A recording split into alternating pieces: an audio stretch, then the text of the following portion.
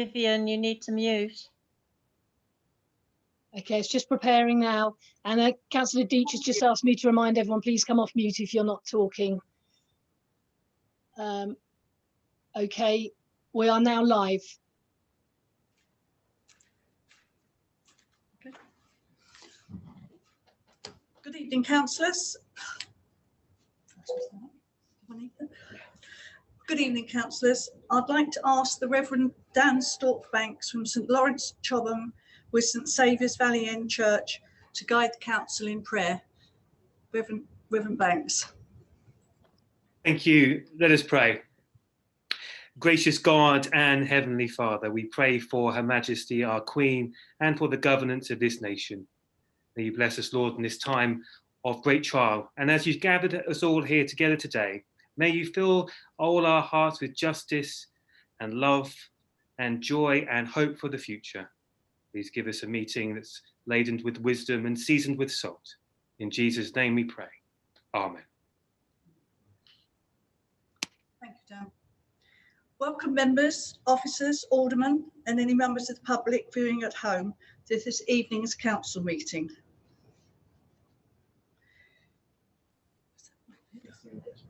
Members, as you know, council procedure rules require you to stand when you are addressing me and meet at the meeting. But I will not be expecting this evening and will, we continue to hold council meetings virtually. Miss Willis, may I have apologies for absence, please? Thank you, Madam Mayor. I have not received any apologies. Thank you, Miss Willis. Moving to item agenda 2, I propose that the minutes of the annual meeting of the council held on the 20th of May 2020 be approved as a correct record. Do I have a seconder? Thank you, Madam Mayor. I'd like to second that motion. Is that agreed, members? Agreed. Agreed. Agreed.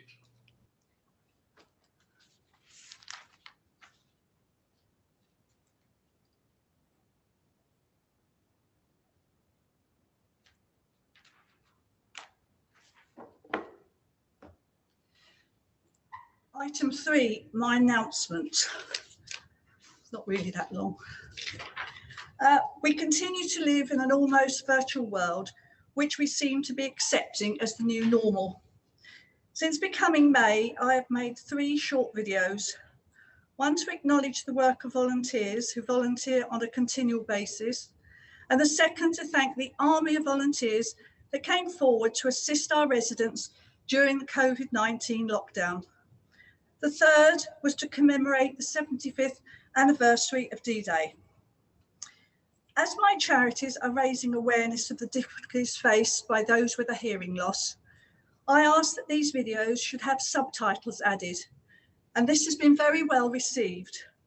I've asked that any further videos should have subtitles.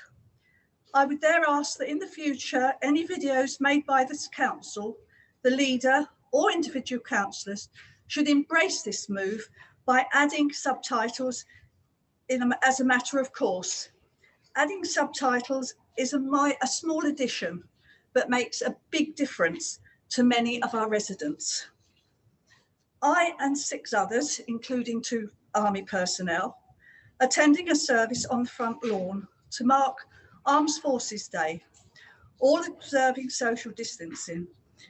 It was unfortunate the number had to be so small and restricted due to COVID, as I'm aware that the Royal British Legion, councillors and residents would have liked to attend. Hopefully next year it will be possible.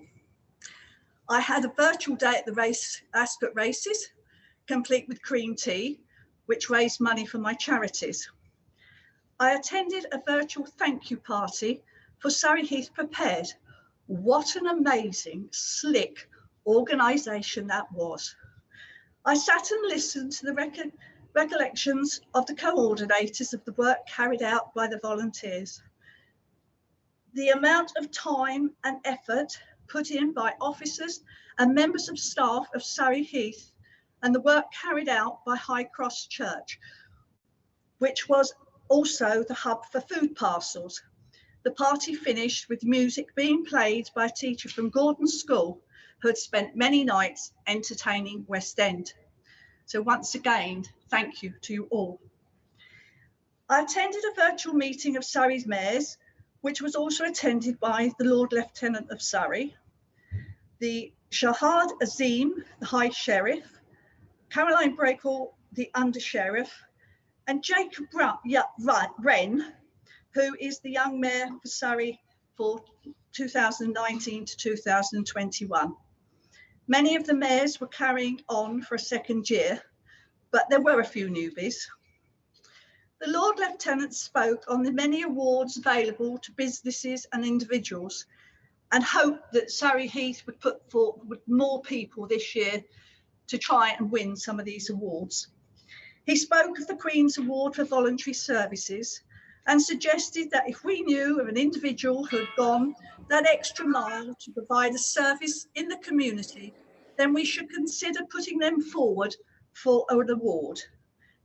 This volunteering does not have to be COVID related. Caroline Breacle talked about visits by the Duke and Duchess of Wessex, and the royal visits in future could be very different as virtual attendance seems to be very popular. I have also been out and about in my ward to thank the businesses for all their efforts during lockdown and also welcoming back those businesses which have been forced to close during lockdown. I hope to get to other parts of the borough soon. Obviously, my visits have been observing social distancing and other regulations, and this has made me ponder on what a mayoral mask would look like. Watch this space.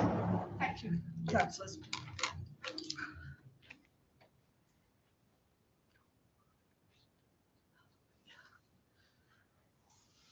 Item 4, I would like to invite the leader to make his announcements. Thank you, Madam Mayor. I look forward to seeing what a mayor mask looks like, particularly if it has ermine around it. That'll be good. Good evening, members. Given the busy agenda this evening, I will keep my announcements brief. Obviously, since our last council meeting in May, the main issues I've been involved with are COVID related. As you know, this council has performed brilliantly in basically every way during the crisis, from staff being flexible to getting out the grants from the government, to delivering hot meals, shopping, prescriptions, to working with and supporting charities and making sure the bins were emptied. I know we've done it before, but it goes without saying how grateful we are to all the volunteers and the staff that we have. I've been particularly involved in introducing changes to the ways in which we interact with our residents, and was pleased to have attended several residents' meetings along with the local ward councillors on planning applications, traveller incursions and improving security in our green spaces. I've also met with several businesses online to discuss their needs to move into the borough and grow within it. And it's been particularly pleasing to hear such positive comments about our borough and how they perceive the council in a very positive light. I'm also very proud of the fact that we are one of the very few boroughs in the area, in Surrey, to have continued to provide temporary accommodation to our homeless rough sleepers. Looking forward, we all recognise COVID and the upcoming recession will impact greatly on our income next year, which could have a huge negative impact on our ability to deliver services and provide amenities. I will be working with all groups to identify how we can mitigate these difficulties and protect our services. As well as having to deal with the continuing issues of COVID and the economic recovery, we of course see unitaries coming. I know this is on our agenda this evening, so I won't duplicate my views, but the structure of local government was last changed in 1974 and is long overdue. This will be the biggest change to Surrey Heath Borough Council since then, and we need all of the precious resources we have, ensuring we do our best for the residents of Surrey Heath, and I look forward to working with everyone in the chamber to achieve that. Thank you.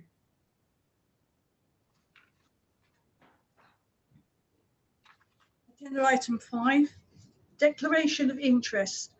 Do any members have a disclosable pecuniary or non-pecuniary interest to declare in relation to the matters which are to be considered at this meeting?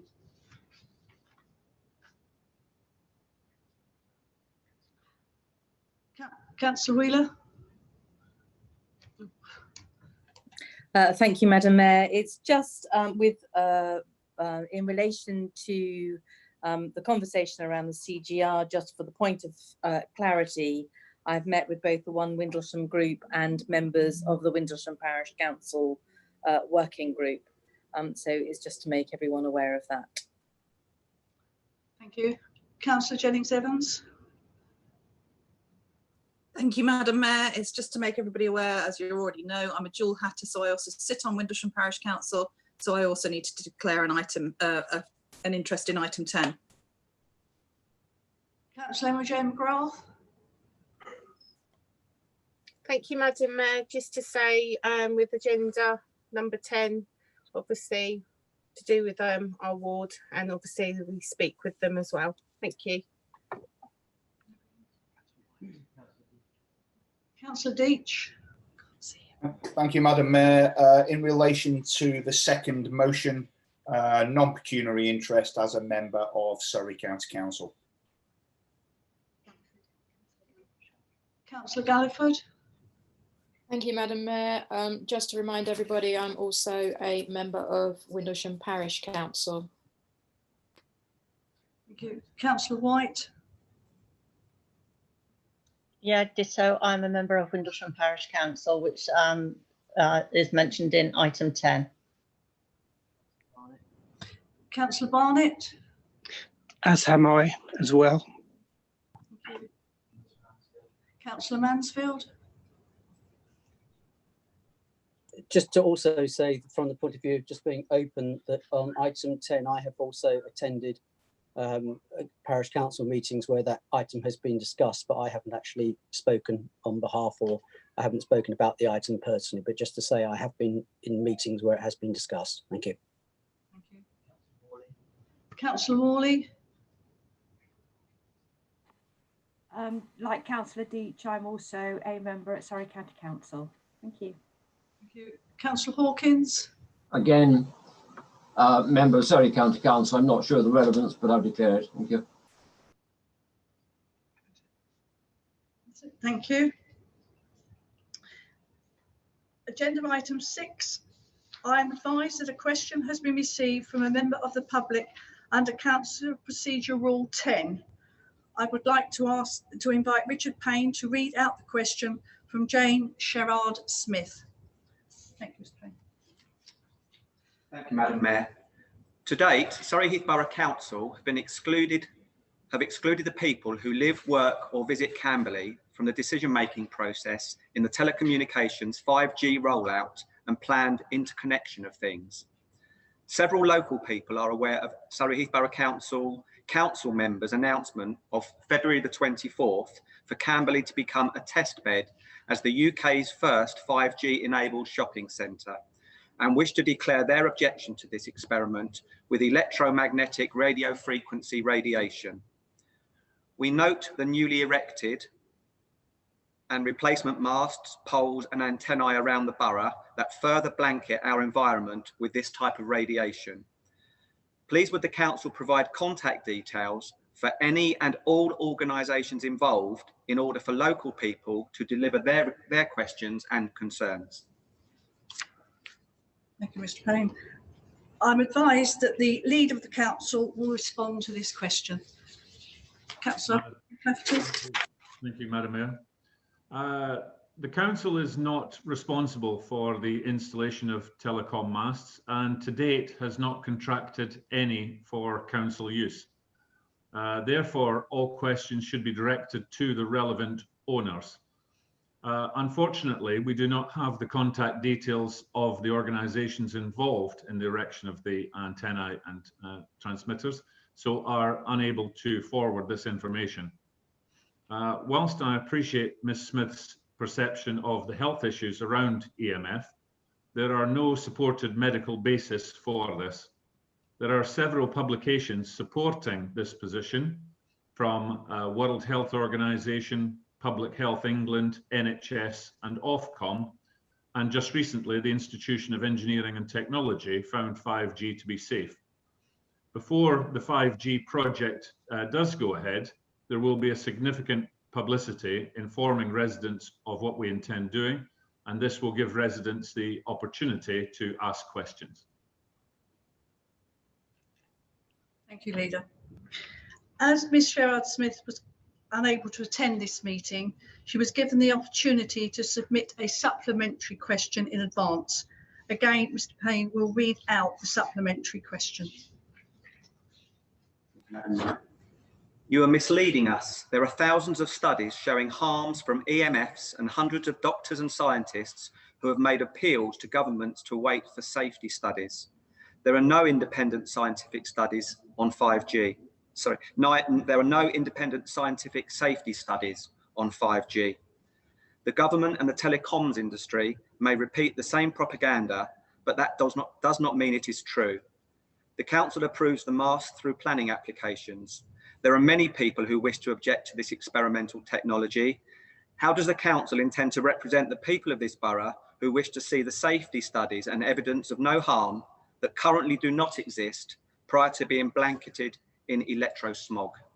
Are councillors taking any accountability? Would the Leader like to respond to the question? Thank you, Madam Mayor.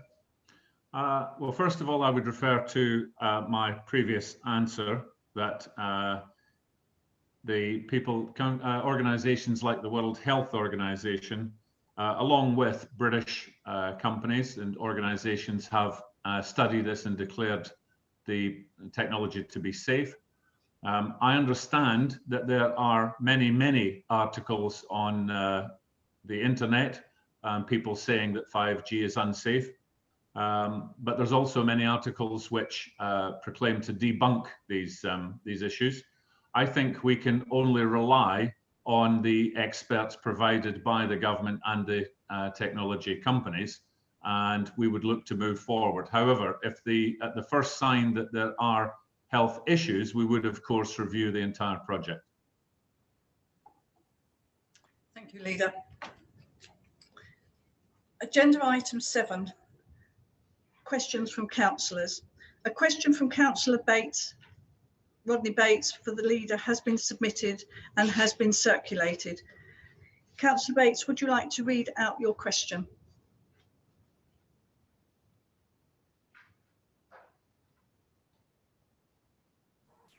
Thank you, Madam Mayor. I'm quite happy not to read out the question if members have already got it, just to save some time, and also because I wasn't aware I was going to need to read it out. So I'm quite happy for that just to be read. I know the Leader has seen it and is going to be responding shortly. Councillor Bates, can I just ask for the benefit of members of the public that may be listening and watching, that if you could read it, or I could read it on your behalf?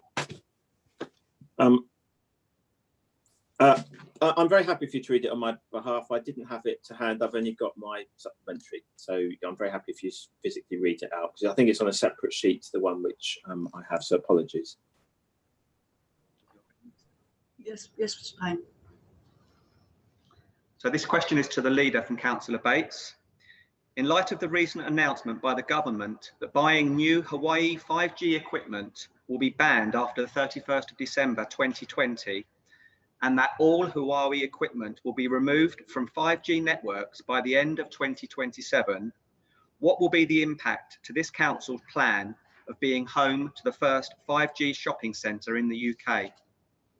What, if any, are the financial implications to the council of the government's sudden change? I invite the Leader to respond to the question. Thank you, Madam Mayor. Well, the possibility of Huawei being removed as a supplier for national security reasons has been in the pipeline for a while. And so in anticipation of that decision, the council has been in dialogue with 2 alternative vendors in order to protect the viability of the project. These discussions are promising but are ongoing. The council will announce a new government-approved partner once it is able to. The loss of Huawei as a project partner is no small factor. Without them, we lose immense knowledge and a resource, but we are confident to be able to deliver the same exciting project with a new vendor once funding is secured.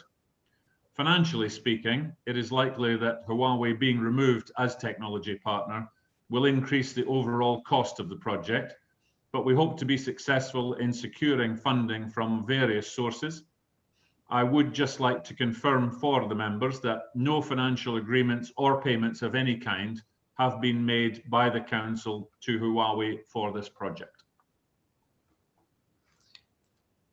Thank you, Leader. Councillor Bates, do you have a supplementary question? Yes, thank you very much, Madam Mayor, and thank you to the leader for answering that question. At the meeting of the executive on March the 24th, 2020, where this matter was agreed, there was a memorandum of understanding and a mention in the report that Huawei were willing to match fund a contribution of £6 million in technology, as well as joint branding and promotion rights. In light of that, and obviously the recent government announcement, can I ask for reassurance from the leader that that any new memorandum of understanding with a new partner would come back to the executive? The current one runs out on the 30th of September. And secondly, that if there are any additional costs, which he's just alluded to say that's very likely, that wasn't quite the wording he used, but there is a possibility that will also come back to this council for formal agreement. Thank you, Councillor Bates. Councillor McClafferty, would you like to respond, or would you like to supply a written response? No, Madam Mayor, I'm happy to answer Councillor Bates' question, if I may now. Yes, go ahead. Regarding bringing back to council, just before we start, I don't have the minutes from the 24th of March in front of me, but I believe the entire project was a budget of around 6 million.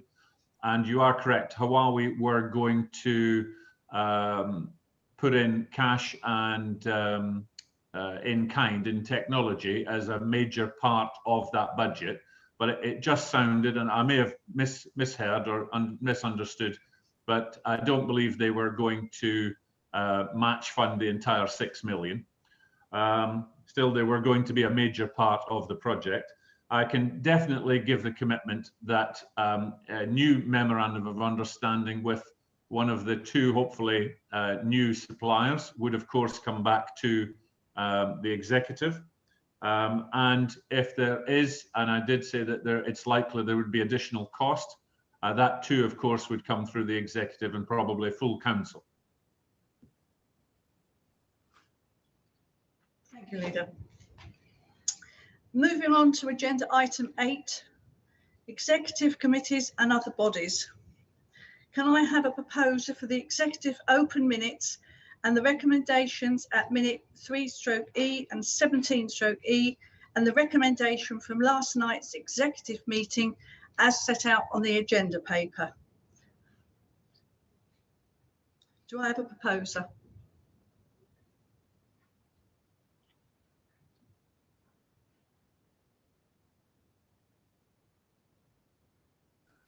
Madam Mayor, I move that the open minutes of the executive 26th of May and 23rd of June 2020 be received and the recommendations approved.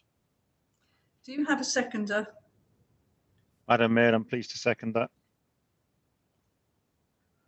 Are you happy to receive these minutes and to agree the recommendations, councillors? Agreed. Agreed. Planning Applications Committee. Can I have a proposer, please, for the Planning Application Committee minutes? Madam Mayor, I'm pleased to table the Planning Application Committee minutes of 30th of April, 28th of May and 18th of June for consideration. Thank you. Do you have a seconder?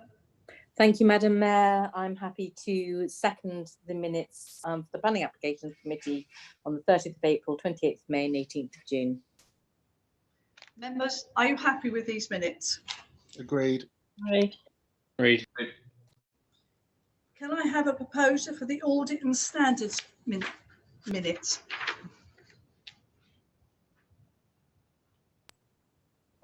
Thank you, Madam Mayor. I wish to propose the minutes of the Audit and Standards Committee of the 20th of April 2020. Thank you. Do you have a seconder? Thank you, Mrs. Mayor. I'm happy to second those minutes. Members, are you happy to receive these minutes? Agreed. Agreed.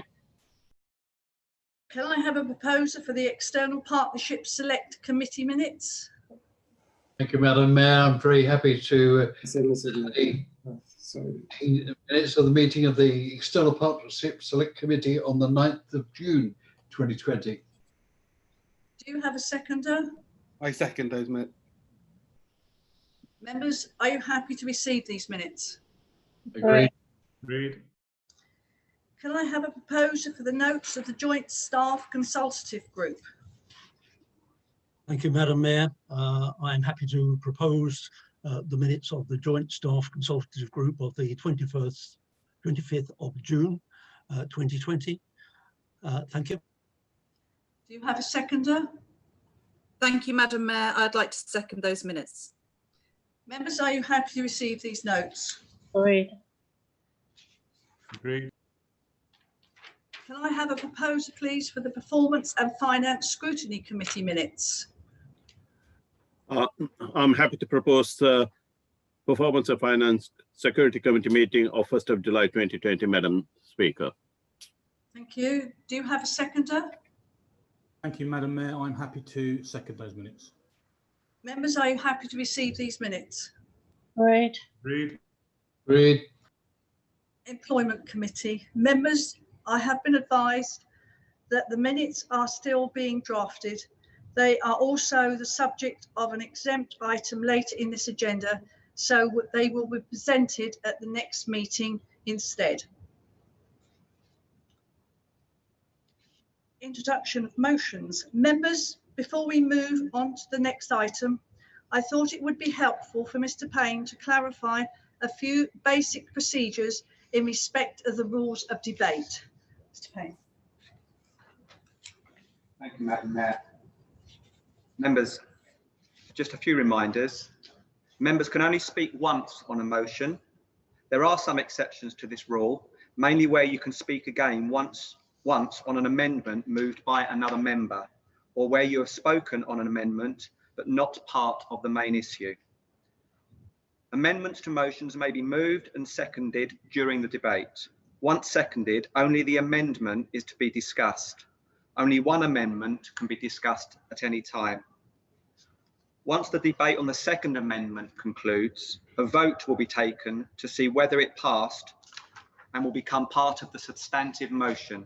If it is passed and there is no further debate following the adoption of the amendment, it will still be necessary to hold a vote on whether the substantive motion is adopted.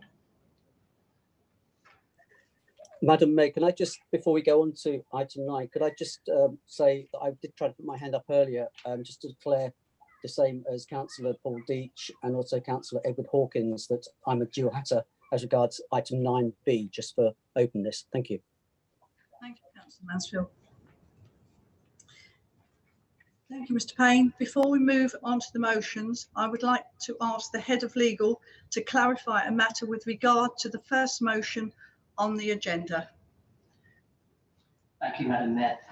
Very briefly, members, just a point of clarification regarding the MAL, that although the MAL forms part of the motion, it must be recognised that the MAL was purchased by the Council in 2016 for economic development and regeneration purposes. And the significance of that is it is not required or expected that the MAL would generate a market return. And in the event that the motion is passed, then any work that might be commissioned would be commissioned on that basis. Thank you. Members, as you see, there are two motions on the agenda this evening. I will be taking them in turn. They have been included in the agenda in the order received. Apologies, Councillor Deitch, you have a question. I apologise. Thank you, Madam Mayor. Actually, I could do with some advice from the monitoring officer, whether I need to declare a pecuniary interest in this in that case, because I actually have done work for the mall and or the square as it is now known, and I wonder if I need to declare that as an interest. And if I do, can you advise on how I duck out of this? Thank you, Councillor Deitch. In my opinion, because the council is not making a council decision, it's passing a motion which could lead on to potentially more substantive decisions later on, then I think that's fine. I don't think it would be a pecuniary interest in this context. Thank you. Thank you, Councillor Deitch. I'll repeat. Members, as you see, there are two motions on the agenda this evening. I will be taking them in turn. They have been included in the agenda in the order received. I would like to ask Councillor Sashi Malvaganam to move his motion and indicate if he wishes to reserve the right to speak.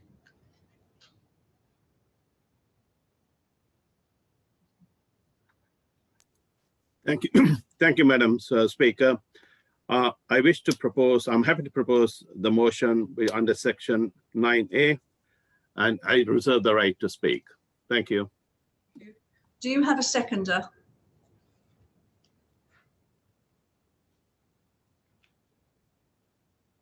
I'm guessing I'm just going to speak. Okay. I would like to second the motion that's proposed by Councillor Malvaganam. Thank you, Councillor Wren.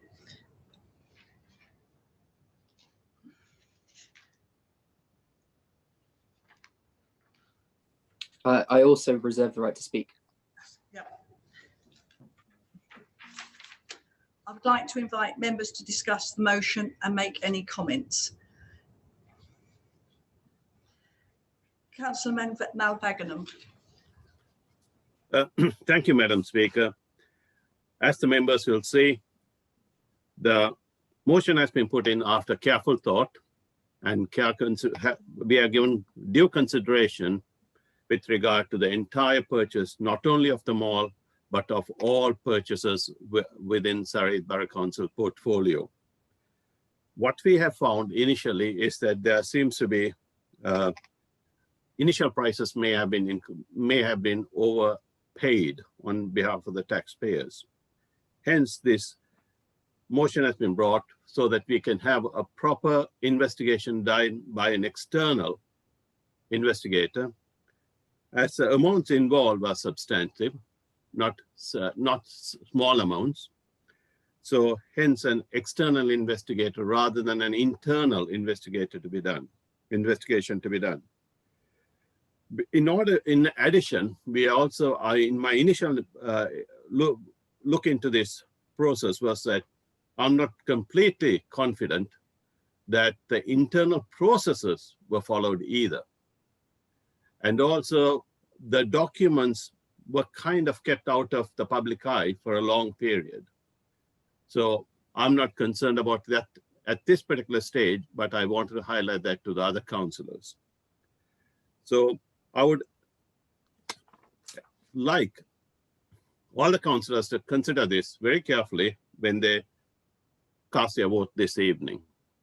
This is not pointing the finger at anyone who were there or anything to that effect. This is actually trying to get to the truth, to the facts, whether the assets were overpaid or not. Thank you, Madam Speaker. Thank you, Councillor Malvaganam. Councillor Wren, would you like to speak? I would. Thank you, Madam Mayor.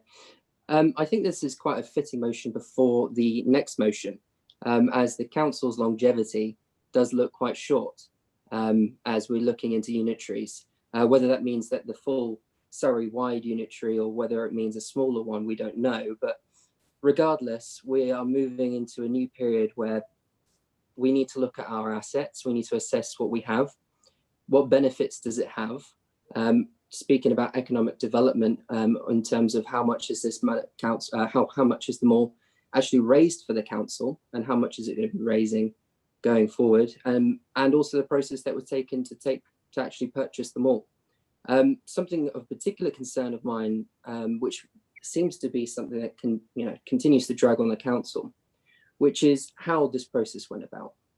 And I think about how I was in here or in the council only the first year, and already there was a proposal to buy the atrium. And one of the things that came to mind when preparing this motion was the gung-ho approach of the ex-CEO of Karen Whelan.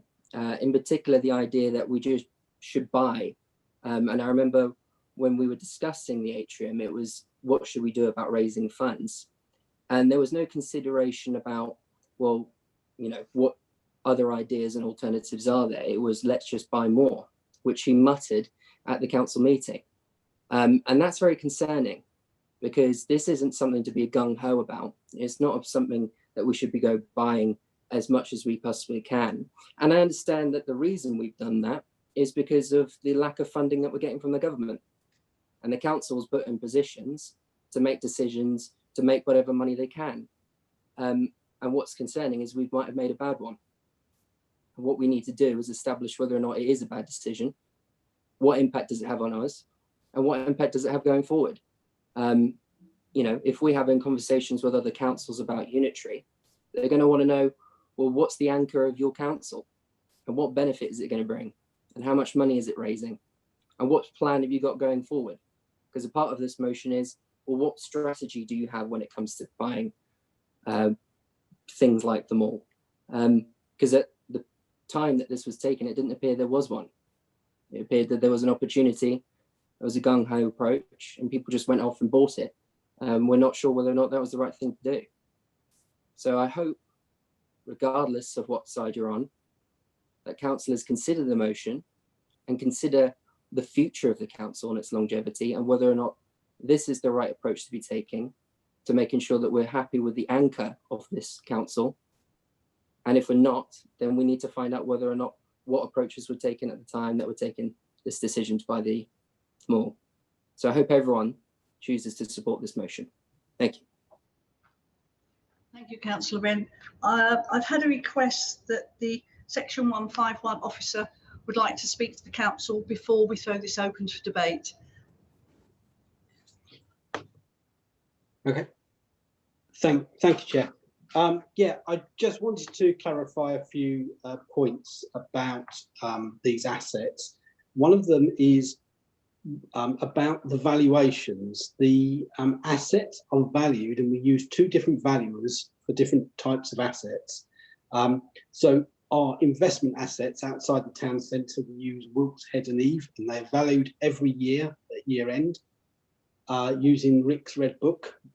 And the town centre ones, this year we have, or 1920, we use BNP Paribas, and their valuation will be going into the accounts that will be published next month.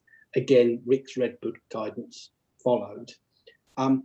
There is a question in my mind on the point 2, which is asking for a further valuation as of today. A valuation costs about £10,000. And at the moment, all valuations issued by Rick's surveyors include a material valuation uncertainty due to COVID-19 statement, which would indicate that there is enough of a material uncertainty to any valuation at the moment that you may not want to have one done today, but you use the ones that have already been done at the year end 2020 and at the point of purchase. I have also done some further work on the costs as well, but I can talk about that if and when we get to the point of a budget discussion. Thank you. Thank you. Members, are there any questions? Was there any? Councillor Hawkins. Thank you, Madam Mayor. Firstly, I'm rather concerned about the comments made by Councillor Wren. I'm sure he didn't mean what he said the way it came over, and I think that he was attributing comments to people where maybe possibly it shouldn't quite have come over that way. Knowing Councillor Wren as I do, I'm sure he didn't mean it in any such way, but I'm just slightly nervous about that. I have an issue with this motion, and notwithstanding the comments from the Section 151 officer, firstly, I have to say, I haven't seen anything in the national press regarding Surrey Heath and its property investments, which is subparagraph 1. Obviously, I may be not reading the right papers, although I thought the Sunday Times would have been carrying it. I mean, I think the issue here is yeah, valuations are evaluations. There's an annual valuation, and it's a valuation loss. It's not a real loss. It's only a real loss when you sell something. And the Mall, as was, Null Square, was bought as a long-term regeneration issue, as pointed out at the beginning of this debate. And, you know, when this was bought, I think we have to cast our mind back. It was bought through our property advisors, who were governed by the rules and regulations of the RICS. It was funded, or funding was obtained from the HM Treasury via the property, the PWLB. Now, for us to get that money, the Treasury, now this is the HM Treasury. Now, we all may have issues with tax demands and things like that, but HM Treasury signed off the benefit that we were buying, and they were comfortable with the advice that we gave them. And they looked at the figures. Now, Councillor Malvanigan has had the opportunity over the past year, and I would be surprised if he hasn't taken advantage of going through the books and going through the figures and looking at the paperwork of the purchase. All of it is not in the public domain because it's commercial sensitivity, but it is available to councillors. Now, I say I'd be astounded if he hasn't taken advantage of that opportunity. Now, I'm not sure if he's actually saying that the officers have hidden things from him. If he is, I'd like him to say that outright. I'm not sure if he's saying that the HM Treasury were corrupt in signing off through the Public Works Loan Body, or even if our property advisors were corrupt in what the advice they put forward, in which case there is the recourse through the RICS. And also, of course, SIPFA, we followed the SIPFA Prudential Code, and the interest rates were approved by our Treasury Management Advisors. So there are a lot of levels of authority and approval to each of these at that point in time. Now, part of the paper here says that, and in fact, Section 151 officers just touched on that, evaluation is at the date of this council. Interestingly enough, the RICS, they've come up with it. Basically, they have a problem with people valuing because of the situations they've been through. And they're saying on Red Book Valuations, which is the Bible for valuers, they're saying the valuer may need to reflect upon structural and behavioral effects on markets, either caused or heightened by COVID-19, which basically says it's impossible to value as at today, which is slightly, I mean, not the words that the Section 151 officer used, but as near as likely it can get that way, because you just cannot value something given what we've gone through. Yeah. And then somewhere in the, I had to read the motion a few times to try and get a feel of it. There's somewhere in there's a value range of 25 to 50%. It's a bit wide, isn't it? Is the motion designed to say, whatever happens, I'm right because of that range? You know, it's not 10%, it's not 15%, it's a big range. You know, slightly, you know, it's an open target because anybody can score within, sorry, I shouldn't use that, but anybody can hit a target within that wide range. I say, I do have major concerns about this. You know, the strategic rationale for this purchase was in the council's core strategy. And then sort of Councillor Wren talking about slipping into the next motion. I was almost sitting there thinking, is he making the case for a one-level unitary within Surrey? Maybe that's the new policy that he's going to be supporting when we get to the next motion, because the property, if there is a single motion, single unitary, would all flow through to the county, bless its cotton socks. So, you know, I just wondered if he was almost sort of moving towards making a statement, and I look forward to hearing his comments when we get to the next motion. I have problems with this. That's my bit, Madam Mayor, and I'm sure there's other people wish to comment. So thank you for your forbearance, Madam Mayor. Thank you, Councillor Hawkins. Councillor Garrett. Thank you, Madam Mayor. I've written this down because I wanted to make sure I got it spot on. So, as Vice Chair of Performance and Scrutiny Committee, since Councillor Mann-Vagadam began chair, we have had a number of conversations, both email and Zoom, basically concerning scrutinising the property portfolio. We both agreed it was so important that we wanted to make a special meeting just to discuss this important subject, and we agreed, as a lot of people have. This is scheduled for the 9th of September. We decided this at the last meeting, which was only the 1st of July, so only 3 weeks ago.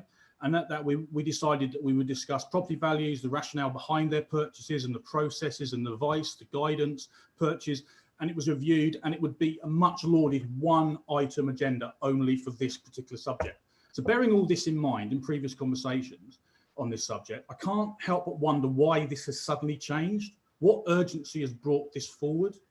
I can't understand why choose the council meeting where debate is extremely difficult and where time and frequency are limited by the Constitution. On the other hand, the Performance and Scrutiny Committee would allow for real discussion also in the public domain. That's my thoughts on this. Thank you, Councillor Garrett. Councillor Deach. Thank you, Madam Mayor. I've just read a comment actually on social media from somebody who's watching this debate. And I'd like to ask the question to the Section 151 officer about the Red Book valuation and the cost that he said that at £10,000. Because the resident is saying that a simple valuation should cost under £1,000. And I was wondering if somebody could clear that up for me, please, and on behalf of that resident. Thank you, Councillor Deach. Mr. Little. Thank you. That is based on the valuations that we've had in previous years. I'm not quite sure what that £1,000 is based on.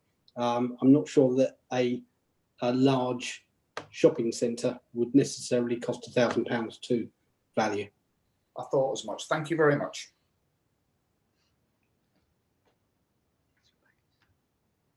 Councillor Bates. Thank you, Madam Mayor. I have to say, I think this is one of the more difficult motions for me, for reasons which I'll go into.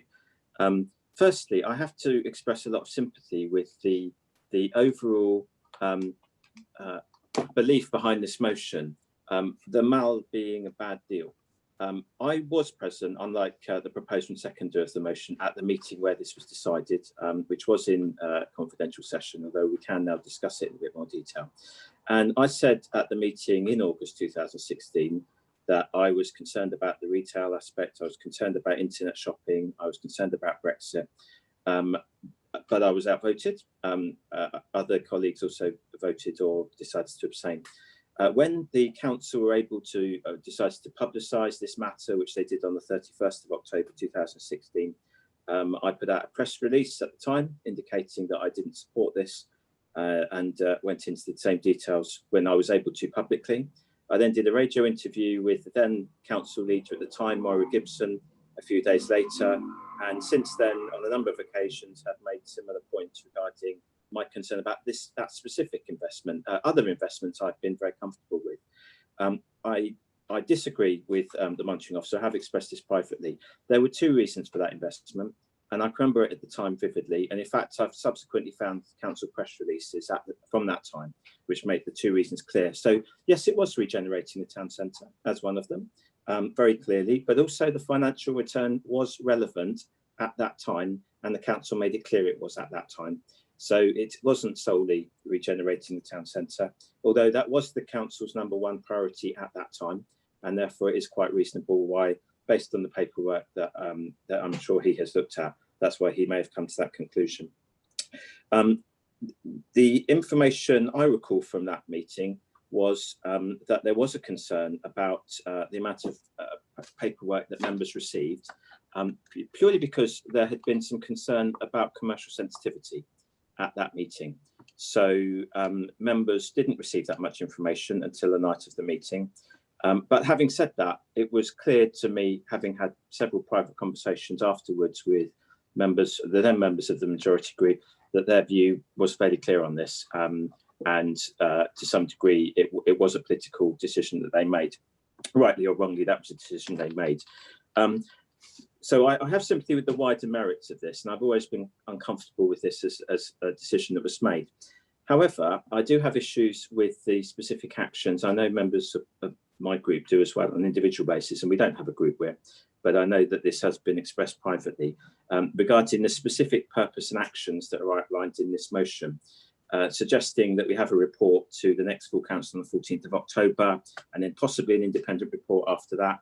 I didn't know that Councillor Garrett was going to say what he did. Obviously, we are local colleagues, although different sides of the national political chamber, but we do get on pretty well, I think, at a local level. And I have to agree with a lot of what he actually said there.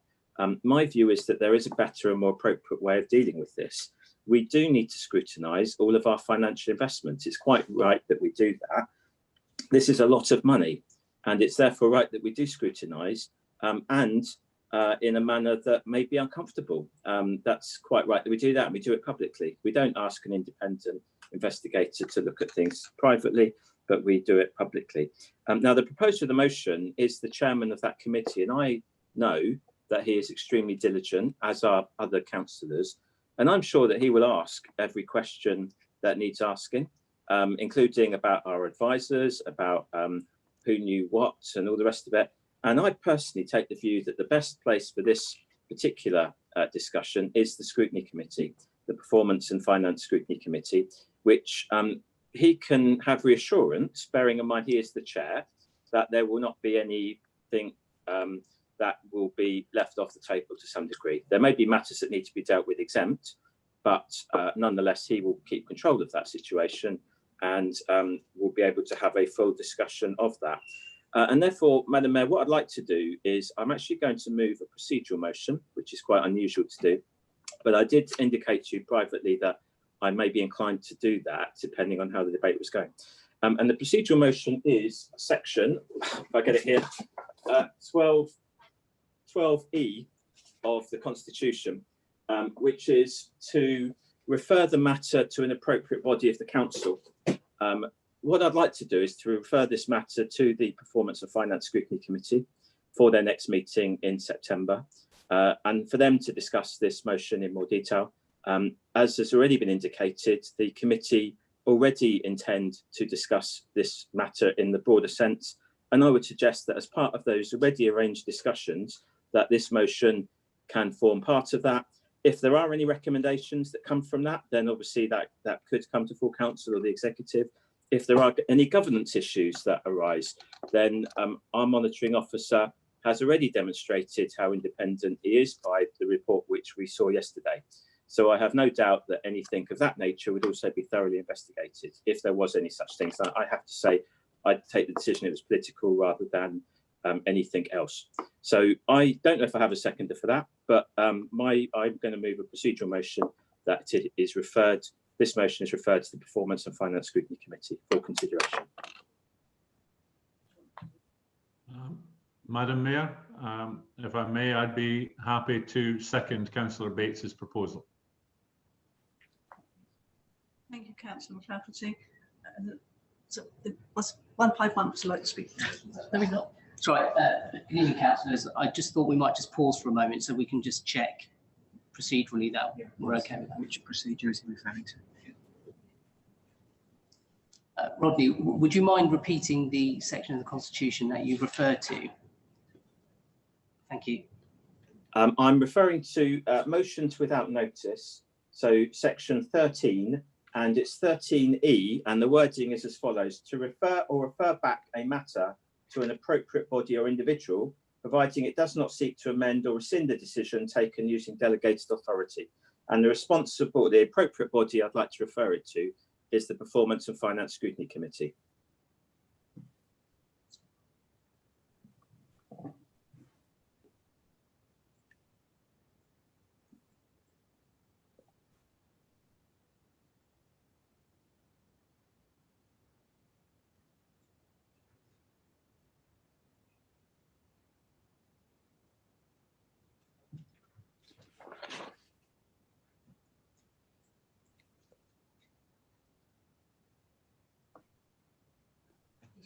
Yeah, it's procedural. If they need to vote on that, if they agree to that, then that becomes the standing motion which goes through.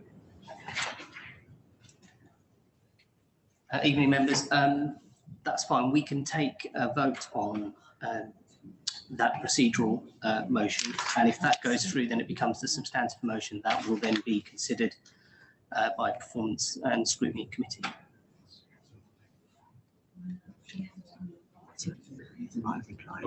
A point of order, Madam Mayor.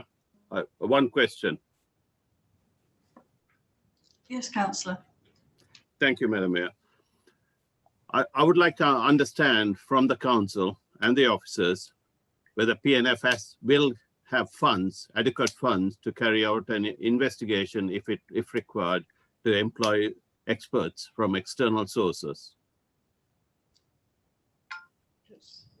So I think that is a very good question, Councillor Mulvagan, and it is around the use of council resources. And I was at an appropriate time going to ask the Section 151 officer to share with you his view about the costs of the motion as has currently been proposed. I appreciate now you're going to consider moving this in accordance with Councillor Bates's proposal, but I think if you allow, Madam Mayor, for the Section 151 officer just to come back in terms of answering Councillor Mulvagan's question. Yeah. Mr. Little. Thank you. The short answer is it's not the committee themselves who would have the budget. That still remains the control of the council as a whole and officers. But obviously part of the agreement would be a budget to be set for it. I've done some initial costings of how much I think all of the various sections may cost. And I'm thinking that we would need a budget of around £110,000 altogether for each to cover each stage of the process. That's officers' time plus the employing independent people to come in to do the review.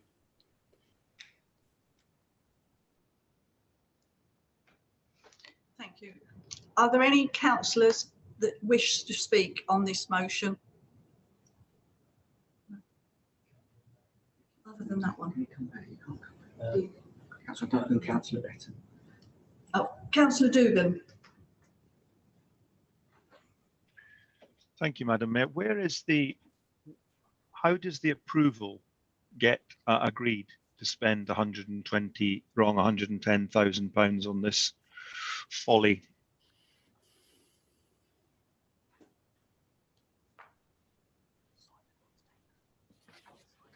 Mr. Little. I was going to refer it to the monitoring officer because it's a procedural thing about who actually, gets the appropriate approval.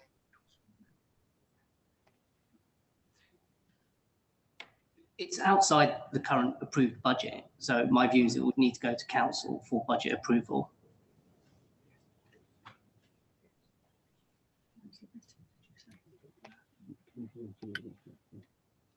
Councillor Betton.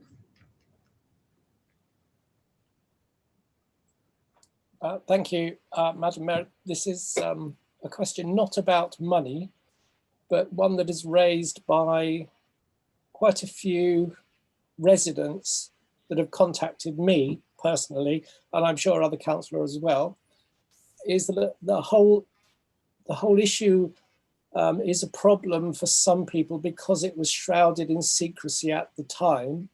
And we've heard today that things may be exempt, therefore can't be made public.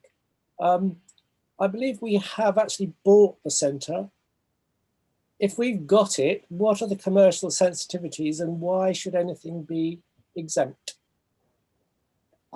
Thank you.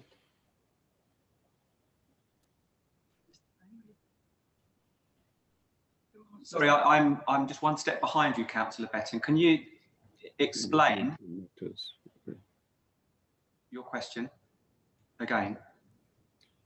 Yes, yeah, I think Mr. Little mentioned, you know, things being exempt during the investigative process, whichever way the investigation goes and who conducts it. The point that I would ask is that this all occurred 4 years ago. Where is the commercial sensitivity in something that we have already got ownership of? So why would parts of it be exempt? Most of the documents, my understanding is most of the documents are now not exempt. For example, the Red Book valuation is freely available to all councillors to look at if that's what they wish to do. There may be some aspects that are exempt, and that could be for a variety of reasons. They may contain personal data. They may still contain some confidential information. So if any documents are requested, then they can be provided subject to any necessary redactions.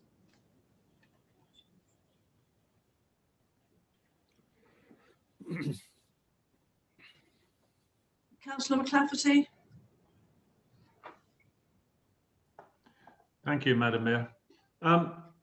Just taking Councillor Betton's point, I understood that some things may go into exempt, but I'm with you that I'm not sure what would go into exempt, but that would be decided at the time. I can imagine, for instance, the quotes that were received by the council for the investigation might be exempt because they're commercially sensitive, but the substantive bit about the value of the centre, etc., at the time would strike me as not being an exempt. So, but I just wanted to speak in support of the fact that this was deemed to be something that the portfolio, the chair of the Performance and Finance Scrutiny Committee wanted to do and set up a single item for the committee to discuss, and I am fully supportive of that. This was something that has been talked about incessantly since May 2019, and I'd really like us as the leader to be able to put something like this behind us and start to focus on what the problems are that our residents really are affected by and care about in terms of the problems we've got now with recession, COVID, unitaries, and let's start looking at the future. I do understand that we want to get this out in the open, and I have no problem with an investigation happening. What I would suggest is that rather than going round and saying, well, I feel very uncomfortable okaying £110,000 on what may or may not happen.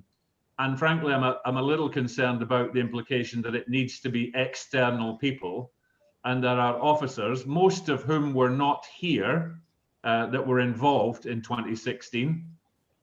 Some of the key officers have now left the employ of the council. The Performance and Finance Scrutiny Committee seems to be exactly the place to have this discussion, and it can be a real discussion rather than, as Councillor Garrett said, limited to speak once for X number of times, etc. So for me, I'd like to see the chair, Councillor Malvaginam, take this motion off the table, go through the process of the scrutiny committee. We can give all the support to that for it to happen. All of the information would be provided. I'm absolutely sure of it. The discussion can happen.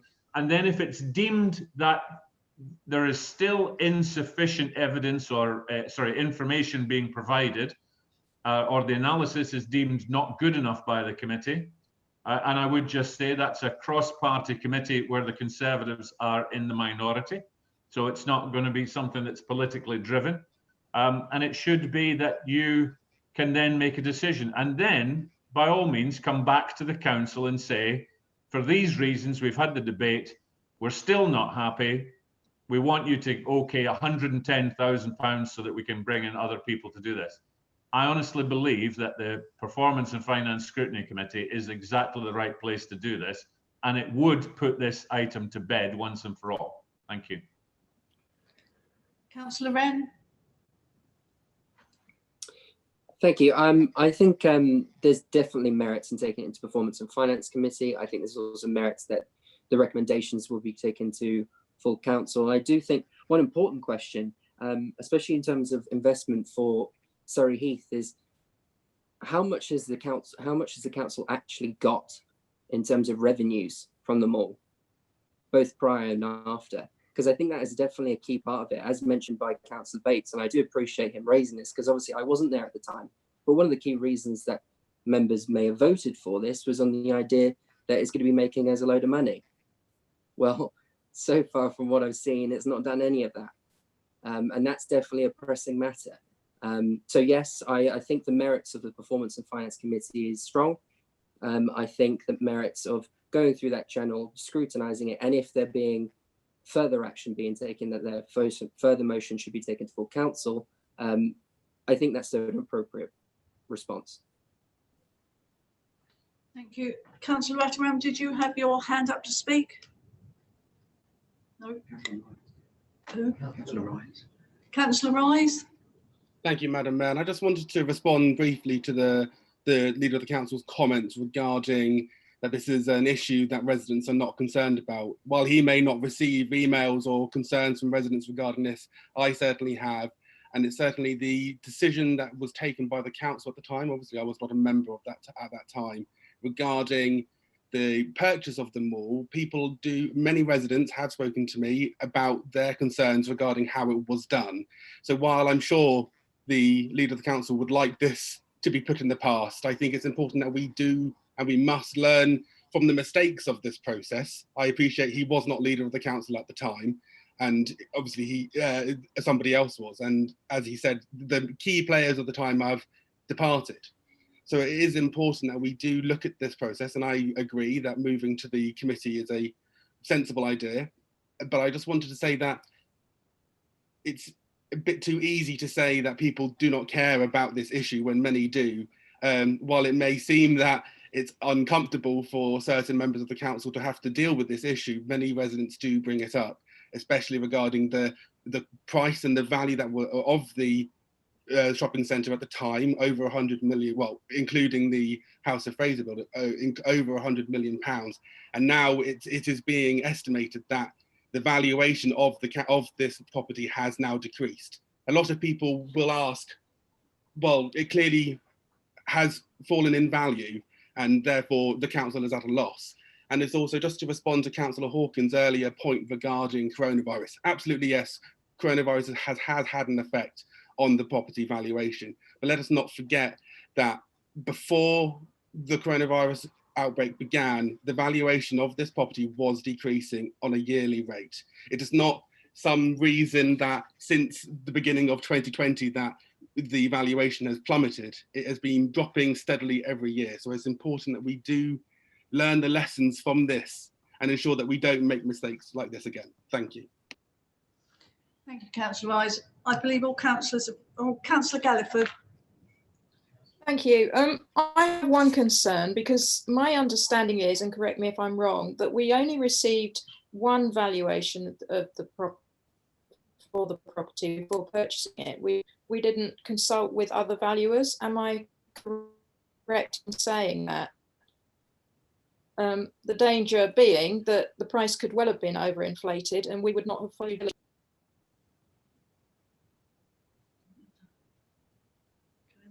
Councillor Galliford.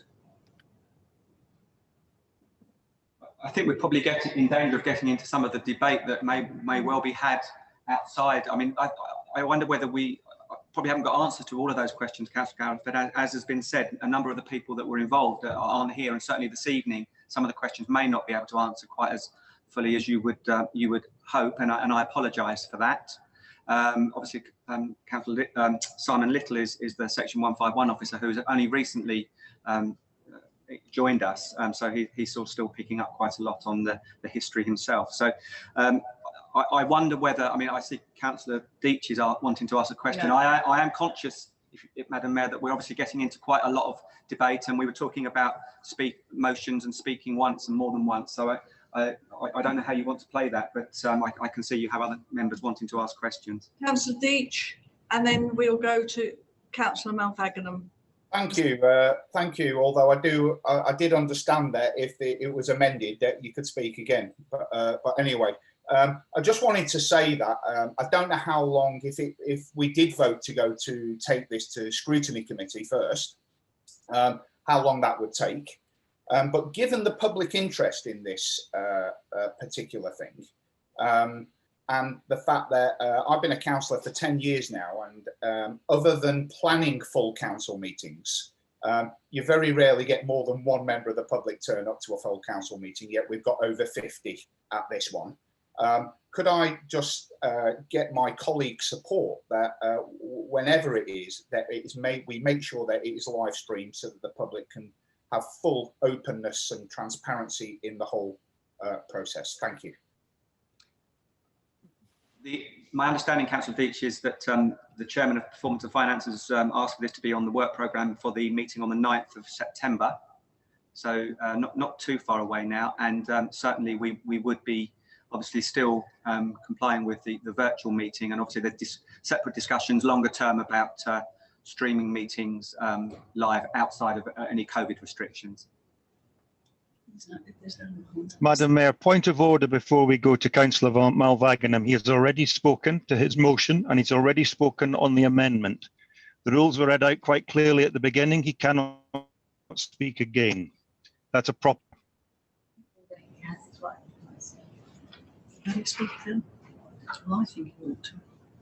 There is, I think there's a matter about a point of order, and therefore I would suggest that Councillor Malvagnam does have a right of reply. Thank you, Madam Mayor. I know particular Councillor Dugan is always excited to stop me from speaking. I've seen it happen many a time. You're welcome again, Colin. Councillor Dugan. But as PNF Chair, I do need clarification, because Article 6, Scrutiny Select Committees, actually says under Section 6.2c, scrutiny committees may exercise overall responsibility for the finance made available to them.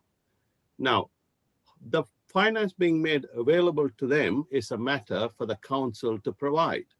I could hold a PNF meeting. It will be a talking shop without any experts there. We would need to get external experts to actually do a desktop valuation on the properties at any given time, which is easily done. I don't believe it's going to cost us 110 million, but 110, sorry, I'm generally talking millions now because of the values of the property. 110,000 pounds, yeah, I believe it will be a lot less.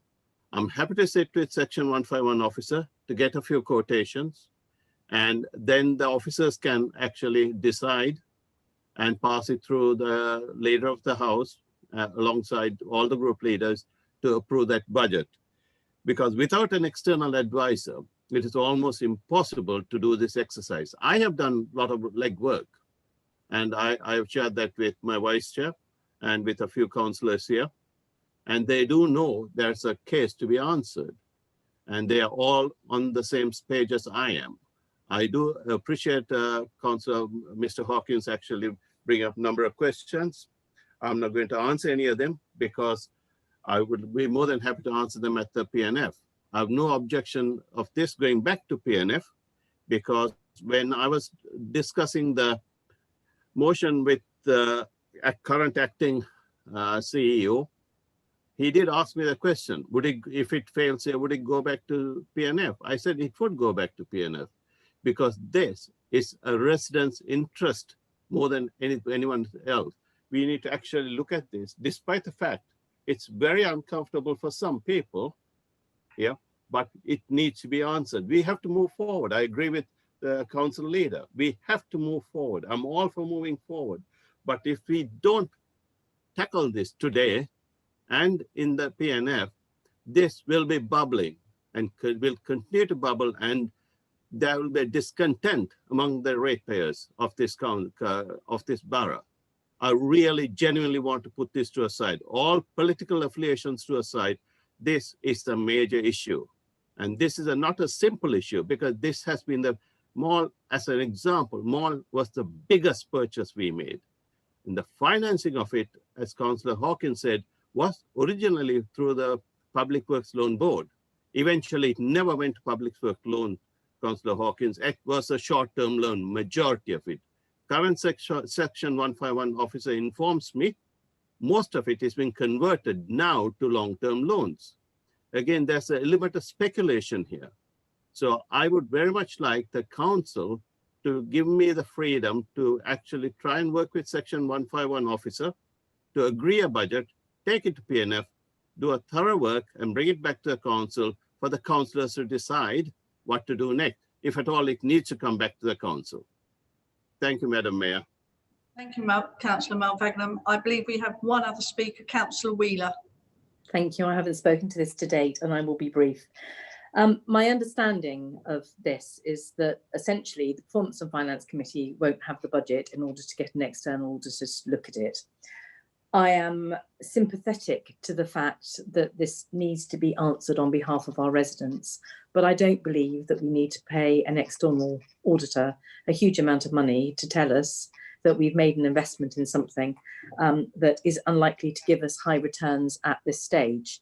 I'm reminded of many of an advertisement which says your investment can go up as well as down.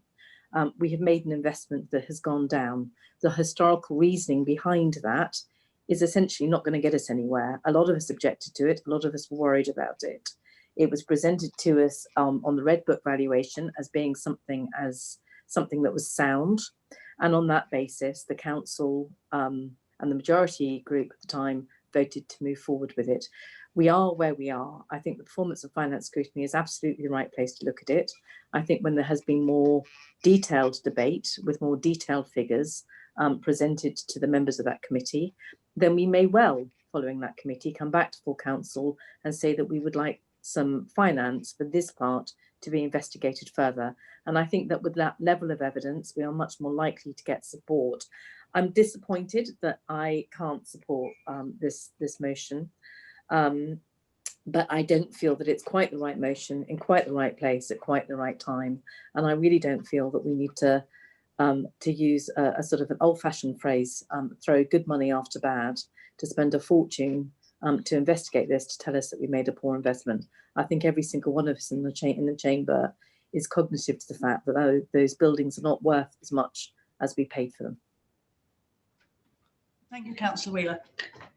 So we come to a vote, and I'll ask Councillor Bates for his motion. And have you got a seconder, please? Yes, so my motion is basically a procedural motion, and it is that we refer this matter to the motion as it stands to the under section 13E of the Constitution, refer to an appropriate body or individual, namely the Performance and Finance Scrutiny Committee. I believe the Leader of the Council said he would second that. I'll leave that to him in a moment, but that is the motion. So I'm not asking people to vote in favour or against it. I'm merely asking that that body is the one that considers this matter. Thank you, Councillor Bates. Councillor McClafferty, are you going to second this motion? I am, Madam Mayor. I just wonder if, given what Councillor Malvagnam has just said and has agreed that the Performance and Finance Scrutiny Committee is in fact the right place, and we can get to the answers that we're all happy to get to. I wonder if it's just easier that Councillor Malvagnam just withdraws the motion. But if he's not happy to do so, then I'm happy to second Councillor Bates's motion amendment. Thank you, Councillor McClafferty.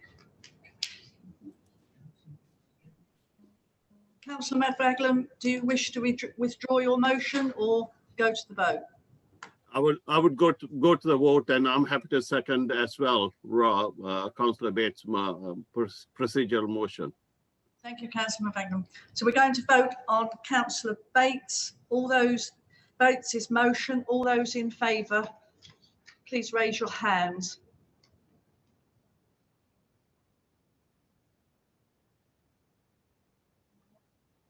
I think we need a roll.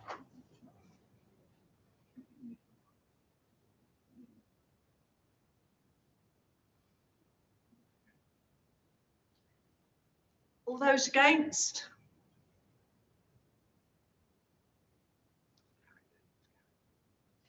Councillor Bates' motion is carried.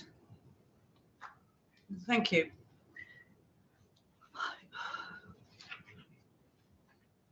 Yeah. Right. This is Rodney's own, isn't it? Yeah. Right, we now have a motion from Councillor Bates, and I would like to ask Councillor Rodney Bates to move his motion and indicate if he wishes to reserve the right to speak. Thank you, Madam Mayor. Yes, I'd like to move the motion on unitary authorities, which is in my name, and I would like to reserve the right to speak. And I believe Councillor Rise is intending to second this motion. Thank you, Councillor Bates. And your seconder is? I would like to second this motion, Madam Mayor, and I reserve the right to speak. Thank you, Councillor Rise. I would like to invite members to discuss the motion and make any comments.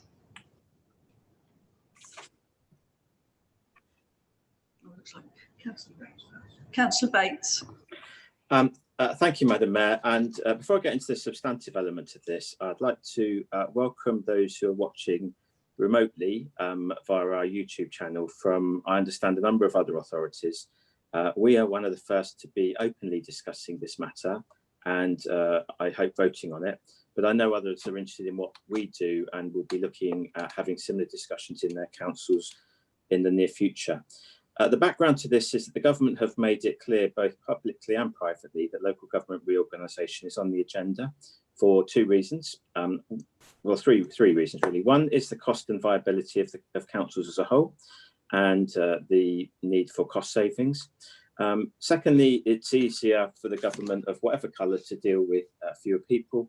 But thirdly, is a move towards devolution and towards trying to reduce power to the community level, the town and ward member level. There is a white paper which has been long trailed. It's likely to be happening in September. And whilst the exact details of that have not been completely finalised, the main thrust of it is known, which is that local authorities will be strongly encouraged, and possibly more than that, to become unitaries. And with several authorities around the country already having these discussions.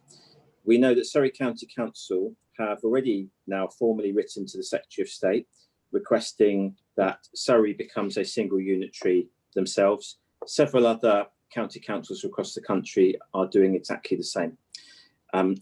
The position of Surrey, which has been outlined yesterday again by their leader at their cabinet meeting, was that they wish to consult with their own proposal over the summer weeks. They intend to submit a detailed business plan, and they intend to submit that to the government by the end of September. That will mean, unfortunately, quite a limited consultation. And I do have a concern that there will not really be much in the way of meaningful or public consultation regarding what are very serious proposals. That, in my view, is actually quite sad, not because of the impact to politicians, because I don't think that many people will be deeply upset about the number of politicians in our community, but it does have a wider impact on the community of Surrey Heath, and most of all, the impact on our own staff in Surrey Heath as well. So when we are talking about savings, I think we do need to recognise that in reality, we are meaning jobs will be lost. And we need to be open about that, and we need to be very sensitive about that as well in all of these discussions that are about to be taking place. The motion that has come before you has had input from other colleagues, and I thank them for that, from a number of groups in the council, either who've directly contributed or have privately indicated a positive view about this. And also I know a number of people have commented about this earlier in the meeting as well. This council has informally discussed unitaries before without holding a formal position, and it has been previously recognised informally across parties that as a principle, unitary authorities is something that we should look to support. So this motion attempts to formalise that. The other areas are more process matters, but we do need to understand that we don't have long to be able to get our own act together and to get each detail in place regarding the various options that may be available. And there are quite a number of options. Some of them have been more formally put than others. Some of them are further up the government tree than others. But nonetheless, we need to decide as Surrey Heath what our preferred approach actually is. And I'm aware that there are several options that have been mooted, all of which have different political or other implications, and we need to investigate all of that. The nature of this proposal is that the council, as we know, is in no overall control, and whatever we decide needs to have some degree of cross-party support. And you'll note that one of the points in the motion is the need for the acting chief executive to convene regular group leader meetings. And what we can say is that we have had a principle of doing that before for recent very sensitive matters. And although we may disagree, including on the last motion, group leaders can reasonably get together. We can discuss things as adults, even despite our national differences. And we have acted together before, and this is something which we need to do and need to do very quickly. And we do need to make sure that we do have a position for the council. The Surrey Unitary Authority as one council is, in my view, a very poor idea. It would be double the size, more than double the size of the current largest, which is Cornwall. Cornwall have 570,000 residents in theirs. Buckinghamshire has around 500,000. They have 200 councillors in Buckinghamshire. So if we were going to have the same level of councillors per adult population as Buckinghamshire, then we'd end up with Surrey as a unitary of around 500 councillors. So I'm not sure that that is a very sensible way forward, and I'm not sure that would be that helpful.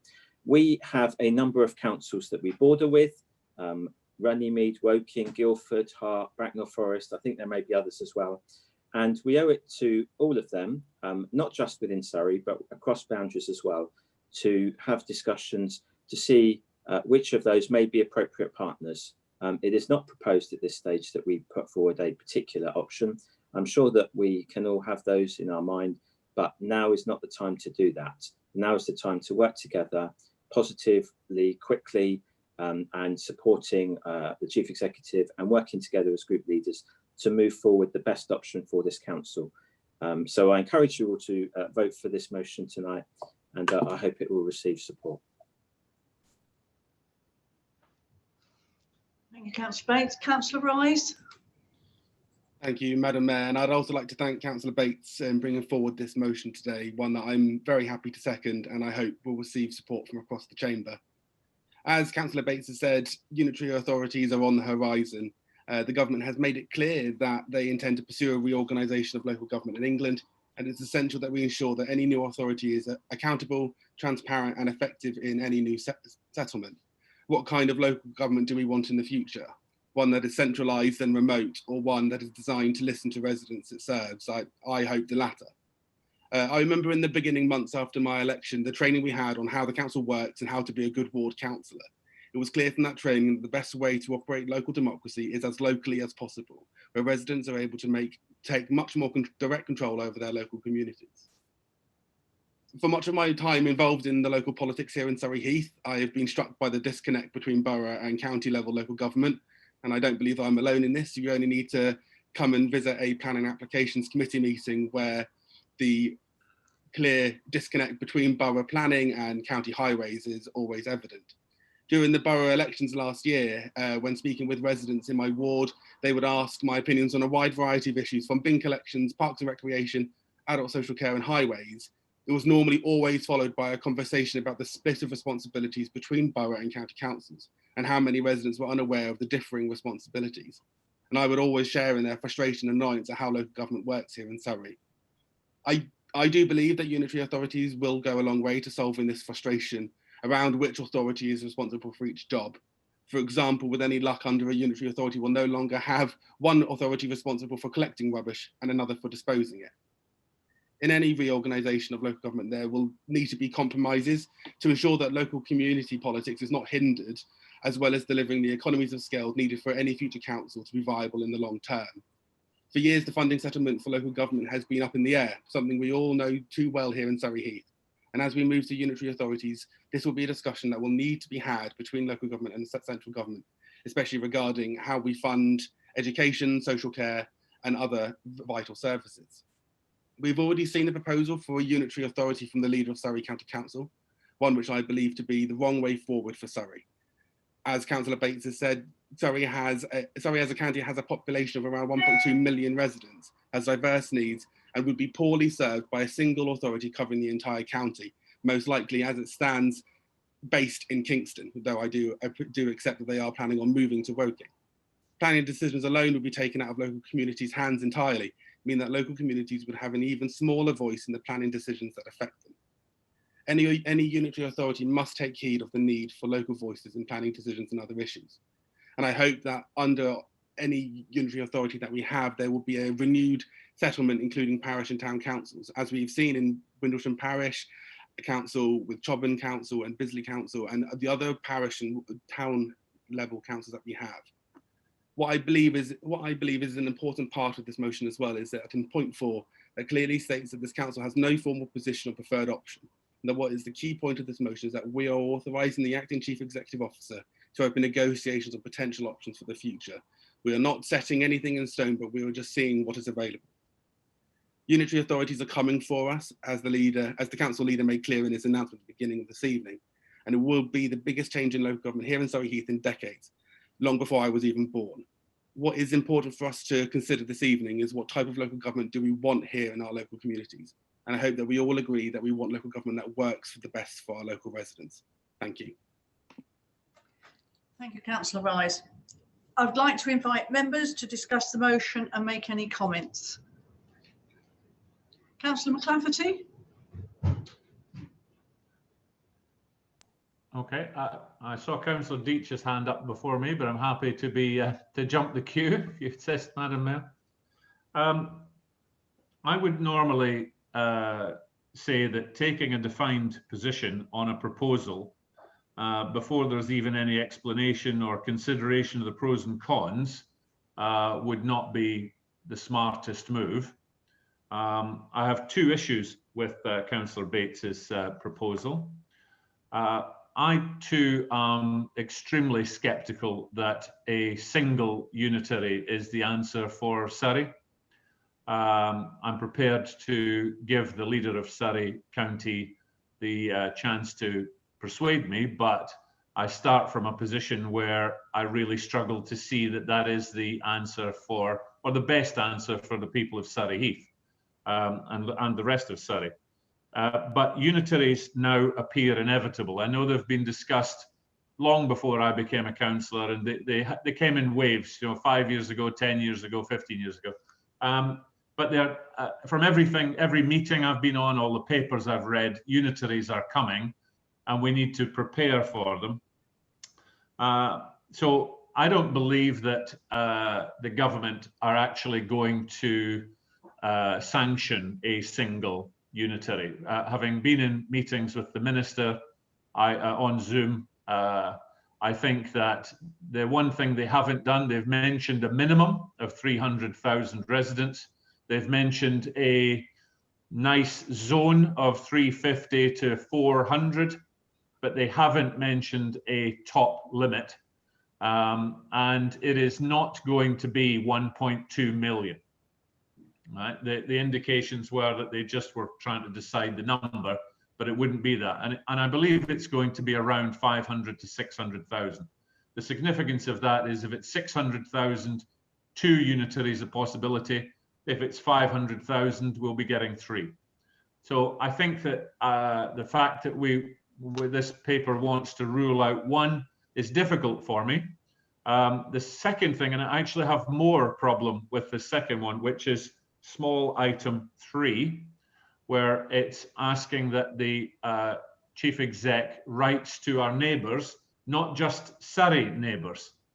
Now, the actual prospect of being in a unitary, we have the workings of a county and the workings of a borough all coming together in one organisation, and that's a very, very difficult task. The idea of trying to make sure you don't drop any balls at that point, they're very important. So bringing together multiple boroughs in 2 or 3 unitaries, along with Surrey County, is a very, very difficult task, particularly for adult social care, children's services and highways. The 3 major things the county are spending money on. I think those 3 together come to something like 85% of the county's budget, and therefore most of their work. And I would just say, as an aside here, that it would be extremely gratifying to be able to knock on a door at election time, have someone talk to me about bins, potholes, and education, and be able to say, yes, I'm the right person you're talking to for all 3. Okay, as opposed to right now pointing them at different councils. So I'm in favour of unitaries. But to get back to the point 3 for Councillor Bates, it says let's also talk to our neighbours that are not in Surrey. The practicality of bringing together the adult social care, children's services and highways of, say, Berkshire, Hampshire and Surrey all together, trying to work out, they're all working at different systems, trying to bring all of those into whichever unitary that Surrey Heath ends up in. And also, and this may not be widely known by members, that the Police and Crime Act 1996 also demands that the police organisation follows that of local government. So if we were to go cross-boundary outside of Surrey, then we would also be required to work with the police, and they would have to change their structures.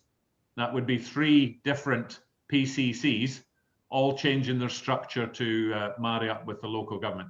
I just think, I understand, and it's not great, I've talked about not ruling out options, but for me, I would like to propose a motion, an amendment, which talks about point 3, and it actually, we open formal negotiations with neighbouring authorities, and it says within Surrey, with a view to Surrey Heath forming part of a unitary authority. I'd like to propose a motion. I don't know if I have a seconder for this, but I would like to propose a motion which says, that takes out the in brackets, not just, and it just says authorities within Surrey. And then I would be happy to support that. Okay, thank you, Madam Mayor. Thank you, Councillor McClafferty. Do we have a seconder for Councillor McClafferty's motion? Yeah, I'd happily second that. Councillor Deach. Thank you, Madam Mayor. I'm pleased to hear that so many members of the opposition are open-minded to unitary authorities. That's really great, and I think we're all in agreement that that is something that needs to be discussed properly. But I have a big problem with point 2, which is the principle of a single unitary, because if we vote this evening to rule that out, we could actually be shooting ourselves in the foot. I think we really need to think very carefully, because I'm open-minded to the single unitary model, but nonetheless, I haven't made my mind up. I want to hear all the arguments. I haven't read the white paper. I don't think anybody out here has, because it hasn't been released yet. Councillor Rice mentioned and made some assumptions about planning. I mean, I've not read anything about any of that. I don't know whether you have, Councillor Rice, but we don't know what the detail is, and that's why we should be very careful about voting to rule anything out, because we have an opportunity here to radically transform local government. Residents don't you know, I've seen lots of discussion on social media today about chief executive salaries and wasting taxpayers' money and all the rest of it. This is a debate that we all need to be absolutely open-minded about. Let's have all the facts first, then let's decide. But I don't have a problem with most of the motion, but I do have a big problem with ruling anything out at this stage. So just please, members, be careful what you wish for.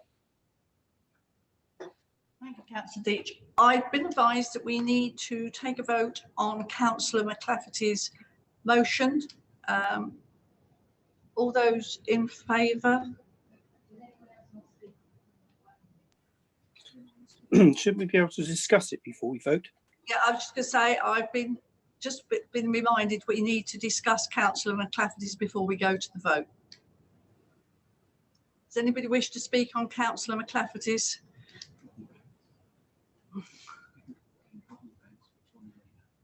Edward Hawkins, Councillor Hawkins, please.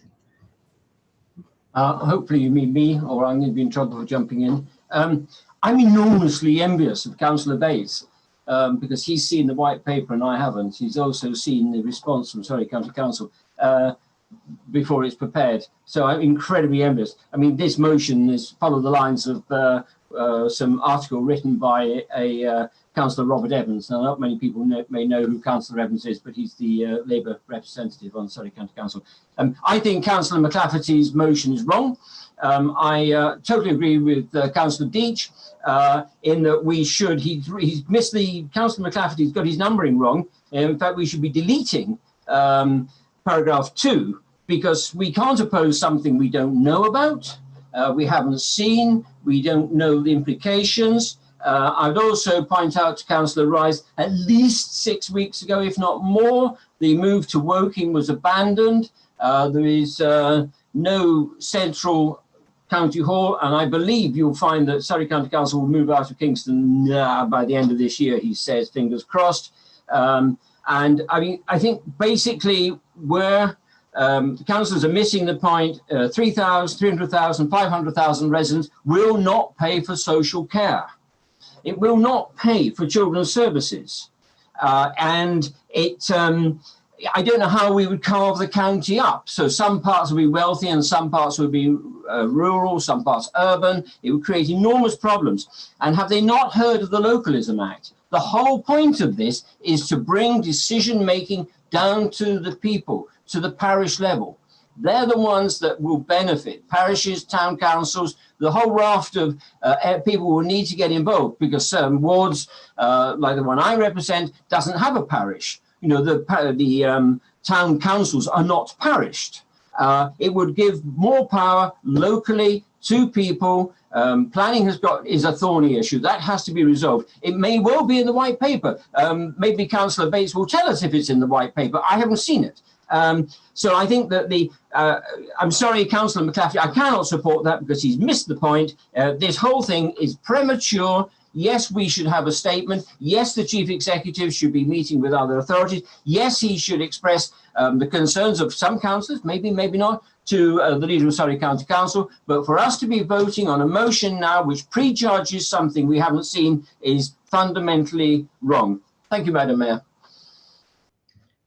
Thank you, Councillor Hawkins. I would remind members that you are speaking on the amendment laid down by Councillor McClafferty. Councillor Bates. Yes, just on the amendment, I can't accept that.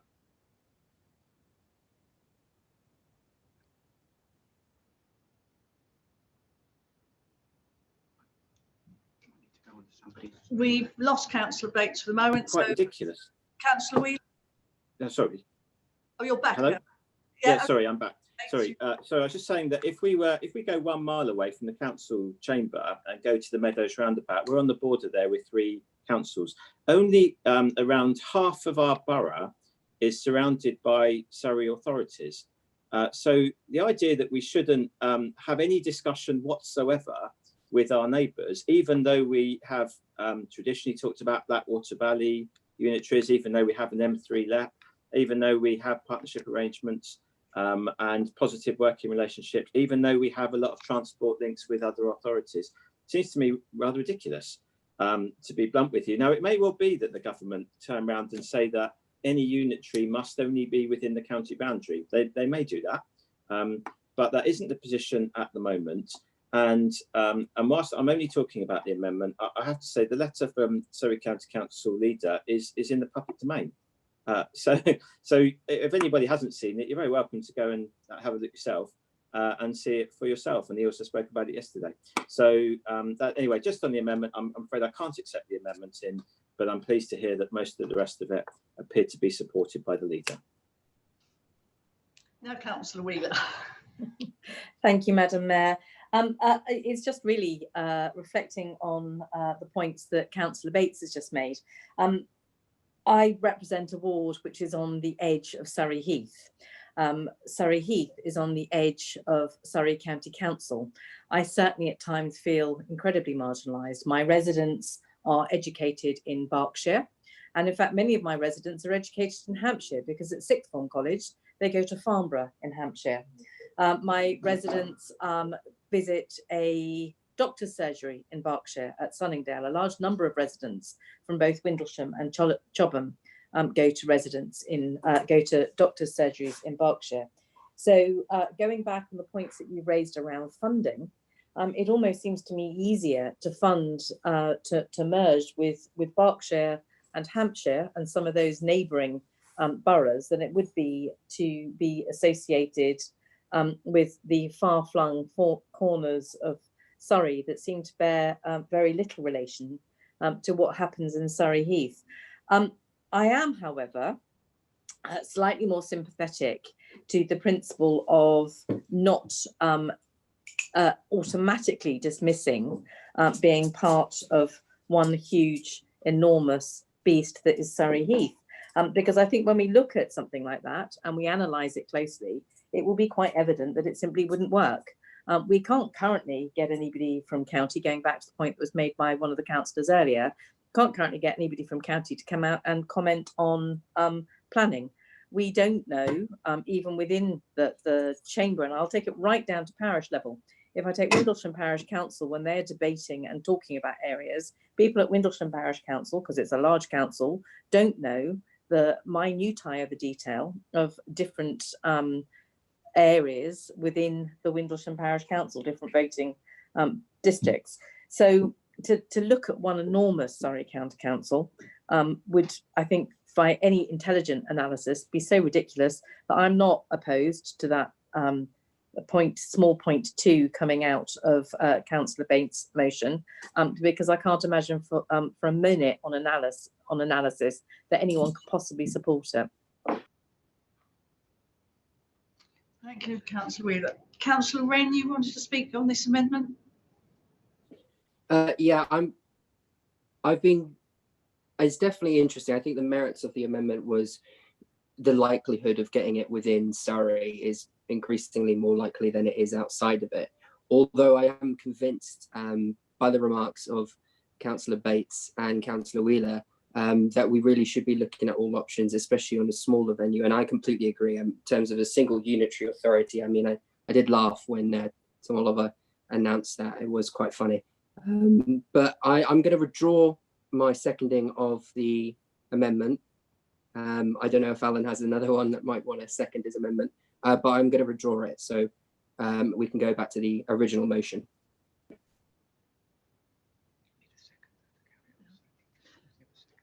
Councillor McClafferty. Okay, thank you, Madam Mayor. I can see from the comments that have been made that there's not a lot of support for that amendment, so I'm happy to withdraw it. Thank you.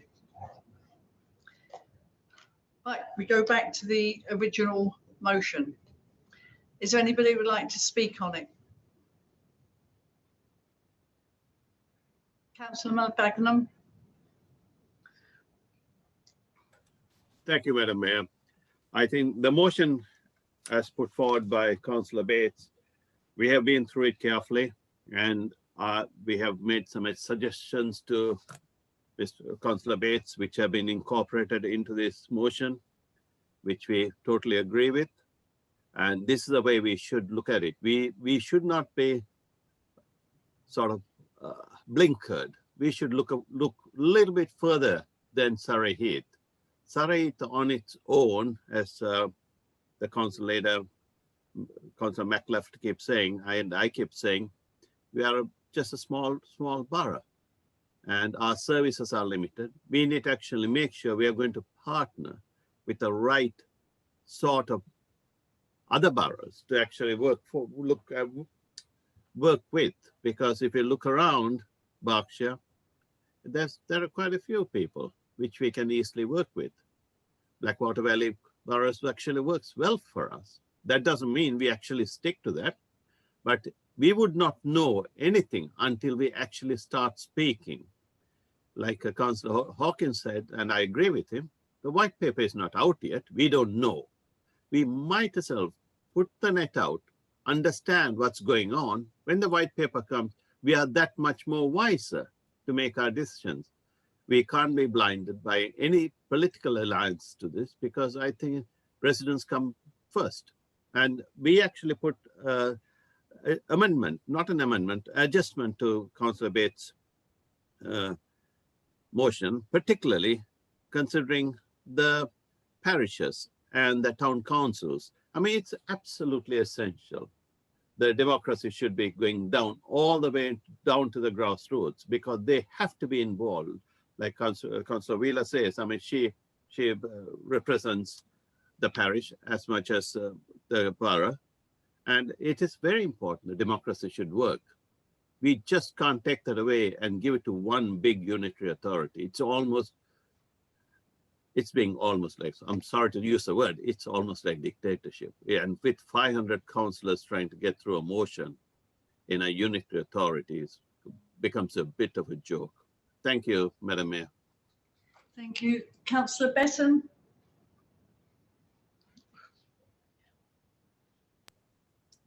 Thank you, Madam Mayor. The only point I would make is that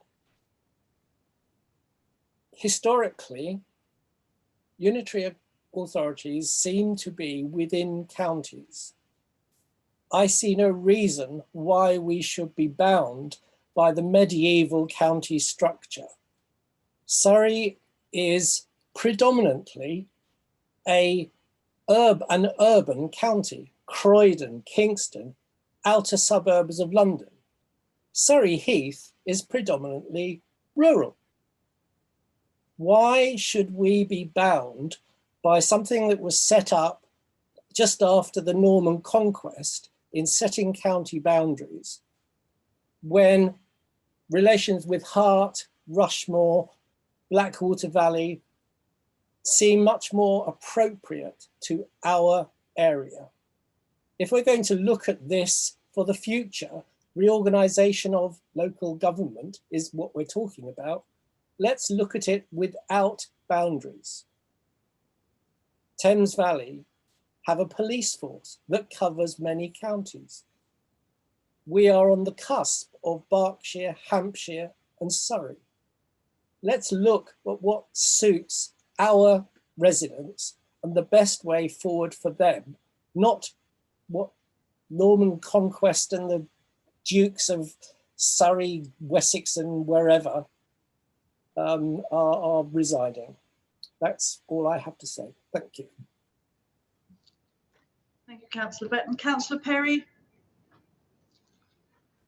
Thank you, Madam Mayor. I would just like to make the point that I believe, although unitary authorities are going to become a fact of life very soon, it's far too early to get as prescriptive as this motion is to make any decisions about anything. We obviously need to look at the white papers, look at the suggestions, leave all options open, and come back to the issue in a few months' time when we've got the proper knowledge to make a decision. So that's what I'd like to say. Thank you, Councillor Perry. Councillor Morley. Thank you. I don't think that we should be predetermined on anything. I think that we should look at all of our options. And I'd just like to say that neither Kingston nor Croydon are currently in Surrey, although people probably realise that County Hall is in Kingston, and that's because it used to be in Surrey, but the county boundaries were redrawn. So I think that we should look at all options available to us at the moment, and see what the white paper says. It may allow boundaries to be redrawn, it may not, but we should have a look and see what the options are.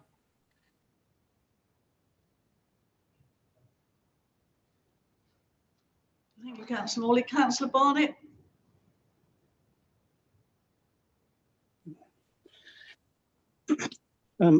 I think this motion is doing the opposite to what Councillor Morley was saying, that it is opening up all the options. So I'm very disappointed that Surrey County Council's leaders put this across anyway as an option, rather than and then planning to do a consultation on it in the near future. And I'm very concerned that this could be railroaded through if we're not very careful.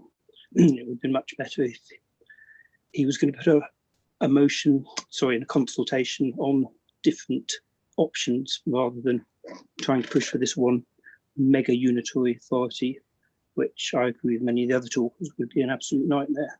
I don't even see this as devolution. To me, this is centralisation. And yes, we should definitely let discussions across borders. I mean, I always note that my own party, the Blackwater Valley Green Party, and the Blackwater Valley Friends of the Earth, and so many other organisations, they take bioregions rather than, as it's saying, ancient county borders. And so we should be looking at natural boundaries and what's most appropriate geographically, rather than based on history. Thank you. Thank you, Councillor Barnett. Councillor Rice. Madam Mayor, I'm just asking, before we move to a vote, that I would request that we have a recorded roll call vote.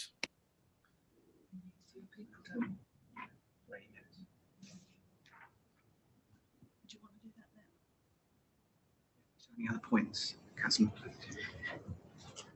Councillor McClafferty. Thank you, Madam Mayor. There does seem to be a number of people who are concerned, as I am, with the timing of this motion.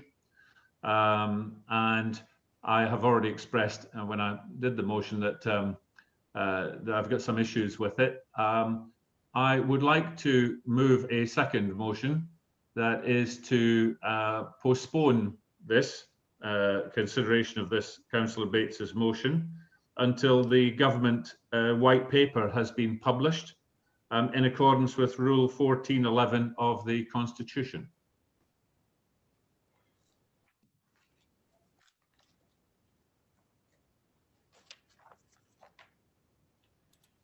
A point of order, Madam Speaker. Can somebody explain Rule 14? Just checking with the officers on this one. Thank you, Madam Speaker. Thank you.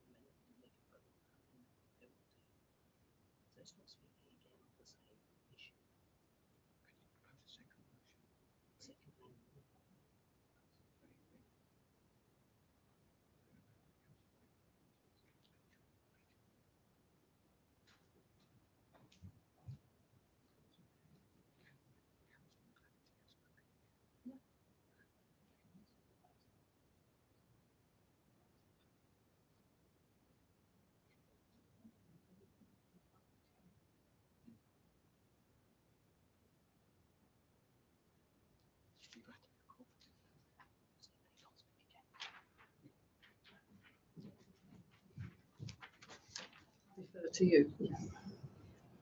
Councillor McCarthy, we've discussed the issue, and because you've already spoken once, we don't consider that you're able to speak again on this item.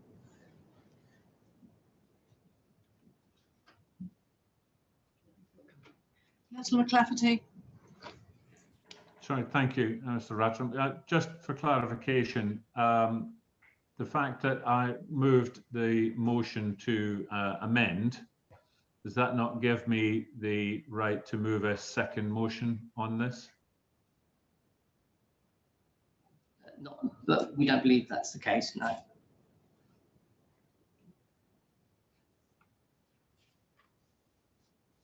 That's the ruling, is it?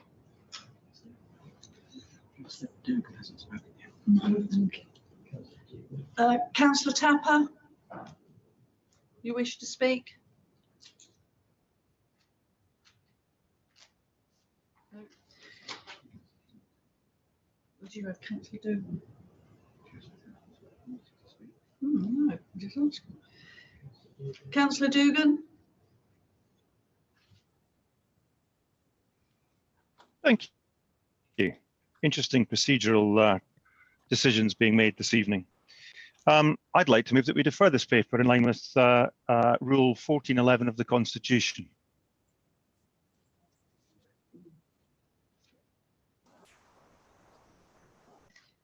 Have you a seconder, Councillor Dugan?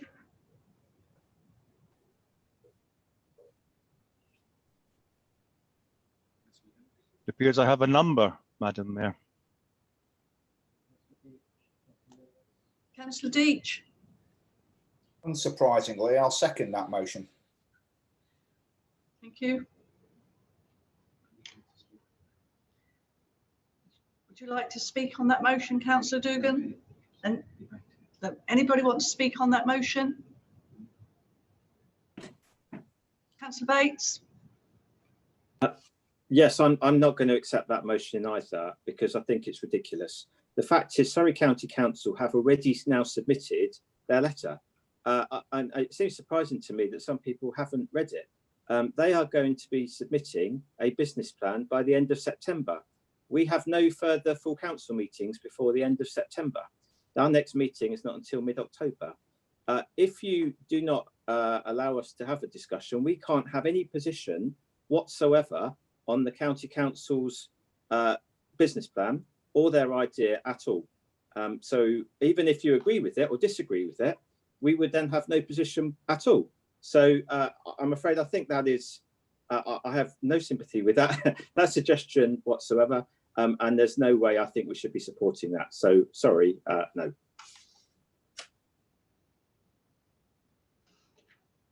Councillor Wheeler. Thank you, Madam Mayor. This is very much a reiteration of what Councillor Banks has just said. This is essentially kicking it into the long grass until Surrey County Council have had the opportunity to get through without debate, without discussion, and without us having any choice at all what it is that they think is best for us. I've never been terribly good at being dictated to. I'm not about to start supporting that now. Thank you. Councillor Hawkins. Thank you, Madam Mayor. I would like to follow precedent and almost double second the motion. I mean, quite frankly, it's not difficult to get a meeting, certainly with virtual reality rules, etc., once we've seen the white paper and then when we've seen the Surrey County Council's proposal. A letter may well have gone to the Secretary of State or whoever, but just because a letter's been sent in does not mean, as far as I'm aware, that it is going to be immediately accepted. And also, people are presupposing that the councillor body at Surrey County Council is going to accept this. And I can think of a number of people of various political groups that will not accept it. And I think that Councillor Dugan is absolutely right. It is premature, as I've already said. We haven't seen the white paper, and we haven't as yet seen a Surrey County Council proposal. Once we've seen that, and I do not believe for one moment the county will be going in on one basis, or basis only.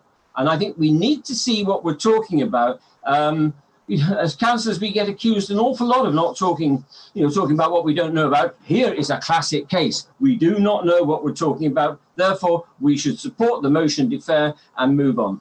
Thank you, Madam Mayor. Thank you, Councillor Hawkins. Councillor Wren. The problem is that most of us aren't county councillors, so I can't express my opinion to the county council in a county council motion. I can do it here though, and I'm against the principle of a Surrey-wide unitary. And that on that principle, I therefore will be supporting the motion that Bates has put forward and voting against any motion to defer, because if we don't do this now, we'll get swallowed up, and I don't want to be swallowed up. I'm all right, thanks. Thank you. Councillor Rise. Thank you, Madam Mayor. Just to speak against the motion as well, I find it slightly ironic that only about half an hour ago, the council leader was more than willing to propose an amendment that would have passed this motion. And now he seems to, I wonder, have been put under pressure by members of his own group that are county councillors who are looking to protect their own seats, that he's now been forced to propose this other motion to defer. I find the motion to defer, as other councillors have made, to be a ridiculous idea, because it will force us into a position where we will have no way as a council to make an official council response until October, after the business proposal has been submitted by Surrey County Council and a decision may have been made on that basis by the Secretary of State. So I think I'm going to be joining Councillor Bates, Councillor Wheeler and Councillor Wren in opposing this motion. It's kicking it into the long grass, and frankly, I think we need to be, as people have been saying throughout this entire council meeting, we need to be able to move on and have a discussion on the issues that are facing us. And I don't really want to have to wait 3.5 months now or 3 months until the next time for a debate on this issue. We have this motion before us. Why can we not debate the motion and vote as you accordingly? If members of the Conservative group are unwilling to support this motion, then they should feel free to vote against it. That is what we are here to do as councillors. Thank you. Thank you, Councillor Wise. Councillor Deach. Just because there's been a letter written, you know, the thing is that I think what everybody here is, or certainly members of the opposition are not realising, is that the important people that have to be consulted on this are the residents themselves. And so far, this has only actually, you know, been made public since the last full council meeting at Surrey County Council. There's been consultations on far less significant things than this. Do you not suppose there's going to be a public consultation on it? Do you not think that on something so important, so enormous, is not going to be consulted on? And all we've heard is your views. I've not heard any views from residents yet, because this isn't massively out in the public domain yet. There's been no consultation.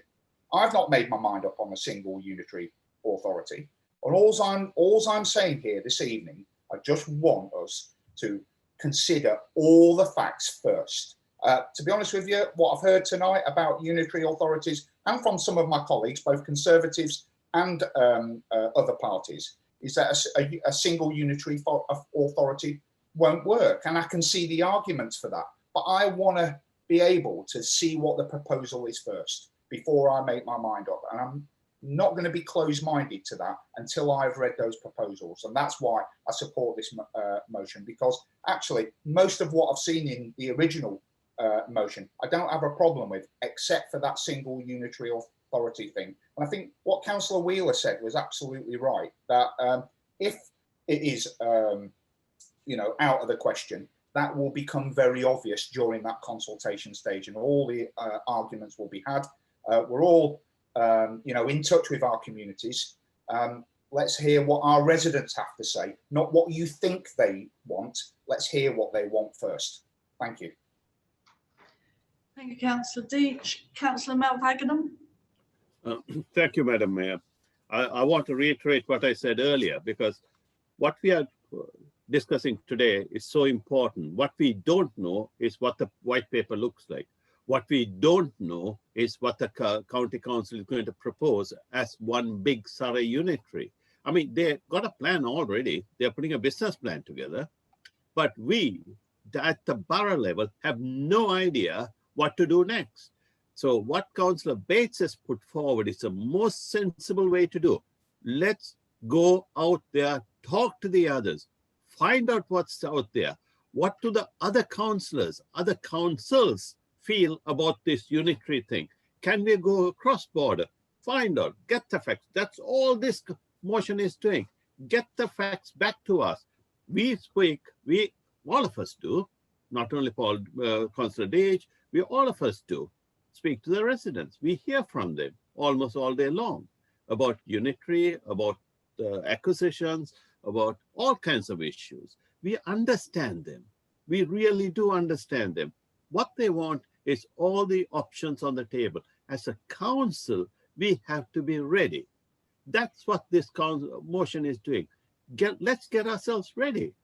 Whatever comes, let's do it. We have a plan then.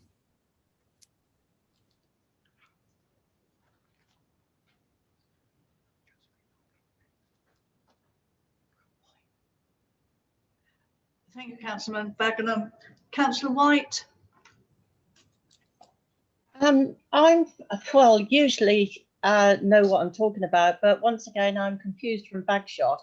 How can I be expected to vote on something that has not even come out into the public domain yet? We don't know what's in the white paper. We don't know what we're going to be expected to do.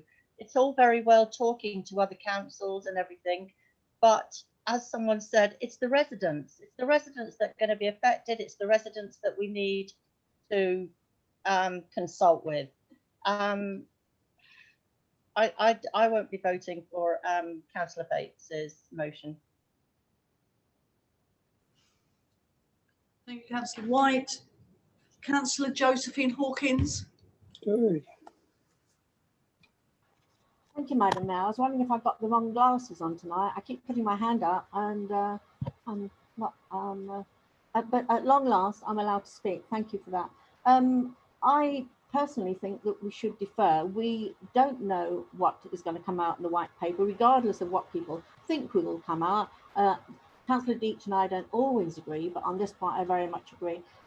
We don't know what is going to come out. Everyone's got ideas, you know, sort of the suggestion or the fact that someone said that Surrey County Council is moving to Woking just shows how much people actually do know, because they don't. They think they know and they don't.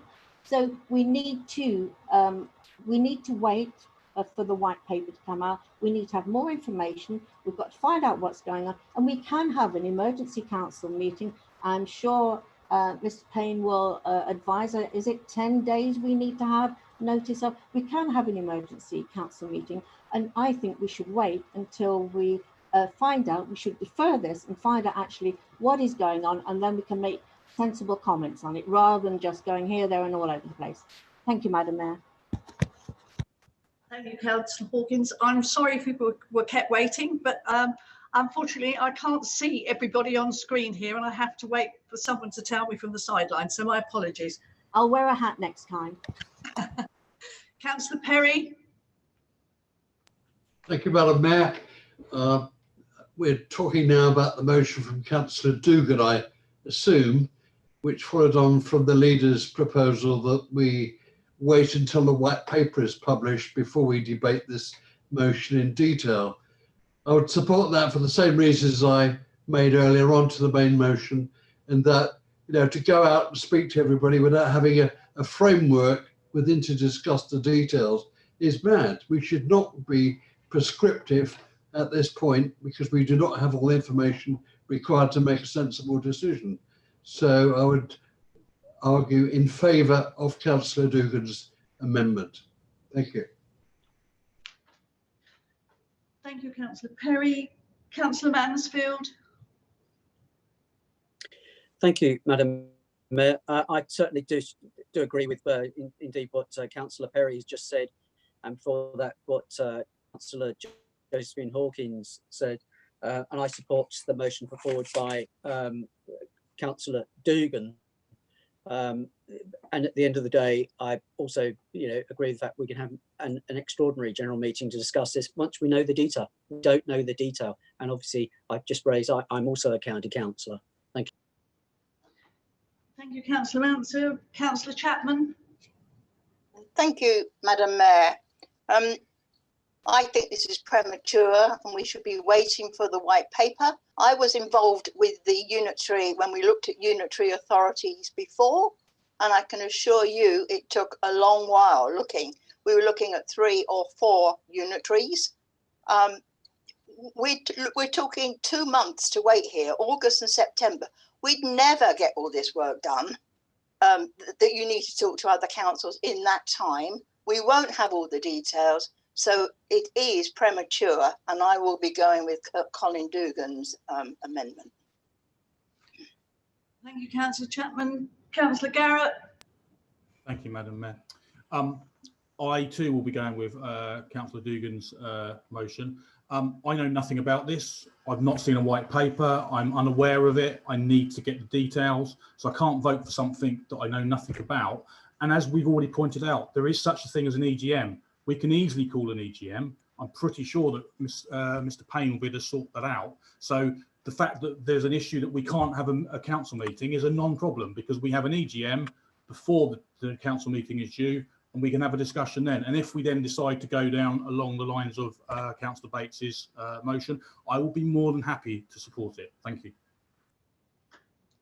Thank you, Councillor Garrett. Is there anybody who hasn't spoken wish to speak on this motion? Oh, Councillor Galliford. Thank you. Not really wishing to compare, but we knew that COVID was coming, and the government is now receiving criticism of not being prepared. That was for something that we didn't really know how it was going to hit us. I think we have been warned that, you know, the shot's been fired over the bow, that Unitary is coming in some form. Councillor Bates has, without question, thought long and hard about this in a non-partisan way. And I think we should not be caught on the back foot. We should be having discussions in, you know, ahead of time, so that we at least have some answers to anything that does come up in the white paper. Thank you. Thank you, Councillor Galliford. Councillor McGrath. Just to say that Councillor Bates says it's to discuss the options. It's not a solution in its dialogue. It's so I'm surprised that other councillors are scared of speaking. Thank you.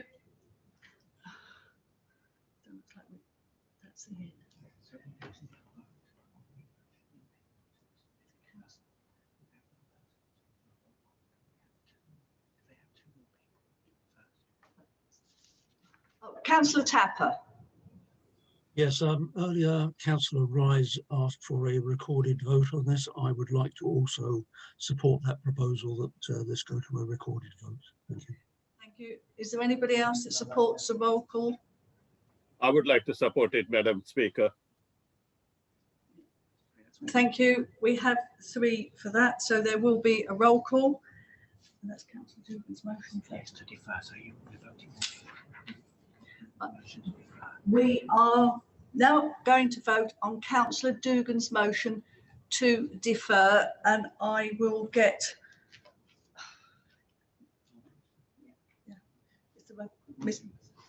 thank you. I'm as bad as Councillor McClafferty and Councillor Malvagnam. Mr.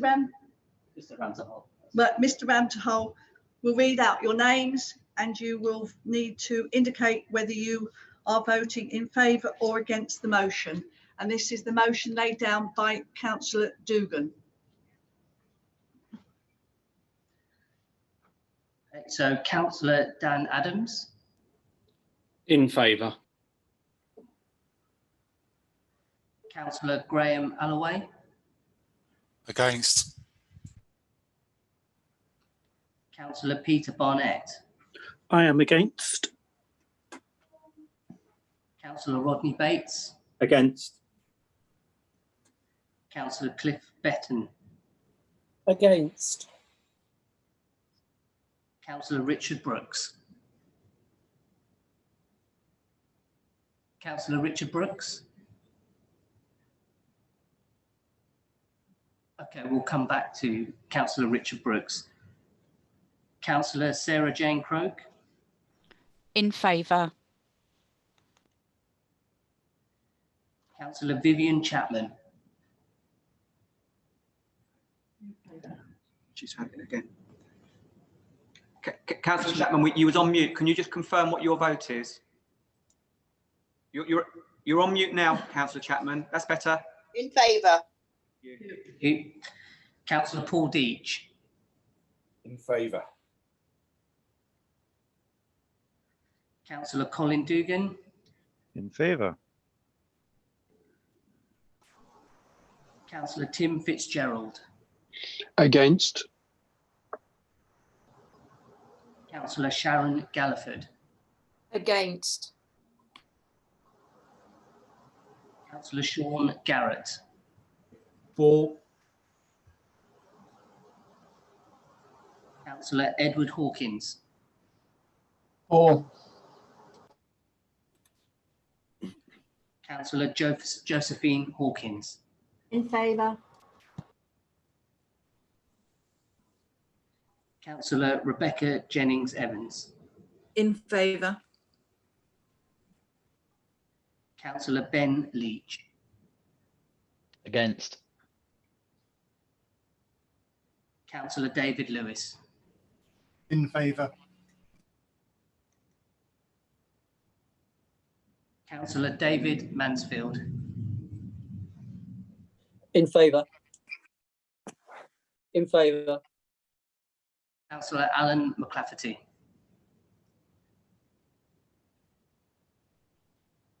Councillor McClafferty. In favour. Councillor Emma McGrath. Councillor McGrath. Against. Against. Thank you. Councillor Charlotte Morley. Abstain. Councillor Sashi Malfgannon. Against. Councillor Adrian Page. In favour. Councillor Robin Perry. In favour. Councillor Daryl Ratcharam. In favour. Councillor Morgan Rise. Against. Councillor John Skipper. Against. Councillor Graham Tapper. Against. Councillor Pat Tedder. Against. Councillor Victoria Wheeler. Against. Councillor Helen Whitcroft. Against. Councillor Valerie White. In favour. Councillor Christian Wren. Against. Councillor Brooks, are you online?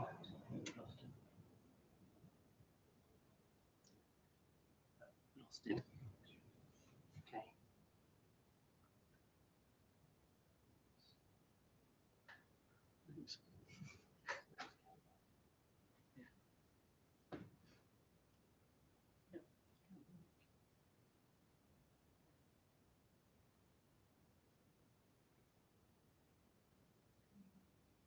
Councillor Brooks not back.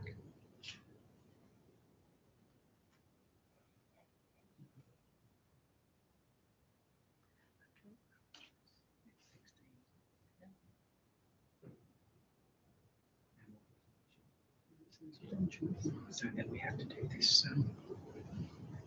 mayor's casting vote. Yeah.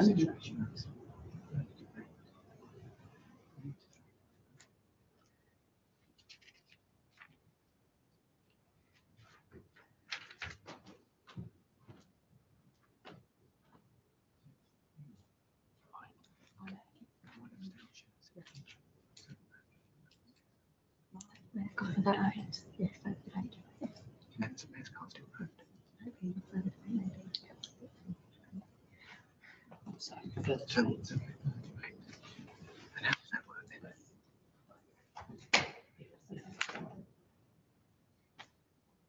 If they don't vote for further debate, then it's the same. No, don't vote for that. just debate it.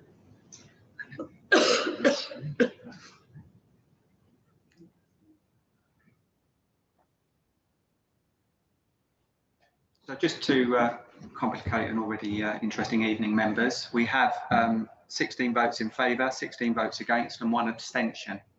And Councillor Brooks, who was in the meeting, is no longer with us in the meeting and isn't in the waiting room, so we don't know what's happened there. So what that means is we will have to continue debate. This is what normally happens, and then ultimately we will then have to re-vote, and it will be down to the mayor who will have a casting vote as to which way this goes, Madam Mayor. So that's the way that this will happen now. We have an equal split with 1 abstention. So we are opening. By that we're having further debate. So through you, Madam Mayor, we're opening up further debate. Is there anybody who'd like to speak on this again? Well, I believe Councillor Wheeler had her hand up at one point, but she'd already spoken and she may wish to speak again. Councillor Wheeler? I did indeed, but I was aware that I'd already spoken. I think for me, the major thing here is the fact that we are, by deferring, all we are doing is removing some opportunities that may present themselves.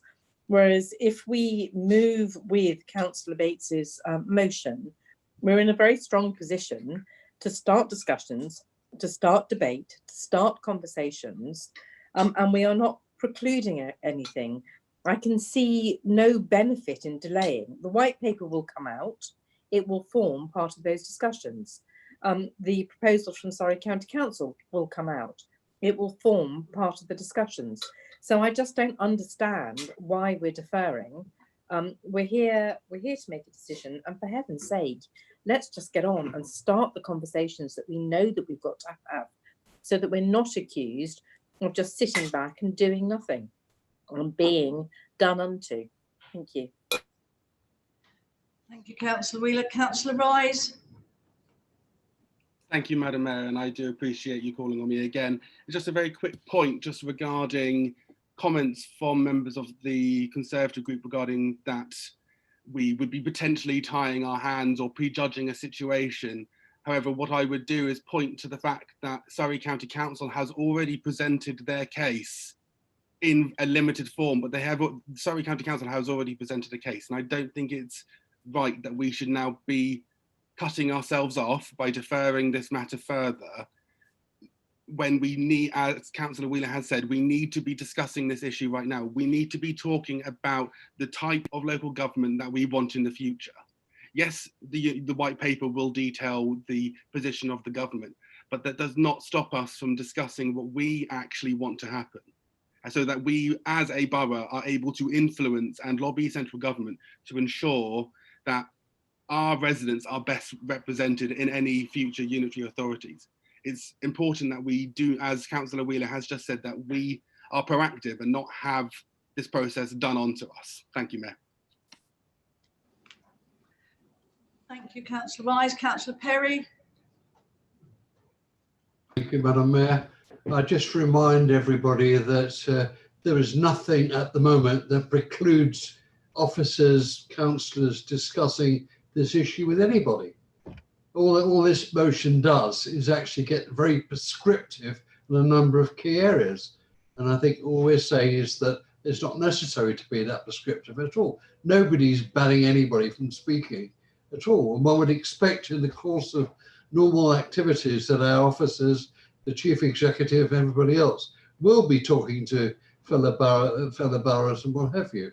So we do not have to have a motion on this issue until such time as we get fuller particulars to have a proper discussion. Thank you, Councillor Perry. Councillor Jennings-Evans? Thank you. I would actually like a little bit of clarity. Mr. Payne, you've just said that this will come down if we have a similar vote to the mayor's casting vote. How does that work in the sense of the mayor's casting vote remaining in the status quo? How would that work on a motion like this? If the mayor's vote is required to essentially confirm the status quo, then we'd have to go back to the substantive motion before the amendment. So essentially the amendment fails and then take a vote on the original motion. Thank you.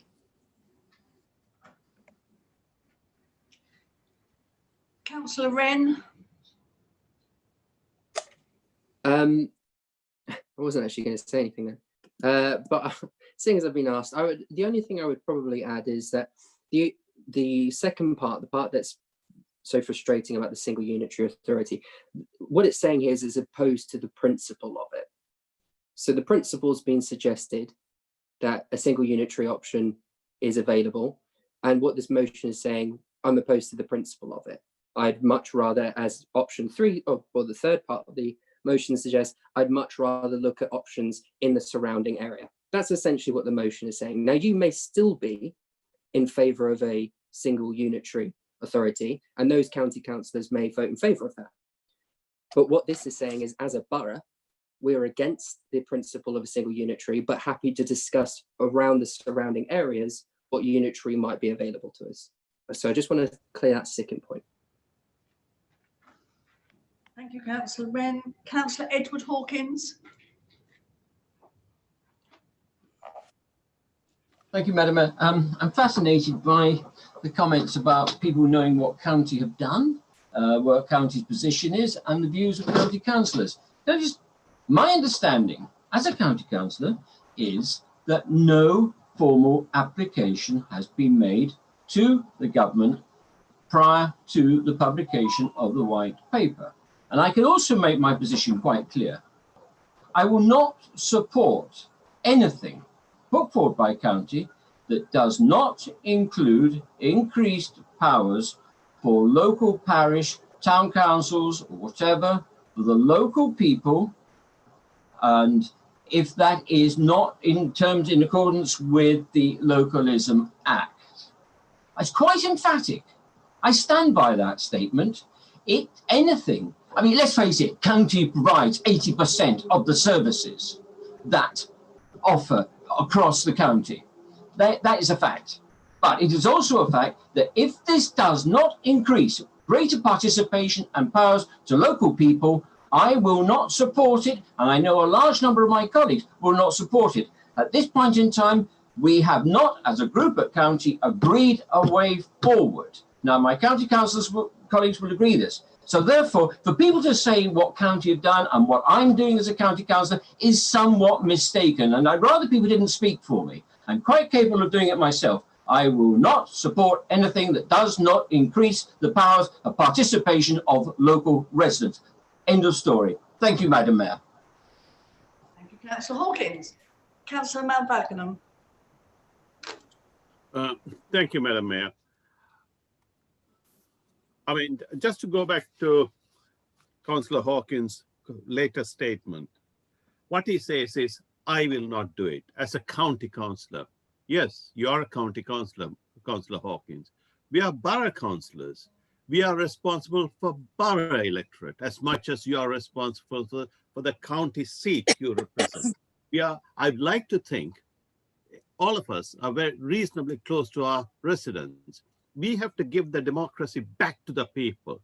Hence our amendment, slight amendments to Rodney Bates's motion about bringing town councils and parishes into account. This is democracy we want to do. We do not want county, which is already is planning of publishing a business case. You know that as well as I do. When the business case comes, they will be putting an entire Surrey County. But you, as a count, I'm directly speaking to Edward Hawkins, Councillor Hawkins here, because you're a county councillor. You can do what you want to do there. But we have no influence over the county sitting here.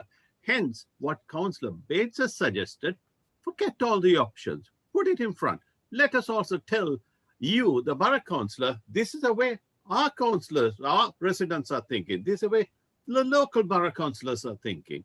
We want that option. Hence, what I would entirely support Rodney Bates's motion. It's essential. You listen to that as well. Thank you, Madam Mayor. Mayor, I believe I have the right to reply, as I was mentioned there by the last speaker. I was speaking in response to the comments made by your colleagues saying what I was doing as a county councillor. I wasn't asked what I was doing as a borough councillor. I was quoting what I was doing as a county councillor. Yes, a draft business case has been published. Yes, as a county councillor, I have a wider spread of responsibility to residents because I have something like 10,300 residents within the county. Nobody has asked me what I want to do as a borough councillor. I was accused of what I was doing as a county councillor. So thank you, Madam Mayor, and thank you for allowing me my interjection, if that's the right word. The next speaker is Councillor Bates, followed by Councillor Morley, followed by Councillor Ben Lynch. Thank you, Madam Mayor. Based on what I've heard so far, I haven't heard anybody change their mind. And as a result of that, I think it's kind of incumbent on me as the person who made the proposer or the initial motion. I appreciate I haven't moved the amendment to see if there may be a way around this, because if you do have to use your casting vote, you will obviously do so as you see fit. But I think it's best if we can see if there's a way around this to not have that situation, and perhaps also give time for Councillor Brooks to return if he's still offline. I can't agree with the amendment, but I would be willing to consider reluctantly wording in relation to the second point in the motion, which was raised by some colleagues earlier.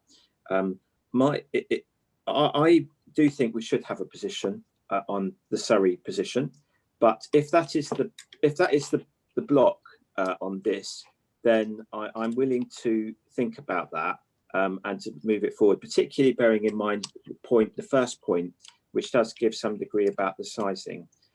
So if it is the case, and perhaps others can guide us on that is the problem that stops this motion going forward, then I would be reluctantly willing to consider that. If it isn't, then, and it's just about the timing of it and deferring, then I'm certainly not going to agree that. We have to make a decision now. We cannot wait. Lots of councils are doing this right now, and we are going to be left behind. This is happening all over the country, and the time is now, and we will be too late if we don't do it.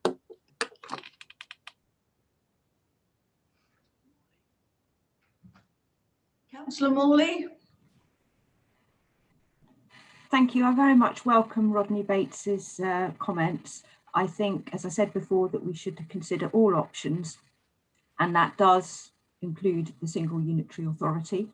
I think as members of Surrey Heath, it is our duty to look at all options that are open to us, and then we can come to a sensible conclusion as to which is best.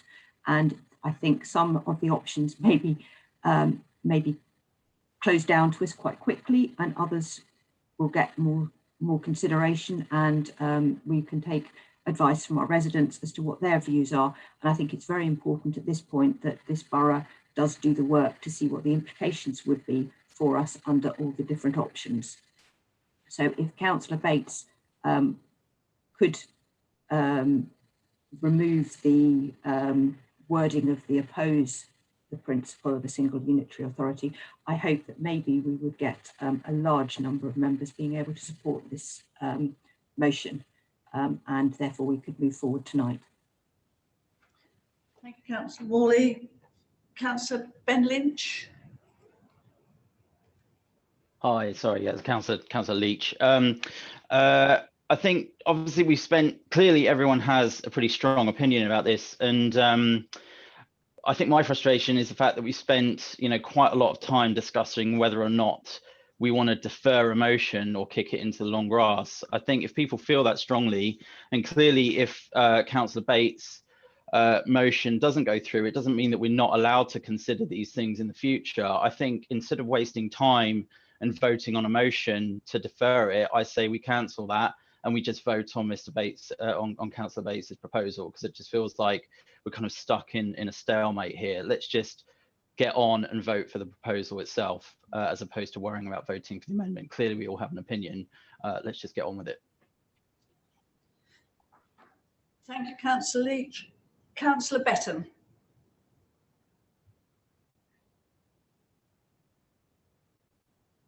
I had nothing to add. Sorry. Okay. Not me. Anything else? Anybody else? Councillor McCafferty. So just to mention Councillor Leach's point there, the problem is I actually agree with Councillor Bates on much of it, that we should be actually taking action and getting our act together and starting to take actions in preparation for it. There are just certain things within the paper that I disagree with, and the reason for deferring as opposed to just voting against was so that we can bring this back to the council when we have more information. That's why I wanted to see it pushed out, not kicked into the long grass, because it's actually got a date when it will be discussed again, i.e. when we have the information. But what I was going to say, just picking up on Councillor Perry's point, is that this council actually has other ways of getting actions done without it going through a council motion.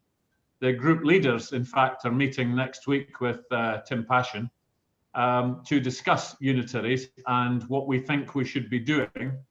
And at that group meeting, we could, and in fact, I believe we probably would, no matter what happens with this motion, we probably will be saying to Mr. Passion that we want him to start reaching out to neighbours. Okay, if the group leaders decide that that could be a cross-border, then it will be a cross-border. And we can start looking internally at how we are preparing ourselves for unitary. I think the point that we're struggling with is partly what Councillor Bates is saying, is that it seems that a large group don't want to lock ourselves into certain positions. We want to keep all of our options open. And I do actually get the argument about, well, because county have done X, if we declare Y, then that keeps our options open. I don't think we have to declare Y to keep our options open. We can actually just keep them open. So all I'm saying is, I just wanted to come back and say, I for one, and I'm sure the other group leaders will be saying the same thing, is we want to start taking action to get ourselves ready for unitary and exploring options. This council just doesn't need a motion to get that done. And the principle is we don't want to be locked into anything. We want to keep all of our options open. Thank you, Madam Mayor. Thank you, Councillor McCafferty. Have we got any more speakers? No more speakers, Andy. Yeah. So the next move. Yeah. Evening, councillors. The proposal is deadlocked, and in that event, the chairman's casting vote is for the status quo, which means the proposal for deferral will fail, and therefore we revert back to the substantive, with the original substantive motion, in which case members can propose amendments to the original motion, which we can then vote on again.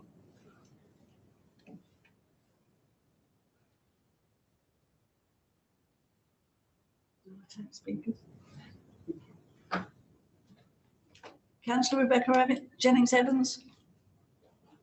Thank you, Madam Chairman. I'm just wondering, sorry, for clarity, do we not re-vote to see if the Mayor's casting vote is necessary on the Second Amendment? No, the casting vote is the Mayor's casting vote. There's no requirement to vote on that. It's the prerogative of the Mayor, but the Constitution requires the casting vote to be used for the status quo.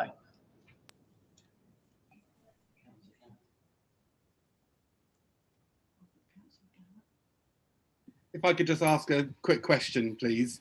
If there is there's no new requirement to vote, why did we have the debate after the previous vote? Do we now need to vote again after the debate to see if the deadlock has been broken, or does it just proceed directly to the Mayor's casting vote? Councillor Rise and Councillor Jennings-Evans are correct. What we should be doing as a part of seeing as I wrote the constitutional change, what we have to do is one final vote which will then determine if it's 16-16 again, then the casting vote will be for the status quo. But we have to do one more final vote as the further debate has now been had. If it's still 16-16, which it very well could be, then the casting vote is against. But we have to vote one more time after the further debate.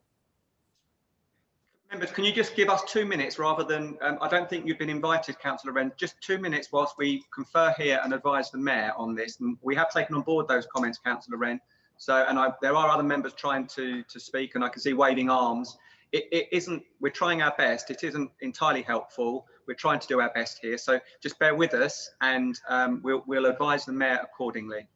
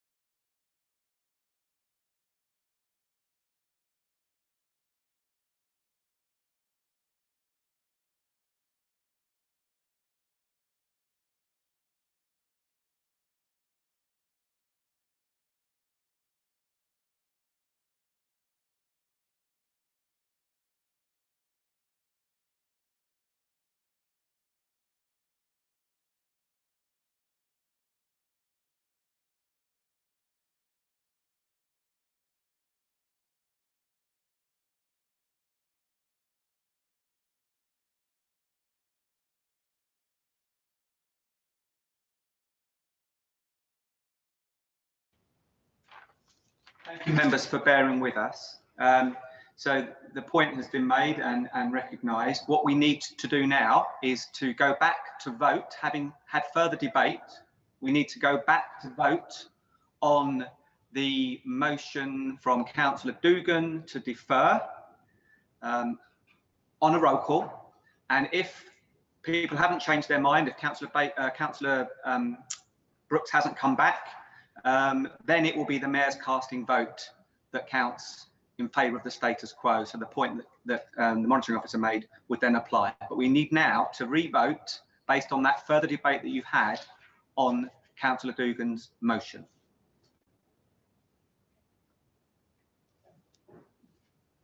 Councillor Dan Adams, In favour.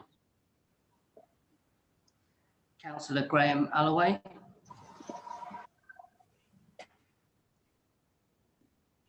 Councillor Graham Alloway. There. Mute. Move on. Sorry, I had to drop out. I sort of got a bit damp. So can you just repeat what's just gone before? Your vote on the proposal, please. Yeah, could you just repeat that? So I missed it. What the proposal again was? So what we said, Councillor Alloway, is we need to now, having had the debate, you need to now vote on the motion that's before you, which is to defer. Or having had the debate, or do you to defer? So do you go? Are you for it or are you against deferral? Against. Councillor Peter Barnett. Against. Councillor Rodney Bates. Against. Councillor Cliff Betton. Against. Councillor Richard Brooks. He's not here. Okay. Councillor Sarah Jane Croke. For. Councillor Vivian Chapman. Councillor Vivian Chapman. For. Councillor Paul Deach. For.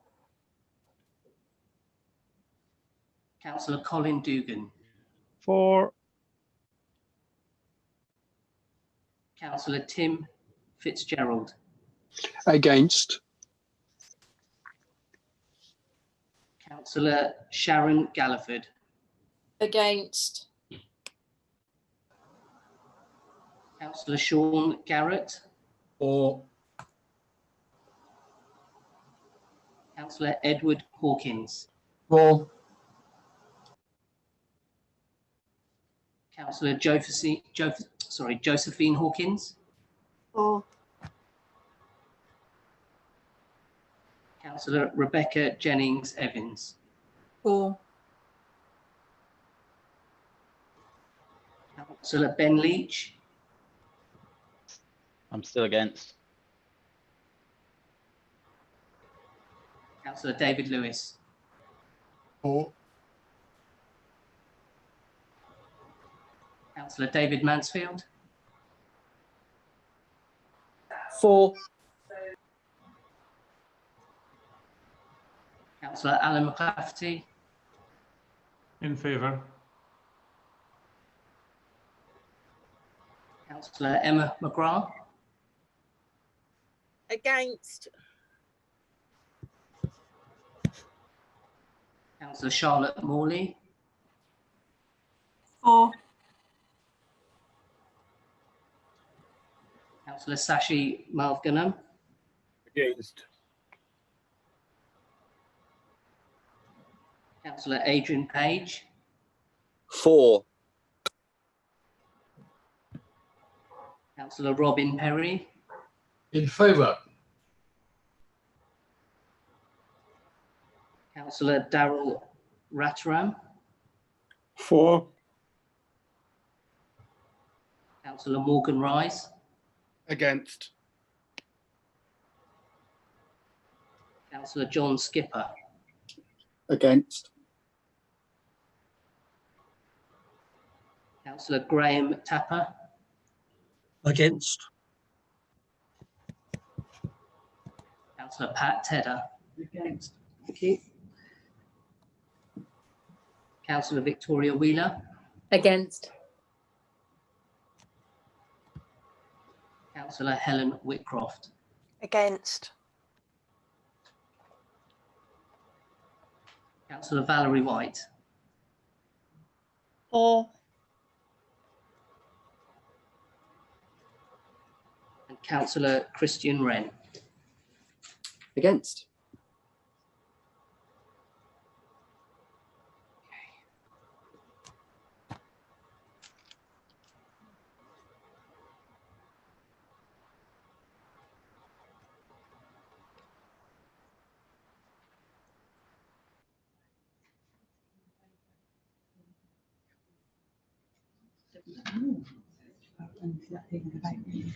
That's 17 all.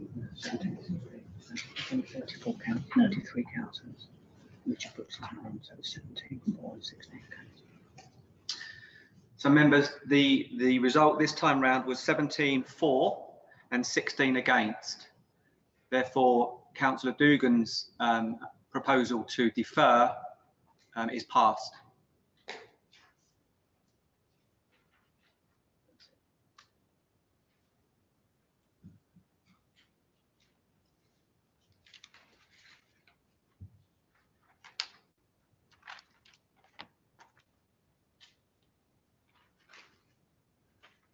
You've said that, so we don't have to say that.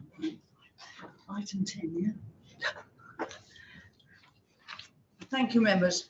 Agenda item 10. I would like to invite the returning officer to present his report on the community governance review for Windlesham Parish. Thank you, Madam Mayor. Members will recall that the Windlesham Community Governance Review was discussed at the council meeting in February of 2020, and it was agreed to form a working group to discuss the way forward for the second stage of the review. The working group met on the 18th of March and a proposed way forward was agreed in principle, and I'll come back to that in a moment. However, by the time of the April council meeting, the COVID-19 pandemic meant we didn't feel we could carry out the view and give the second stage of consultation the opportunity that it deserves, including allowing residents who were affected by the pandemic to participate. So the council agreed to pause the review, but we did undertake at that time to commence the review as soon as is possible. The community governance review was originally due to be completed in July of 2020, in line with the legislative requirements for it to be completed within 12 months. The legal advice that we obtained at the time was that it was safe to pause the consultation in these uncertain times. But we feel now that the community governance review should recommence. Returning to the proposed way forward, the working group met, and one of the first things acknowledged that no one is happy with the status quo. A suggestion was proposed to the meeting to retain one parish council for the Windlesham parish area, but fundamentally restructure its decision-making structure and form local communities of 6 councillors drawn from associated wards, which would hold devolved responsibility for any decision relating to the villages it covered. There was an acknowledgement that there would be some decisions that could not be devolved. For example, signing off the annual account, setting of the precept, and personnel matters. The current warding of the parish doesn't lend itself to this revised decision-making structure, so it's proposed to consult on changing this as part of the community governance review. The 6 councillors per village model is unlikely to be accepted by the Boundary Commission, but the proposal we have put forward in the report to divide Bagshot Ward to create a new Windlesham North Ward with 6 and 2 councillors respectively is more likely to be accepted. This would give the following allocations: Bagshot 6 councillors, Lightwater 7, Windlesham 5, 2 in the northern and 3 in the southern parts of the village.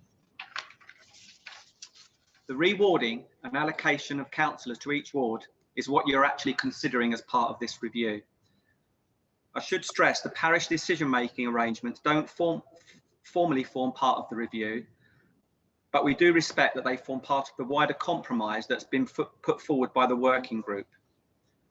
This was indeed discussed at the Windlesham Parish Council meeting held on the 20th of March 2020, 2 days after the working group, when all councillors present at that meeting had agreed that a potential solution would be to alter the internal committee structures so that each village would have its own committee with overarching management, and the issues of rewarding Windlesham Village into 2 wards, Windlesham North and Windlesham South, would be decided by way of a continuation of the community governance review process.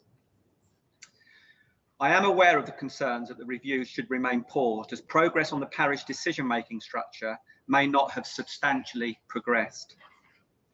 I should emphasise that had it not been for COVID, this report would have been before you at the council meeting in April. It is, as returning officer, my view that we should not delay the review for any longer, because we are able to continue with the decision making. The consultation we are proposing for this stage can now take place. The Windlesham Parish Council internal elements do not formally form part of the review, and there still remains the legislative requirement for the review to have been completed in 12 months, recognising the legal advice that we sought when we paused back in April. So, members, the report is as set out. The recommendations are in paragraph 5.1 and are for your consideration. Thank you. Thank you, Mr. Payne. I would like to invite comments on the report and ask for a member to move a motion in respect of this report. Councillors. Councillor McClafferty. Thank you, Madam Mayor. Thank you for indulgence of all of the members for moving on. This may seem like not a very important motion, but we all take our responsibility to residents very seriously, and a lot of people have a lot of contact with the parish, Windlesham Parish Council, and it's our duty to make sure that we not only carry out what we are required to do by law, but also to work with that parish to do that. I would therefore like to move the motion, if I may, that the council resolve a second round of consultation is undertaken in the Windlesham parish area with the following recommended options. A new parish ward coterminous to the current KC polling district is created and named Windlesham North of Windlesham Parish Council. A new parish ward coterminous with KA and KB polling districts be created and named Bagshot Ward of Windlesham Parish Council. The Windlesham Ward of Windlesham Parish Council be renamed Windlesham South Ward of Windlesham Parish Council. Windlesham Parish Council be renamed to better reflect its geographical boundaries. Number 2, a report be brought back to Council setting out the outcome of the second round of consultation and making final recommendations to the Windlesham Community Governance Review. Number 3, the Community Governance Review timetable be updated as set out in Annex A to this report. And 4, and this is a slight change from the wording that's currently in front of members, I'd like to propose that Windlesham Parish Council's undertaking to fundamentally review their structure, or the structure of its governance process, be noted. So just for clarity, Windlesham Parish Council's undertaking to fundamentally review its structure in its governance process be noted. Thank you, Madam Mayor. Thank you, Councillor McClafferty. Do we have a seconder? Councillor Dugan.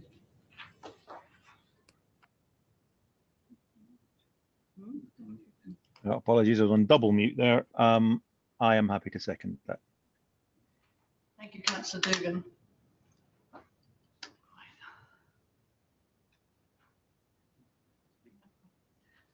I would now like to invite members to discuss the motion and make any comments. Councillor Wheeler.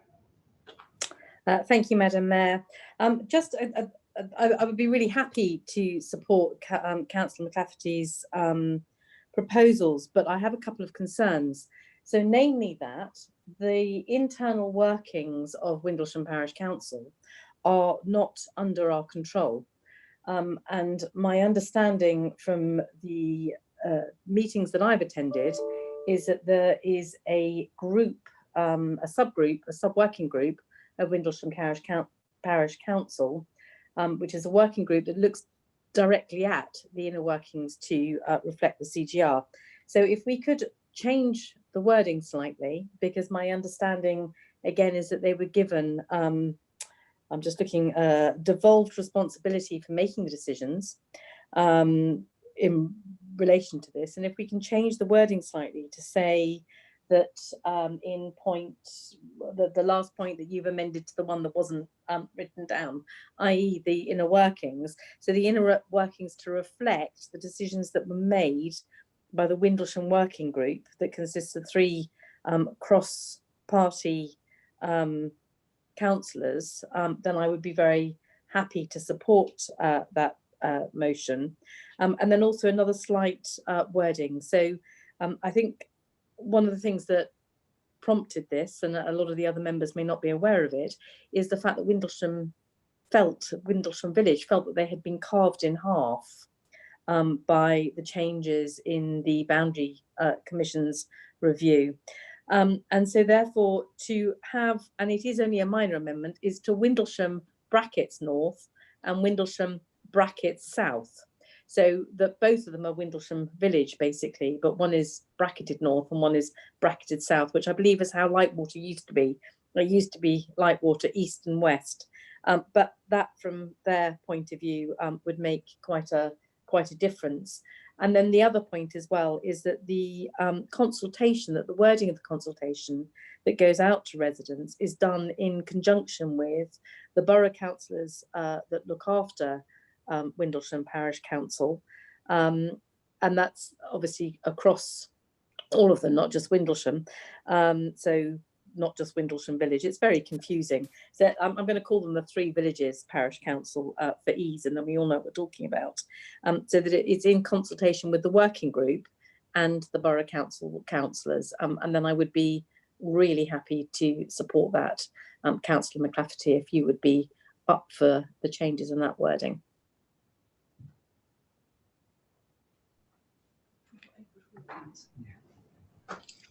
Thank you, Councillor Wheeler. Councillor Hawkins. Thank you, Madam Mayor.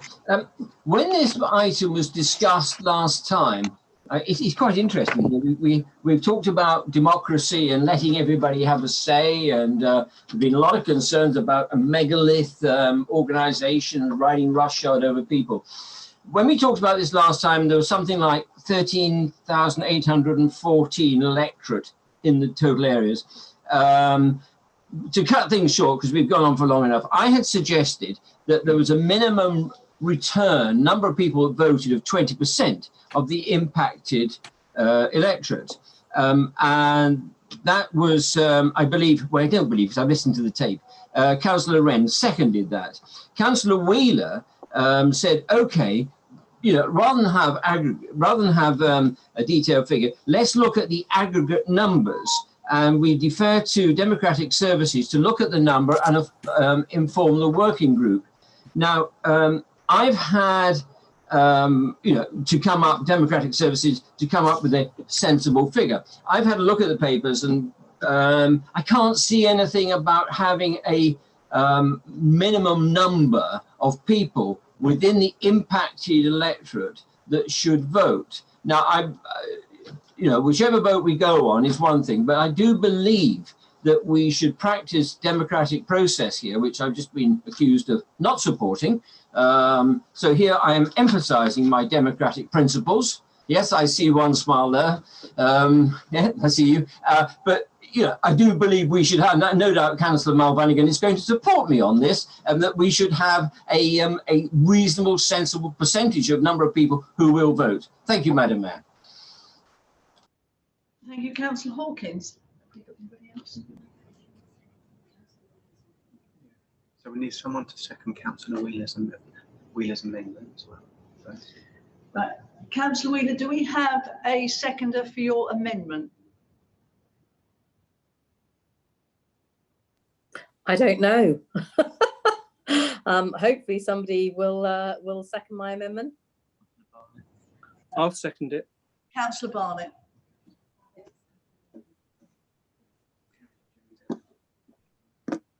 Now we will discuss Councillor Wheeler's amendment.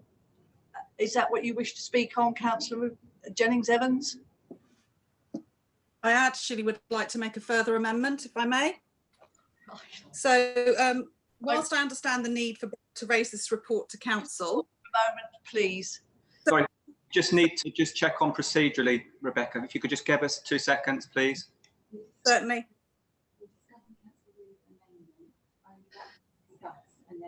We had an amendment from.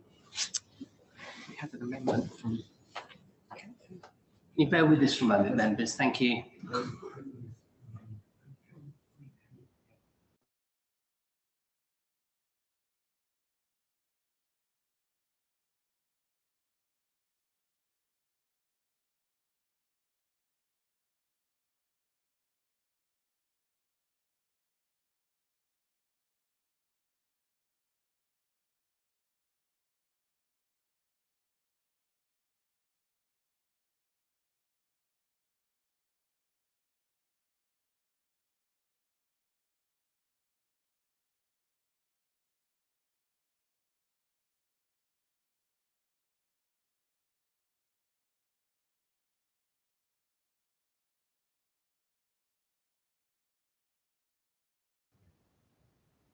So, sorry, members, we have had an amendment that's been proposed and seconded. We need to debate that amendment. And sorry, Councillor Jennings-Evans, I know you've indicated that you want to say something different. So we need to go on to that first, debate that. That's fine. I will pass a comment on this particular amendment purely on the Working Party Committee. As part of Windlesham Parish Council, the Working Party Committee, as we've already said, the inner workings are for Windlesham Parish Council. Therefore, the Working Party should be responsible back to full council as they dictate. It's not within the remit of Borough Council to give the Working Party the power to simply make that decision on behalf of Windlesham Parish Council. Sorry, Madam Mayor, may I just come back on a procedural matter? It was Windlesham Parish Council that deferred that authority to the Working Party. So I'm not for a moment looking or suggesting that Borough should in any way interfere with the inner workings of Windlesham Parish Council. Thank you, Councillor Wheeler. Councillor Rise. Thank you, Madam Mayor. Can officers just outline what the proposed amendment is? Because Councillor Wheeler made her remarks and then added an amendment at the end. I was just wondering if you could just for clarity, just what the amendment actually is. It might be easier, sorry, I haven't written everything down on, but if it might be easier to ask Councillor Wheeler if she would mind reconfirming her amendment so that I don't misrepresent what she is proposing. It was basically just on the renaming to be Windlesham and then in brackets North and Windlesham and in brackets South. So it's a very minor amendment to Councillor Alan McClafferty's suggestion. And that's basically to reflect how Lightwater East and West used to be. It's because obviously one of the things that triggered the CGR and to try and prevent a further CGR coming forward, if this relationship isn't made to work by Windlesham Parish Council, it's a tiny thing because it gives a very strong message through to those people that prompted the CGR that we are talking about essentially a single Windlesham village area. So that was one of them. And then the second one was the wording for the consultation as it goes out to the residents of the existing Windlesham Parish Council, which, as I said, let's call it 3 villages for now, for clarity, because it is very confusing calling it Windlesham Parish Council when it's Windlesham, Lightwater and Bagshot for those councillors that aren't actively engaged. That when it goes out, the wording of that is done in consultation with the borough councillors and the working group. I'm quite happy to look at and to actually incorporate what I think, and Rebecca, I would hate to be accused of speaking for you, but I would be very happy to incorporate what I think Rebecca is saying, and that is that the working group should take back to Windlesham Parish Council the final wording for discussion.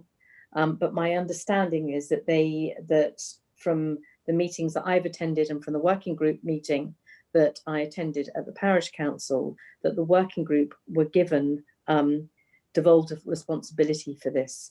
But I don't have a problem whatsoever in that wording going back to Windlesham Parish Council, if that is what Rebecca was getting at. And Rebecca, I don't know if you want to put your thumb up or not to see if I understood what you were saying. But if that's about right, that actually that final wording should come back to Windlesham Parish Council.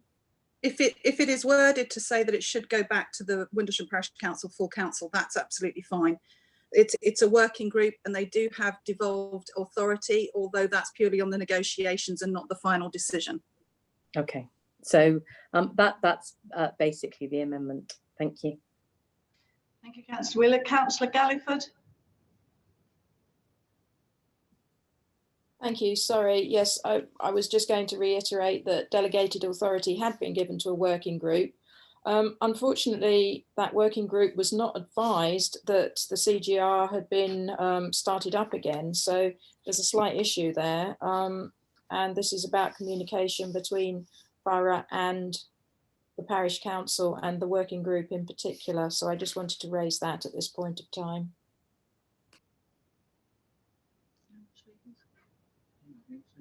No. So we've got to vote on this one.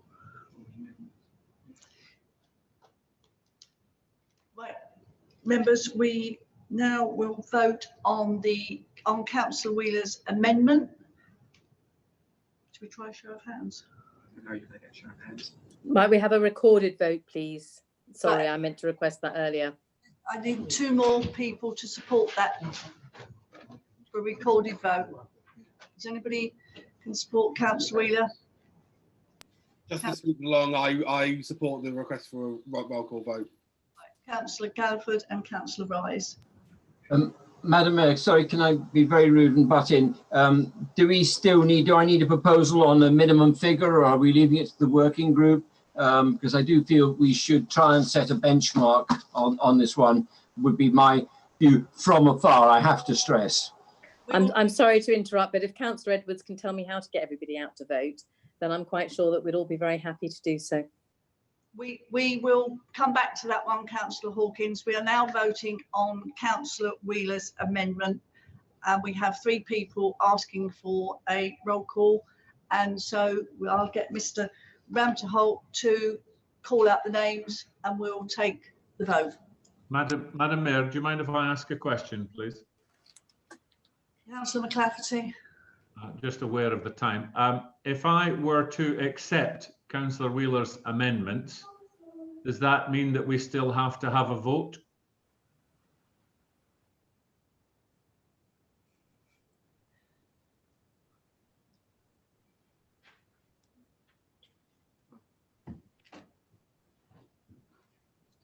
And don't forget, I still have an amendment.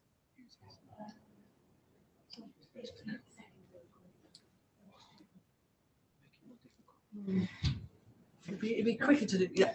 No, we'll take a vote on Councillor Wheeler's amendment first. That's what I've been advised that we should do. So there will be a roll call, and Mr. Ramterholt will call out your names, and please vote. Councillor Dan Adams. In favour. Councillor Graham Alloway. In favour. Councillor Peter Barnett. In favour. Councillor Rodney Bates. For. Councillor Cliff Betton. For. Is Councillor Brooks online? No. Councillor Sarah Jane Croke. In favour. Councillor Vivian Chapman. Sorry, can you repeat that, please, Councillor? In favour. Councillor Paul Deach. Oh. Councillor Colin Dugan. In favour. Councillor Tim Fitzgerald. I vote in favour. Councillor Sharon Galliford. In favour. Councillor Sean Garrett. For. Councillor Edward Hawkins. For. Councillor Josephine Hawkins. For. Councillor Rebecca Jennings Evans. For. Councillor Ben Leach. Councillor Ben Leach. Can I interject? He's left the meeting. Councillor David Lewis. In favour. Councillor David Mansfield. In favour. Councillor Alan McClafferty. In favour. Councillor Emma McGrath. In favour. Councillor Charlotte Morley. In favour. Councillor Sashi Mal Ganem. In favour. Councillor Adrian Page. For. Councillor Robin Perry. In favour. Councillor Daryl Rataram. For. Councillor Morgan Rise. In favour. Councillor John Skipper. In favour. Councillor Graham Tapper. In favour. Councillor Pat Tedder. In favour. Councillor Victoria Wheeler. In favour. Councillor Helen Whitcroft. In favour. Councillor Valerie White. In favour. Councillor Christian Wren. In favour.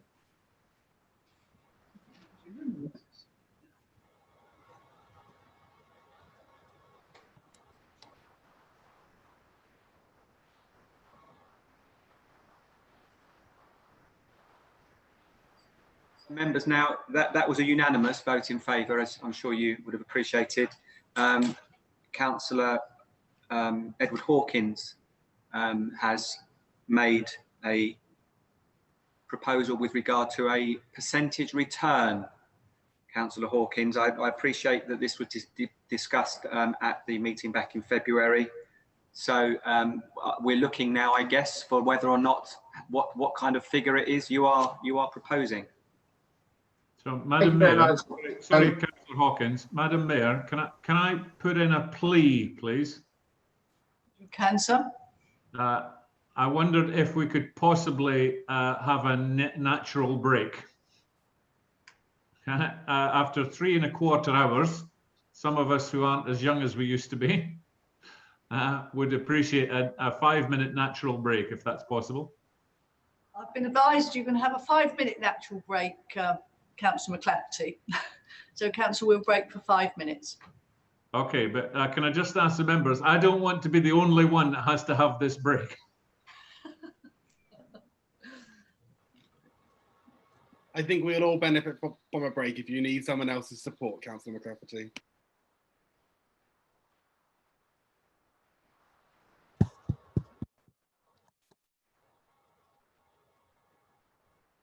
Right. Oh dear. Oh.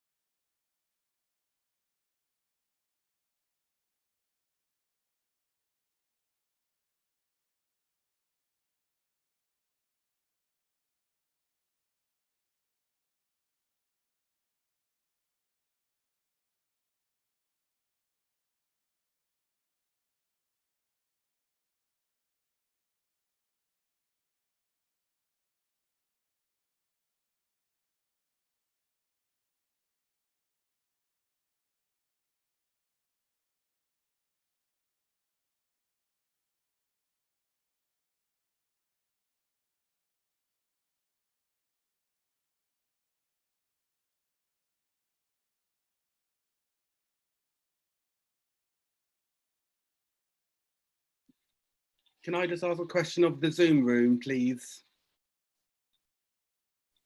I think it's only you and me still here, Morgan.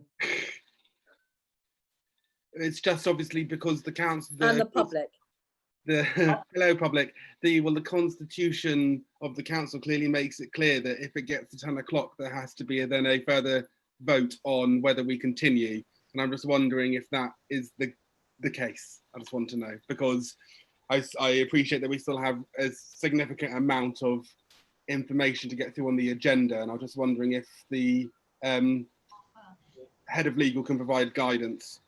I would suggest that's 10 o'clock at a 7 o'clock start and not at a 6 o'clock start. Yeah, Morgan, on planning, oops, it's if we get just before 10 and we've got an item, we're on the penultimate item, if we start at 7, which was changing to, we can then take a vote to continue, but come 10:30, irrespective, this is my understanding, it's good night Vienna. Good. Please, we're not going to be here at 10:30, are we? We're just going to check the rule, councillors, and we'll come back to you. I was going to say, does that not move to 9:30 on the basis that we started at 6 and not 7? Hopefully, I'd like some tea, please. Tea? Well, yeah, I've not had my dinner yet. I come straight in from work and straight Emma on. Jane, you are not alone on that. Yeah. Democracy at work. Actually, no, it's not fair. We had a quick pancake. It's still in public domain. It's still being recorded on YouTube. That's fine. Okay. It's okay. We're human. We're hungry. Everybody is. Plus, it's 10:20 here already. Oh.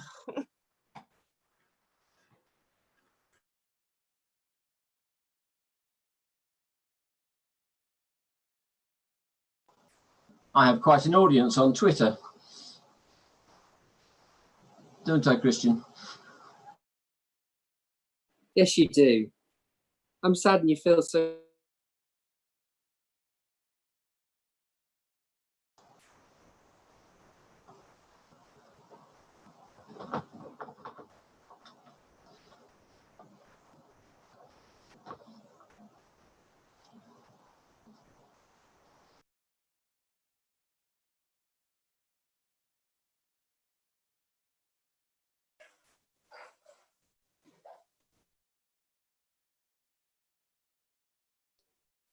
How's your holiday going, Dan? What, until this evening?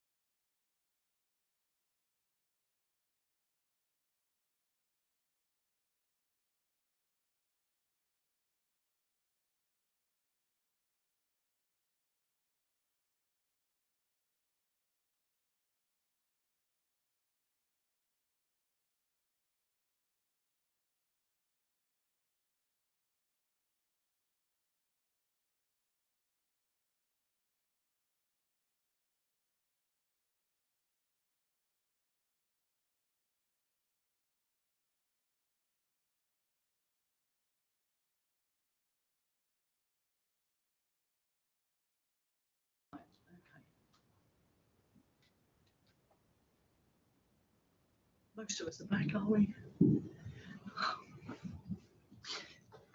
Well, welcome back, councillors, and Mr. Payne is going to give you the rules.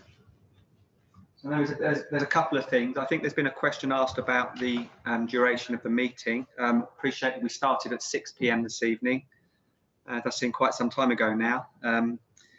We still have to comply with the rules as they sit in the Constitution, and they state at 10 p.m. the Mayor must ask members present whether they wish to adjourn the meeting immediately, conclude the business of the evening by 10:30 or adjourn to a different date. The meeting must adjourn no later than 10:30 p.m. So despite the fact we started at 6 p.m, there's nothing in the Constitution about start times, but there is about a finish time. So what's time now? It's now 21:26.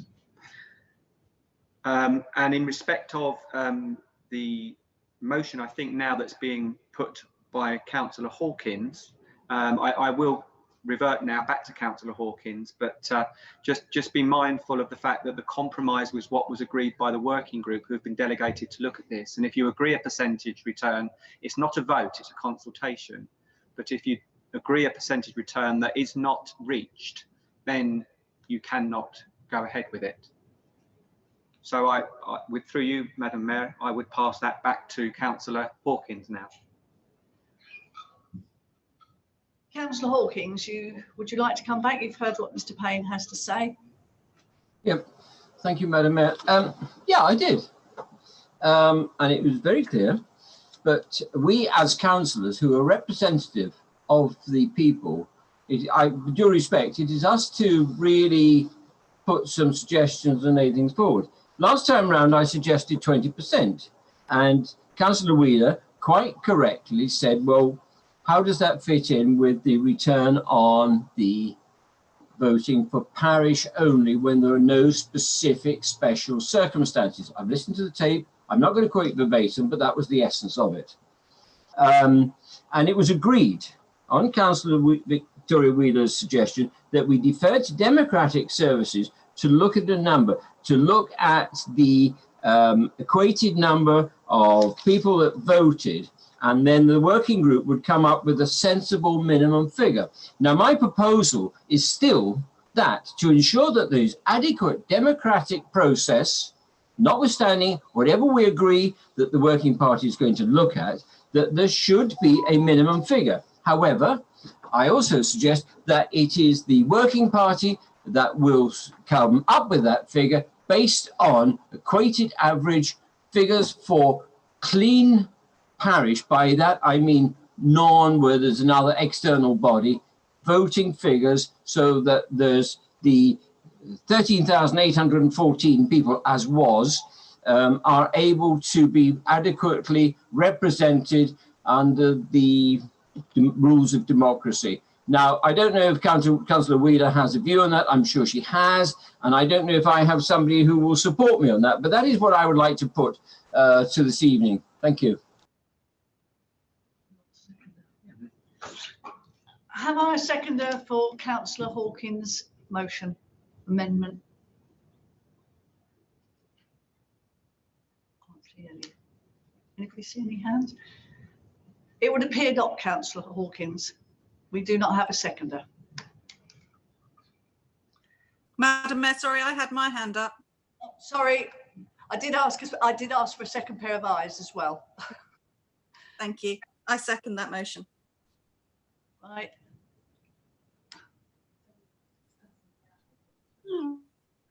Might I speak to that motion? Yeah. And then Councillor Bates, you had your hand up. Yeah. Councillor Wheeler. Yeah, it's just to say that this is actually not an election, it's a consultation. And historically, and as a county councillor, Councillor Hawkins, I'm sure you're very well aware that many consultations, apart from being poorly viewed in some cases, particularly with county, they don't receive a great percentage of numbers back. And I think that was the point that Mr. Payne was trying to make, is that this isn't a vote, it's not an election, it's a consultation. And what we're doing now is we're going back out to the next stage of the CGR to let residents know the outcome of the consultation and what our next steps are, and are to invite any comment. We're not asking them to say, yes or no. There's nothing for them to say yes or no on. These steps are being moved forward. As I said, it's not an election. So to me, it seems slightly farcical. And I think one of the points that was made before is that if we took a lot of people that are elected in this chamber, and I'm really proud to say that I'm not one of them, the percentage of votes that we were elected on, and took an average percentage, an awful lot of you wouldn't be not sitting beside me in the chamber at the moment, but you wouldn't be in the chamber with me. So I really do not understand the purpose of that. Thank you, Councillor Wheeler. Councillor Bates. Very quickly, I just thank Councillor Wheeler for reminding me of that fact as one of those people that concerned. Look, I'm not going to support this amendment. We had a discussion earlier about consultations and Surrey County Council, who have 1.2 million residents. If we'd have suggested earlier, which wasn't suggested by the way, that 20% of the residents should vote in favour of their proposal, that would have been 240,000 residents. I mean, I look forward to that being the Surrey County Council proposal on that matter. So look, the working group has worked closely on this. We had a cross-party motion earlier, which the leader accepted, and I think we should just get on the road with that.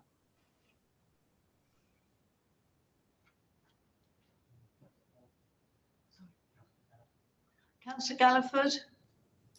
Thank you. Well, I second what Councillor Wheeler has said. You can't force people to vote. I think this is partly a matter of communication. If we want more people to be involved, then we have to communicate more clearly. We have to ensure that the consultation is worded in a way that everybody understands as well, and also has no bias in it, but covers every possible eventuality, so that people can vote for exactly what they see on the paper. That's really, really important. But again, I think it comes back more to communicating with our electorate. Thank you. Anybody else wish to speak? No. So we're going to vote on Hawkins' motion. Maybe by vote of hands. Well, we will vote on Councillor Hawkins' amendment. And are you happy to go on a show of hands? Yep. All those in favour of Councillor Hawkins' amendment?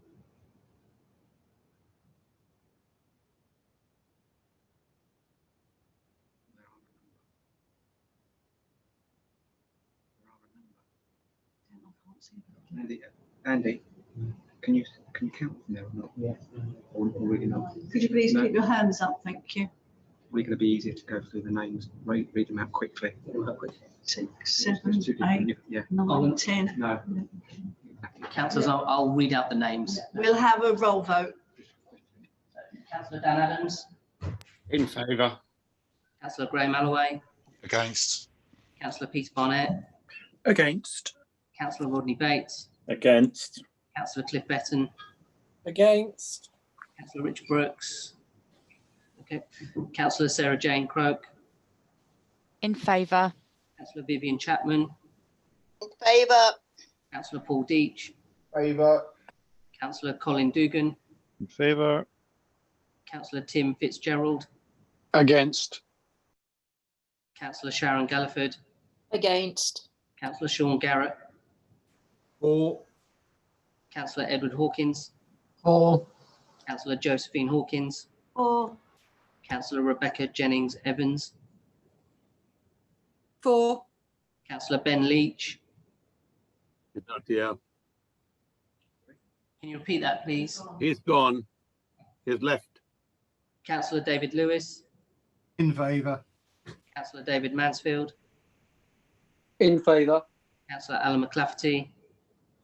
In favour. Councillor Emma McGrath. Against. Councillor Charlotte Morley. Against. Councillor Sashi Malvaganam. Against. Councillor Adrian Page. For. Councillor Robin Perry. In favour. Councillor Darrell Rattiram. For. Councillor Morgan Rise. Against. Councillor John Skipper, Against. Councillor Graham Tapper, Against. Councillor Pat Tedder, Councillor Victoria Wheeler, Against. Councillor Against. Councillor Valerie White, Councillor, For. did we get that? You are? Okay. Councillor Valerie White, For. Councillor Christian Wren. Against.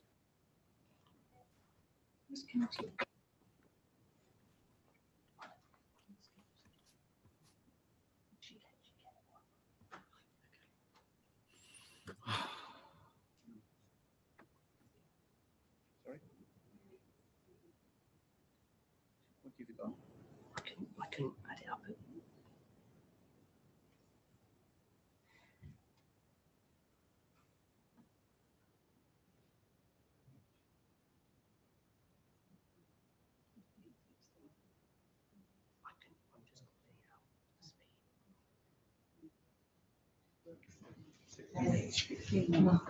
Again.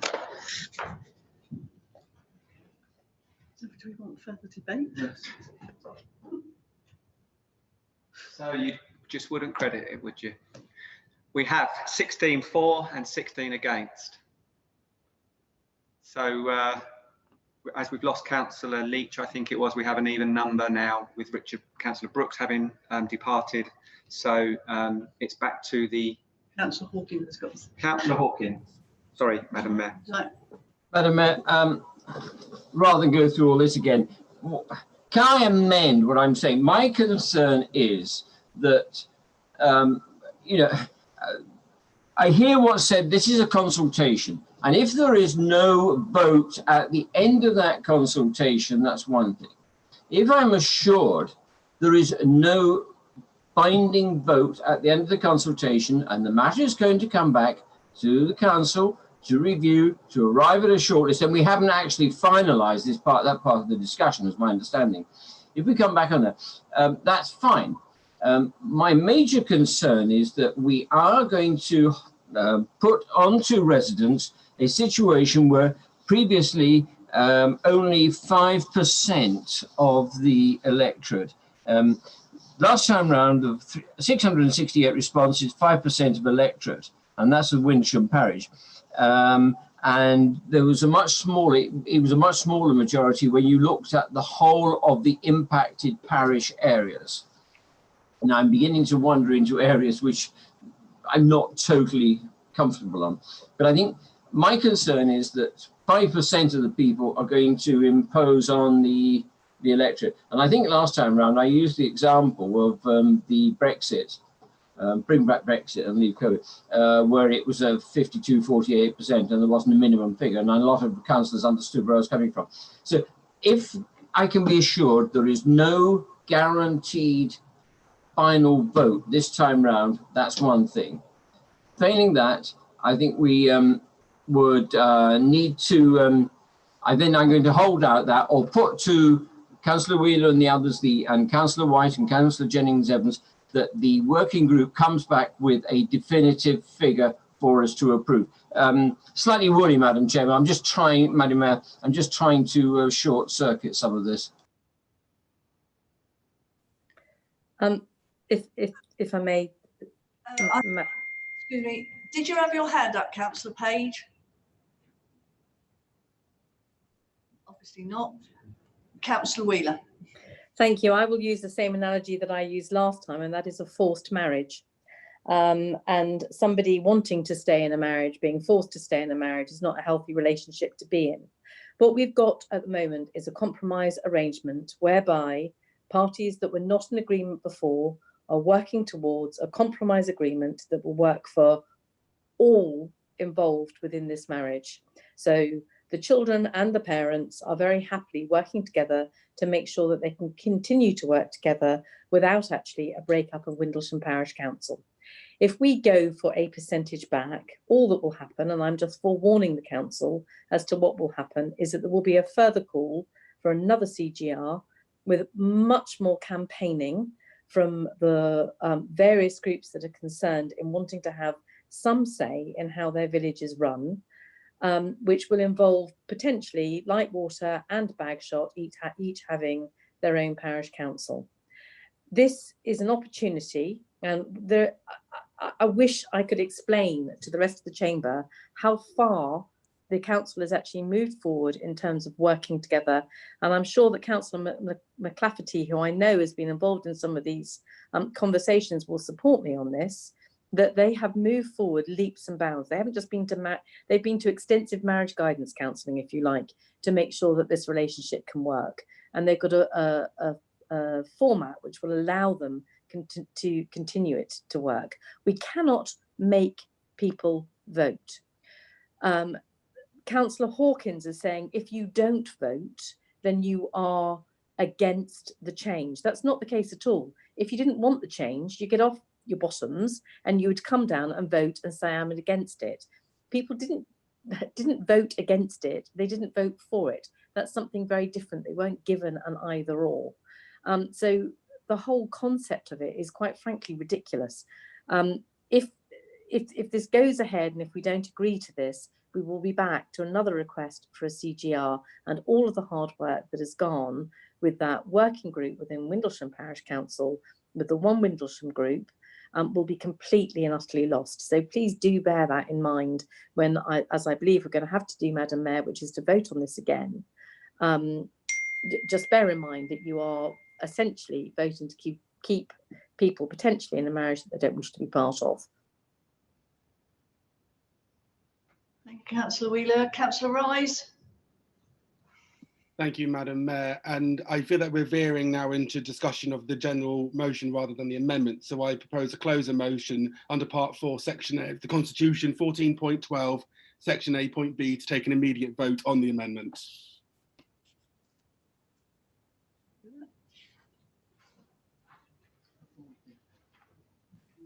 I'm sorry, my understanding is that the amendment has already been carried. It was a unanimous vote in favour.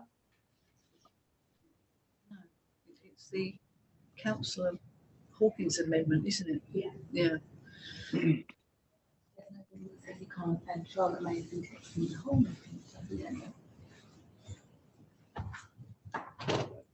I agree with Councillor Morgan Rice. I think this is going to go into circles now.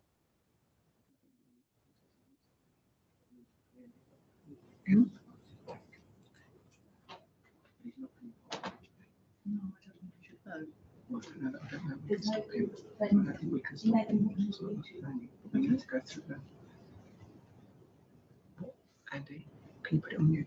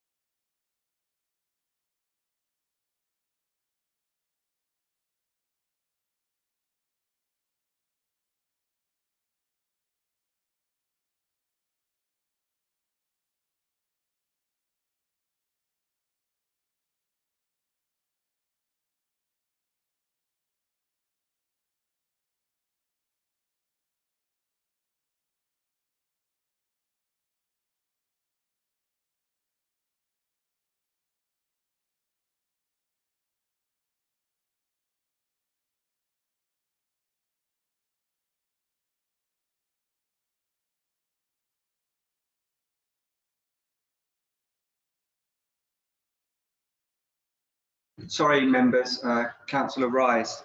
So an immediate vote. If the mayor considers the item has been sufficiently discussed, he or she will put to the vote the motion to move to an immediate vote.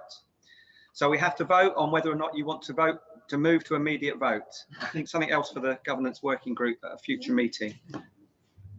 But we need now to vote on whether or not there's no more debate.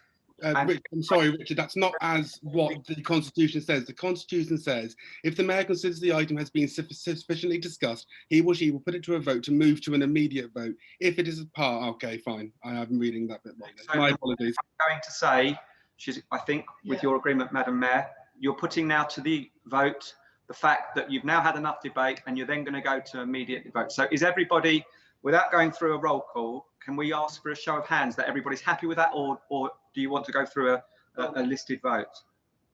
Is everybody happy to? I think you've got certainly. Is anyone object? Anyone? I think everybody's happy. I think there's enough there. Okay. I think we should have a listed vote. Okay, George. I think there was quite a sufficiently in favour, Councillor Wheeler, but it's up to you, Madam Mayor. Madam Mayor, if I could just jump in on this one, sorry to interrupt. It's just this is now a re-vote of the amendment from Councillor Hawkins that was a split vote. So we're essentially now voting on whether it now goes to the mayor's casting vote. And I think Councillor Hawkins and Councillor Wheeler have both made comments after the request for further debate, so which is why I've asked for this move to the vote, immediate vote.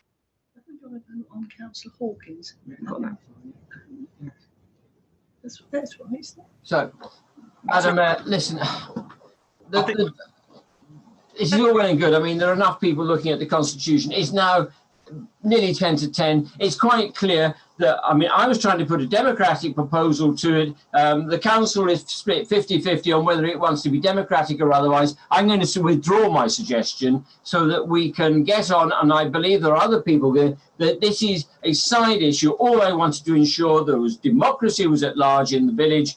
I say there's a 50-50 split on whether people want to be democratic or otherwise. So I would like to, if I am able, and I'm sure I can, to withdraw my suggestion, and then we move on with the debate, because it's, you know, we still have a lot of business to go through, and hopefully people don't start quoting subsection XYZ of the Constitution at me. Thank you, Madam Mayor.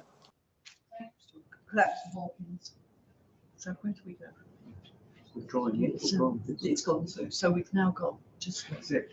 It's back to the substantive motion. So no, hold on. Sorry, Madam Mayor, I did say that I also had an amendment. I'm really sorry. I'm aware that we're talking around, but I do still have my amendment that I wish to put forward. Right.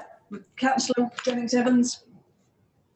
Yeah, so very quickly, I will try and keep this short. I, like Councillor Galliford, am extremely concerned that Windlesham Parish Council haven't had sight of this report, but I do understand the need for the Borough Council to raise this report as the next steps in the second part of the consultation.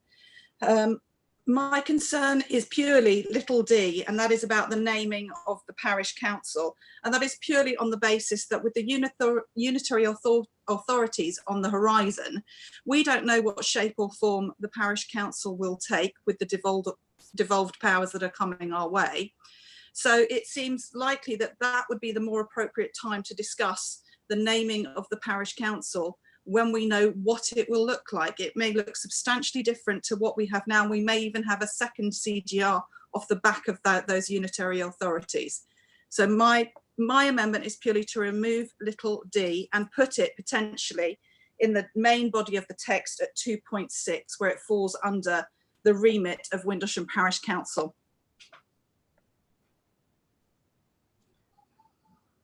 Thank you. Councillor White. Oh, 1 second. I need a seconder for. Yeah, I was going to second that, Madam Mayor. Councillor White.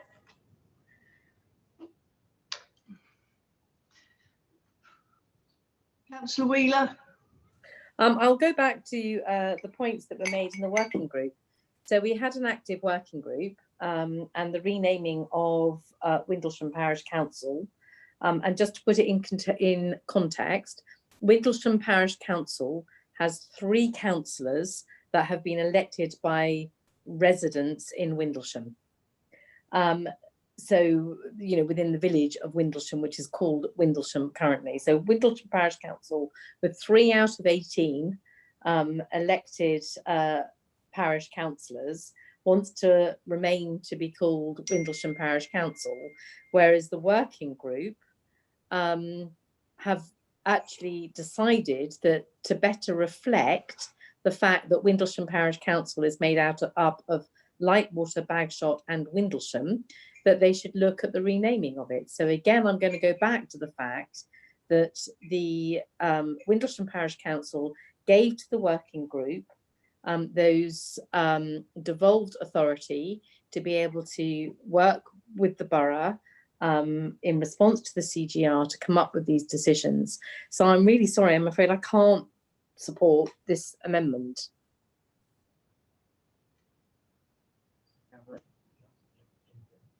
Councillor Gallagher, did you say?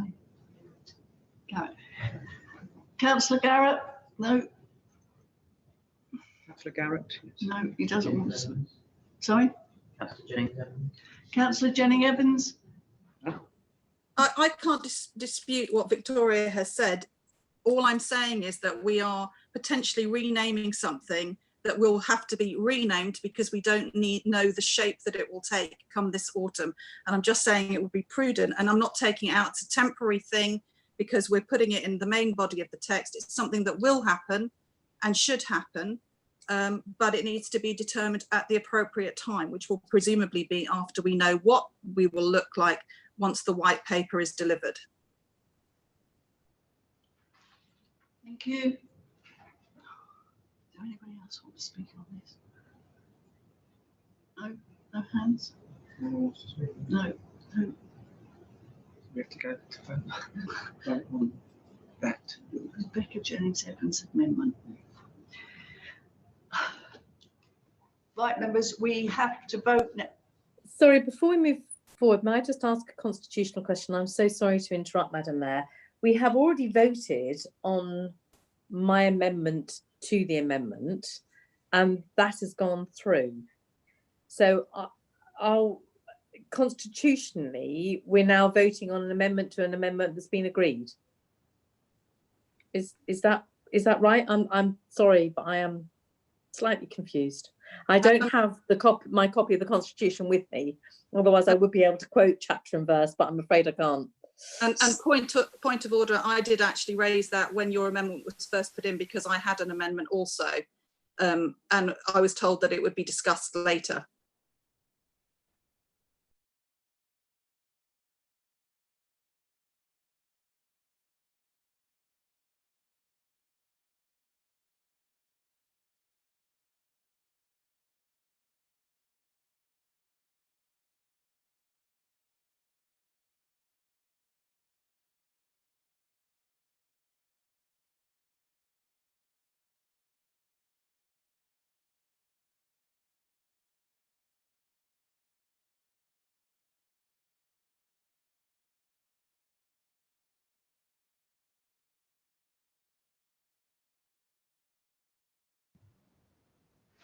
Councillor Wheeler, in reply to your query, the amendment that's already been accepted now forms part of the original motion, which is now the substantive motion, and now we're voting on a further amendment to the motion as amended.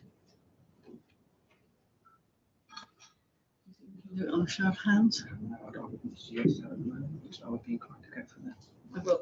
I would quickly. Even if they haven't asked for it. Well, see if you can get a show of hands first. Right, we are going to vote on Councillor Rebecca Jennings Evans' amendment. And would you like to do it on a show of, we will try to do it on a show of hands. If not, we'll have to ask for a roll call. Could we do a roll call, please? Second on.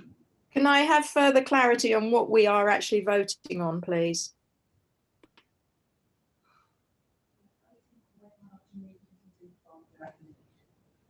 I think it's simply that we're voting on whether to remove little d from the the recommendation. And to place it into the main body of the text at 2.6.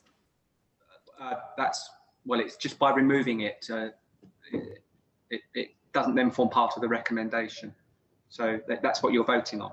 Whether we put it at 2.6 is fine, but it's the recommendation then doesn't have that in it. That's effectively you're voting on the recommendation. So.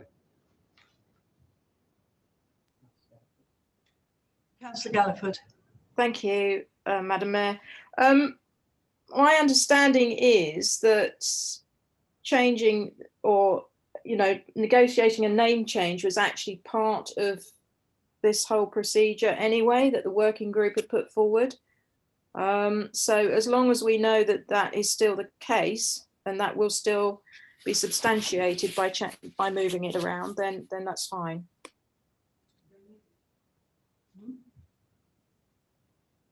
So no, it's removed, Sharon. My understanding is that it is removed. It's no longer in the recommendation if we agree to this amendment.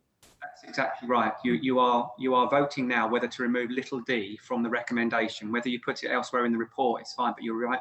You're voting now whether to remove it from the recommendation. Councillor Rebecca Jennings-Evans would like a roll call. Have I got two other councillors that will support that request? Councillor White, Councillor Wheeler. Roll call. Councillor Dan Adams. In favour. Councillor Graham Alloway. Against. Councillor Peter Barnett. Against. Councillor Rodney. Against. Councillor Cliff Betton. Against. Councillor Richard Brooks. Against. Councillor Sarah Jane Croke. In favour. Councillor Vivian Chapman. Councillor Vivian Chapman. In favour. Councillor Paul Deach. Or. Councillor Colin Dugan. In favour. In favour. Councillor Tim Fitzgerald. Against. Councillor Sharon Galliford. Against. Councillor Sean Garrett. For. Councillor Edward Hawkins. For. Councillor Josephine Hawkins. For. Councillor Rebecca Jennings-Evans. For. Councillor Ben Leach. Councillor David Lewis. In favour. Councillor David Mansfield. In favour. Councillor Alan. In favour. Councillor Emma McGrath. Councillor Emma McGrath. Against. Councillor Sean Morley. Against.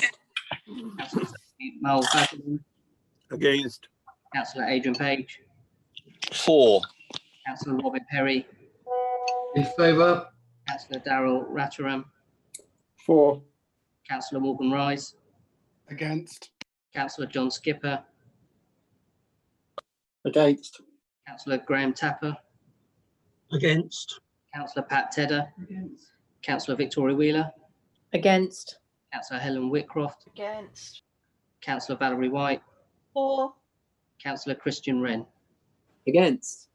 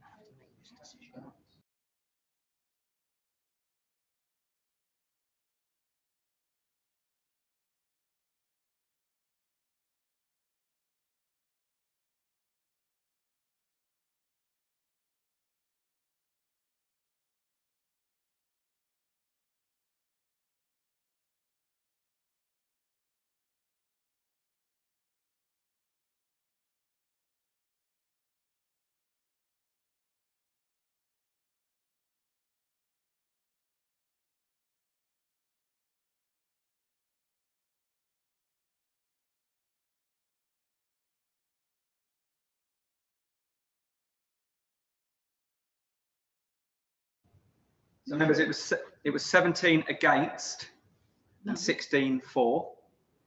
Correct? That's correct. So the little d stays in, and now we have to go back to the amended motion that has been agreed by Councillor Wheeler originally, and vote on that. I'm sorry, I thought we'd already voted on that and it was carried unanimously. It's Councillor McLafferty's substantive motion that needs to be voted on. You still have to go back. So the amended one was voted on and everybody voted in favour of it. That was for the amendment, but I would like to note that it's now looks like it's past 10 o'clock if there is a procedural constitutional matter that we have to address.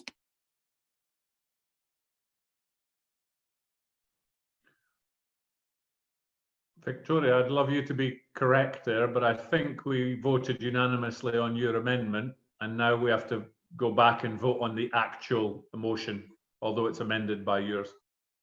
So if we all vote in favour of yours, even though mine's been carried unanimously, what's the outcome? Well, I'm no constitutional expert. I would say your amendment was carried unanimously. I think there's a good chance the motion's about to be carried unanimously.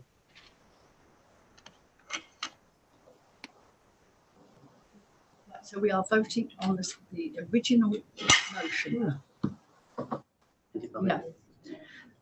Please, may I have clarity that the amendment, that if even when voting on the original motion, the amendment, the original motion as amended is the one that would be carried? Yes. Yes.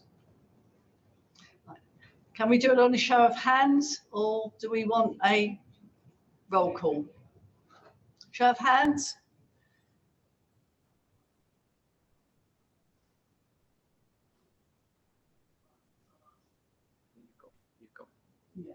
You've got it. Yeah. So that's agreed. It's agreed. Councillors, you'll be pleased to know that has been agreed. Well, I think we have to. We'll never get the rest of the business finished by 10:30. Yeah.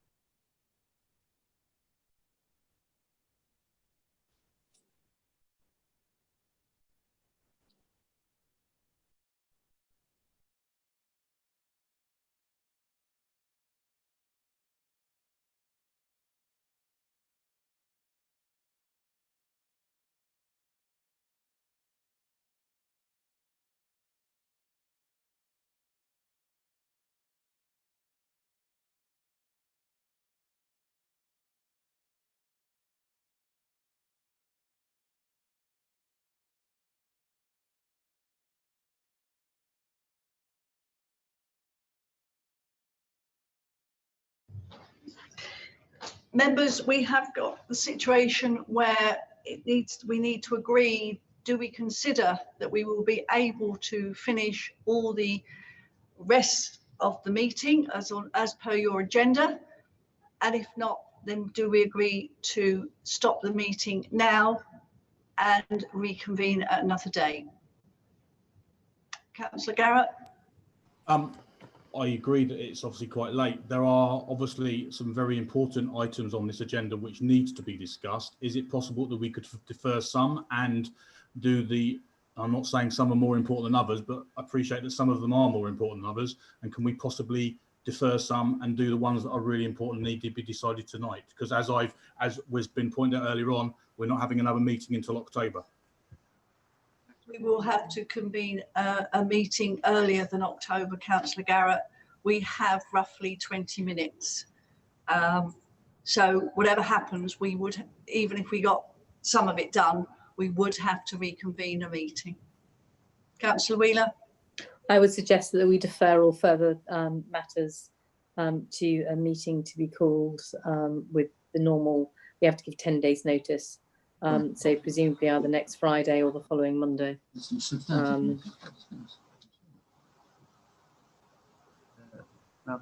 have got holidays booked, ladies and gentlemen. Mayor, could I have a word? Thank you. I just refer to the officer, please. So I think sorry, members, thank you, Madam Mayor. I think in terms of the urgent business that remains, that it would be helpful for you to consider if you did want to continue at least. Well, I do think we need to get your agreement to consider the Section 151 officer appointment, because that is quite imminent. And although we hope to get a meeting in before the current post holder leaves, it's not necessarily going to be the case. So I would encourage you to consider at least that item. If you then want to consider the governance working group, I don't know, but I certainly would like you to consider skipping 11 now and going to 12 and seeing how you get on and then deciding. Are you happy with that, members? Agreed. Agreed. Right. Agenda item 12, section 151 officer. I propose that the recommendations as set out on the agenda paper be adopted. Do I have a seconder? Madam Mayor, I'll second that proposal. Thank you. Straight to a vote, isn't it? Does anybody like to speak on this? No? No. Then we'll vote on it. Would you like to? Do we want a roll call or a show of hands? Show of hands. That's agreed.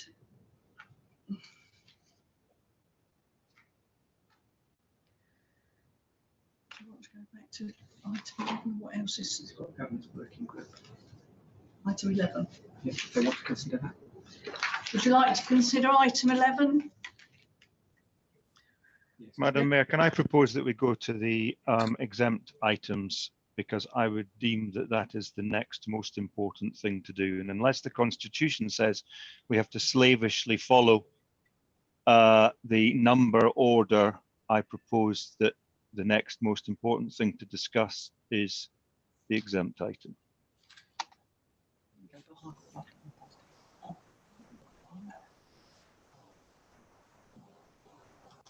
It's exceptional because we need to. So, sorry, Madam Mayor. Under normal circumstances, you would need to adjourn no later than 10:30. I'd rather assumed that you may need longer for debate on that, to take it beyond 10:30. Hence why I sort of went backwards, recognising that we do have to deal with the chief executive matter. If you want to suspend standing orders in exceptional circumstances, and this is an exceptional circumstances, and you want to go on beyond 10:30, then through the mayor, then we can consider that. It is, as Councillor Dugan says, a very important item to get agreement on. So I leave that back with the mayor.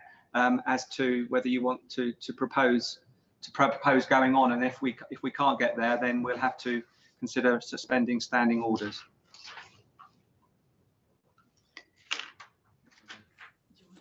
Sorry, Mr. Payne, you're assuming that it's going to be a controversial issue and there's going to be a lot of debate, but it might actually just sail through. Well, if members are happy, we can continue with in the part 2, if that's the members' wish.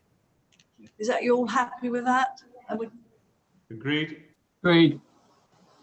I don't agree that, I'm afraid, so I will vote against. I don't agree that either. I think it's going to be a highly controversial matter. No. And I think we need to have proper and open debate, and it's getting very late to be able to do that. I have to agree. I would agree with Victoria and Rodney as well. Yeah, adjourn it. I would disagree with Rodney and Victoria and Emma and Graham. I don't agree that either. We need a vote on whether we should suspend standing orders and continue. Shall we try with a show of hands? If not, we'll have to have a roll call. Show of hands for suspending standing orders and to continue.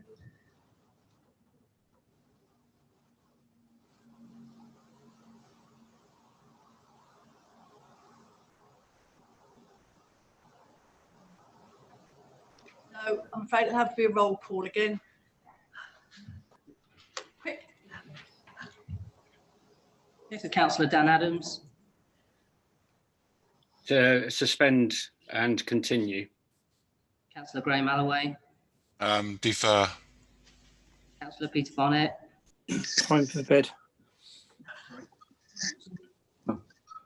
Councillor Rodney Bates, I'm against. People are now too tired. Councillor Cliff Betton,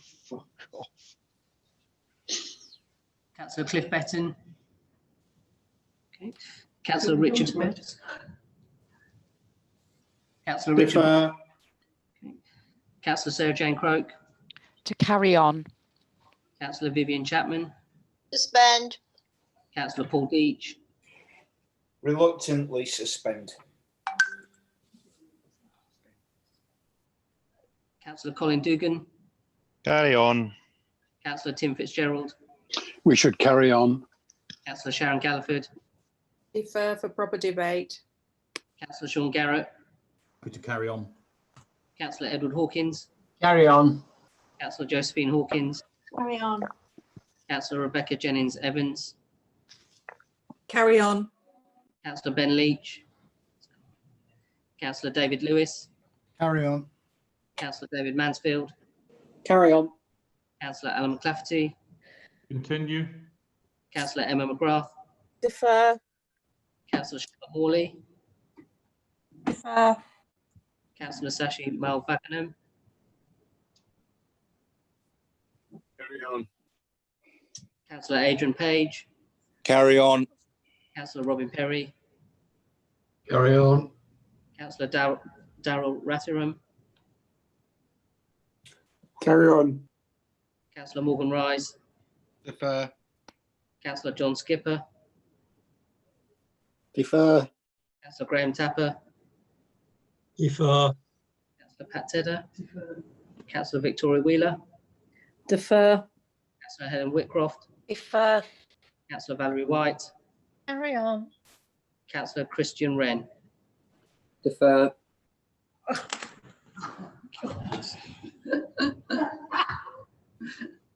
Could I also take the opportunity to remind members that if they're going to swear, they should at least mute their mics.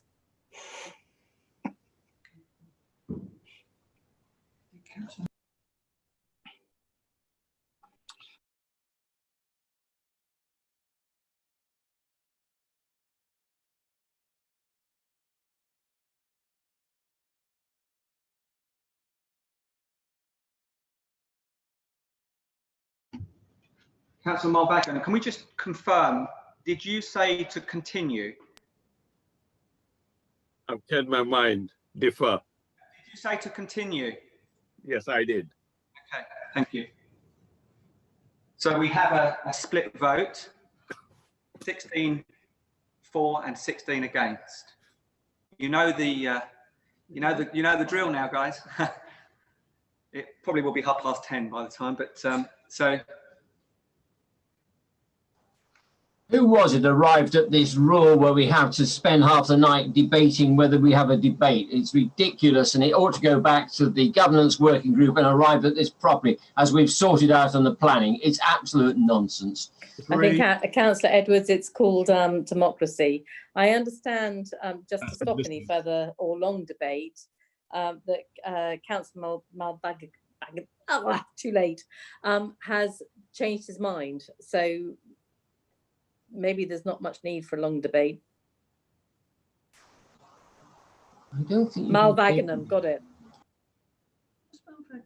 No, what basically Madam Mayor, could we not take the same point from the Constitution that Councillor Rise used earlier on, so that we can avoid the second debate and have the Mayor make the casting vote? But we haven't had any debate.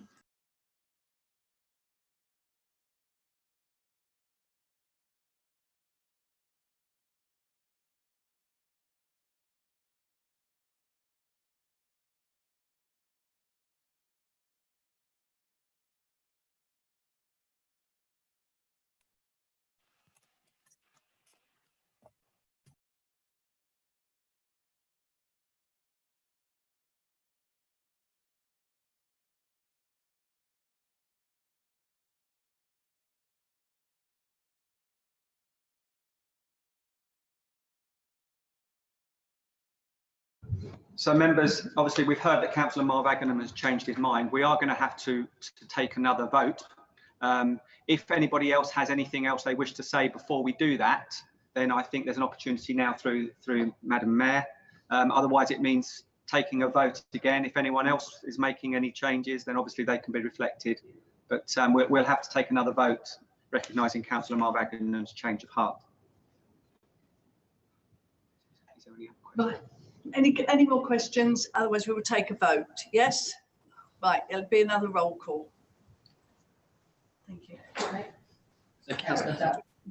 Can I just ask, Rob, can we short circuit it? Is anyone else wanting to change their vote? Because if they're not, then we'll say, okay. There are people wanting to. Councillor Fitzgerald wants to change. You want to change? So we'll have to run through this then. Can I change my vote about Brexit and Scottish independence? And please, whilst we're at it. We're feeling equally, you know, it's difficult, Councillor Hawkins. We're feeling the same. So I'm sorry that it's causing you so much difficulty, but we're trying our best here. Councillor I think Fitzgerald. we need to just go through them. We're roll again. call. Thank you. Councillor Dan Adams. Continue. Councillor Graham Alloway. Defer. Councillor Peter Barnett. Defer. Councillor Rodney Bates. Finish the meeting now. Councillor Cliff Betton. Councillor Richard Brooks. Defer. Councillor Sarah Jane Croak. Carry on. Councillor Vivian Chapman. Continue. Councillor Paul Deach. Continue. Councillor Colin Dugan. Continue. Councillor Tom Fitzgerald. I'd like to defer. Councillor Sharon Galliford. Defer. Councillor Sean Garrett. Happy to continue. Councillor Edward Hawkins. I think I'd like to continue. Councillor Josephine Hawkins. Yes, let's continue, do. Councillor Rebecca Jennings Evans. Continue. Councillor Ben Leach. Councillor David Lewis. Continue. Councillor David Mansfield. Continue. Councillor Alan McClafferty. Continue. Councillor Emma McGrath. Defer. Councillor Charlotte Morley. Defer. Councillor Sashi Malvaganam.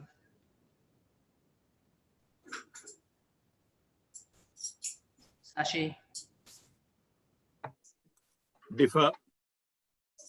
Councillor Adrian Page. Continue. Councillor Robin Perry. Continue. Councillor Darrell Ratteram. Continue. Councillor Morgan Rice. Defer. Councillor John Skipper. Defer. Councillor Graham Tapper. Defer. Councillor Pat Tedder. Councillor Victoria Wheeler. Defer. Councillor Helen Whitcroft. Defer. Councillor Valerie White. Continue. Councillor Christian Wren. Defer.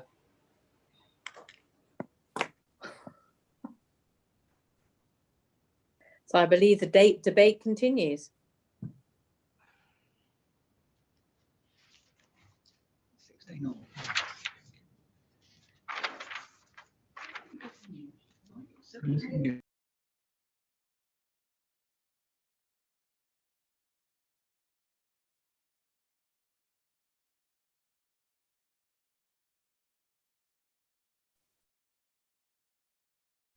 Sorry, officers, may I have a point of clarity? If we continue basically now till 3 o'clock in the morning, if that's how long it takes for all of these matters. Is that right?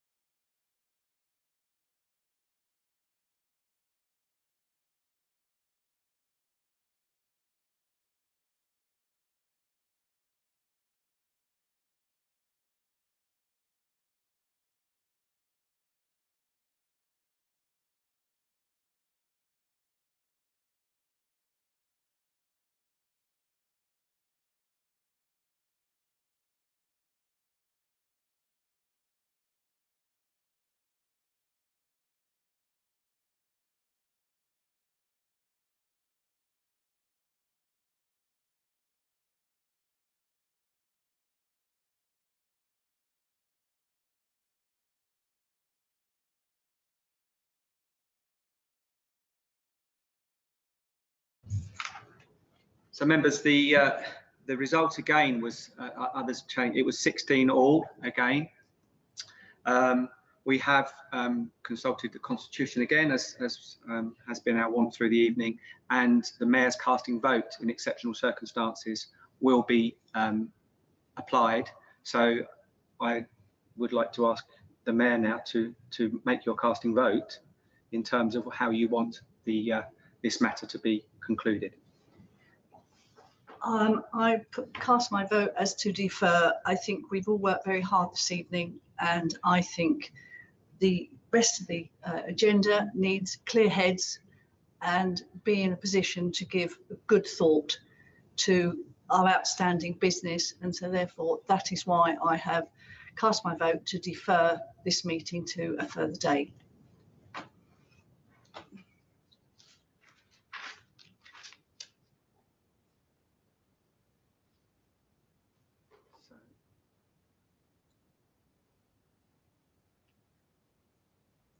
We now close the meeting. Is probably Close it. We've closed the business. got the exempt minutes. Do we do the exempt minutes? Just close it. Okay. Okay. So Point of order, Madam Mayor, quickly. I do apologise for taking up further time, but as we're all aware, there was a member. Can I just suggest that Morgan isn't running this, and I hope the Mayor is. That's why I did raise a point of order. If the Mayor doesn't wish to hear my point of order, she can say so. I've listened to your point of order, Councillor Rise. Thank you, Madam Mayor, and I do appreciate your indulgence of time. Just regarding the use of a swear word by a member, can I ask guidance from the Mayor and officers what recourse should be taken to ensure that we're upholding the standards that we expect of councillors in this chamber? Thank you. I think that point is noted, Councillor Rise, and we will take that offline. Can I raise a point of order then, please, Mayor? Yes, Councillor Garrett. Can I just suggest that certain members of the committee don't keep butting in? We will look at that out of this meeting, Councillor Garrett. I will discuss that with the officers. Thank you, Madam Mayor.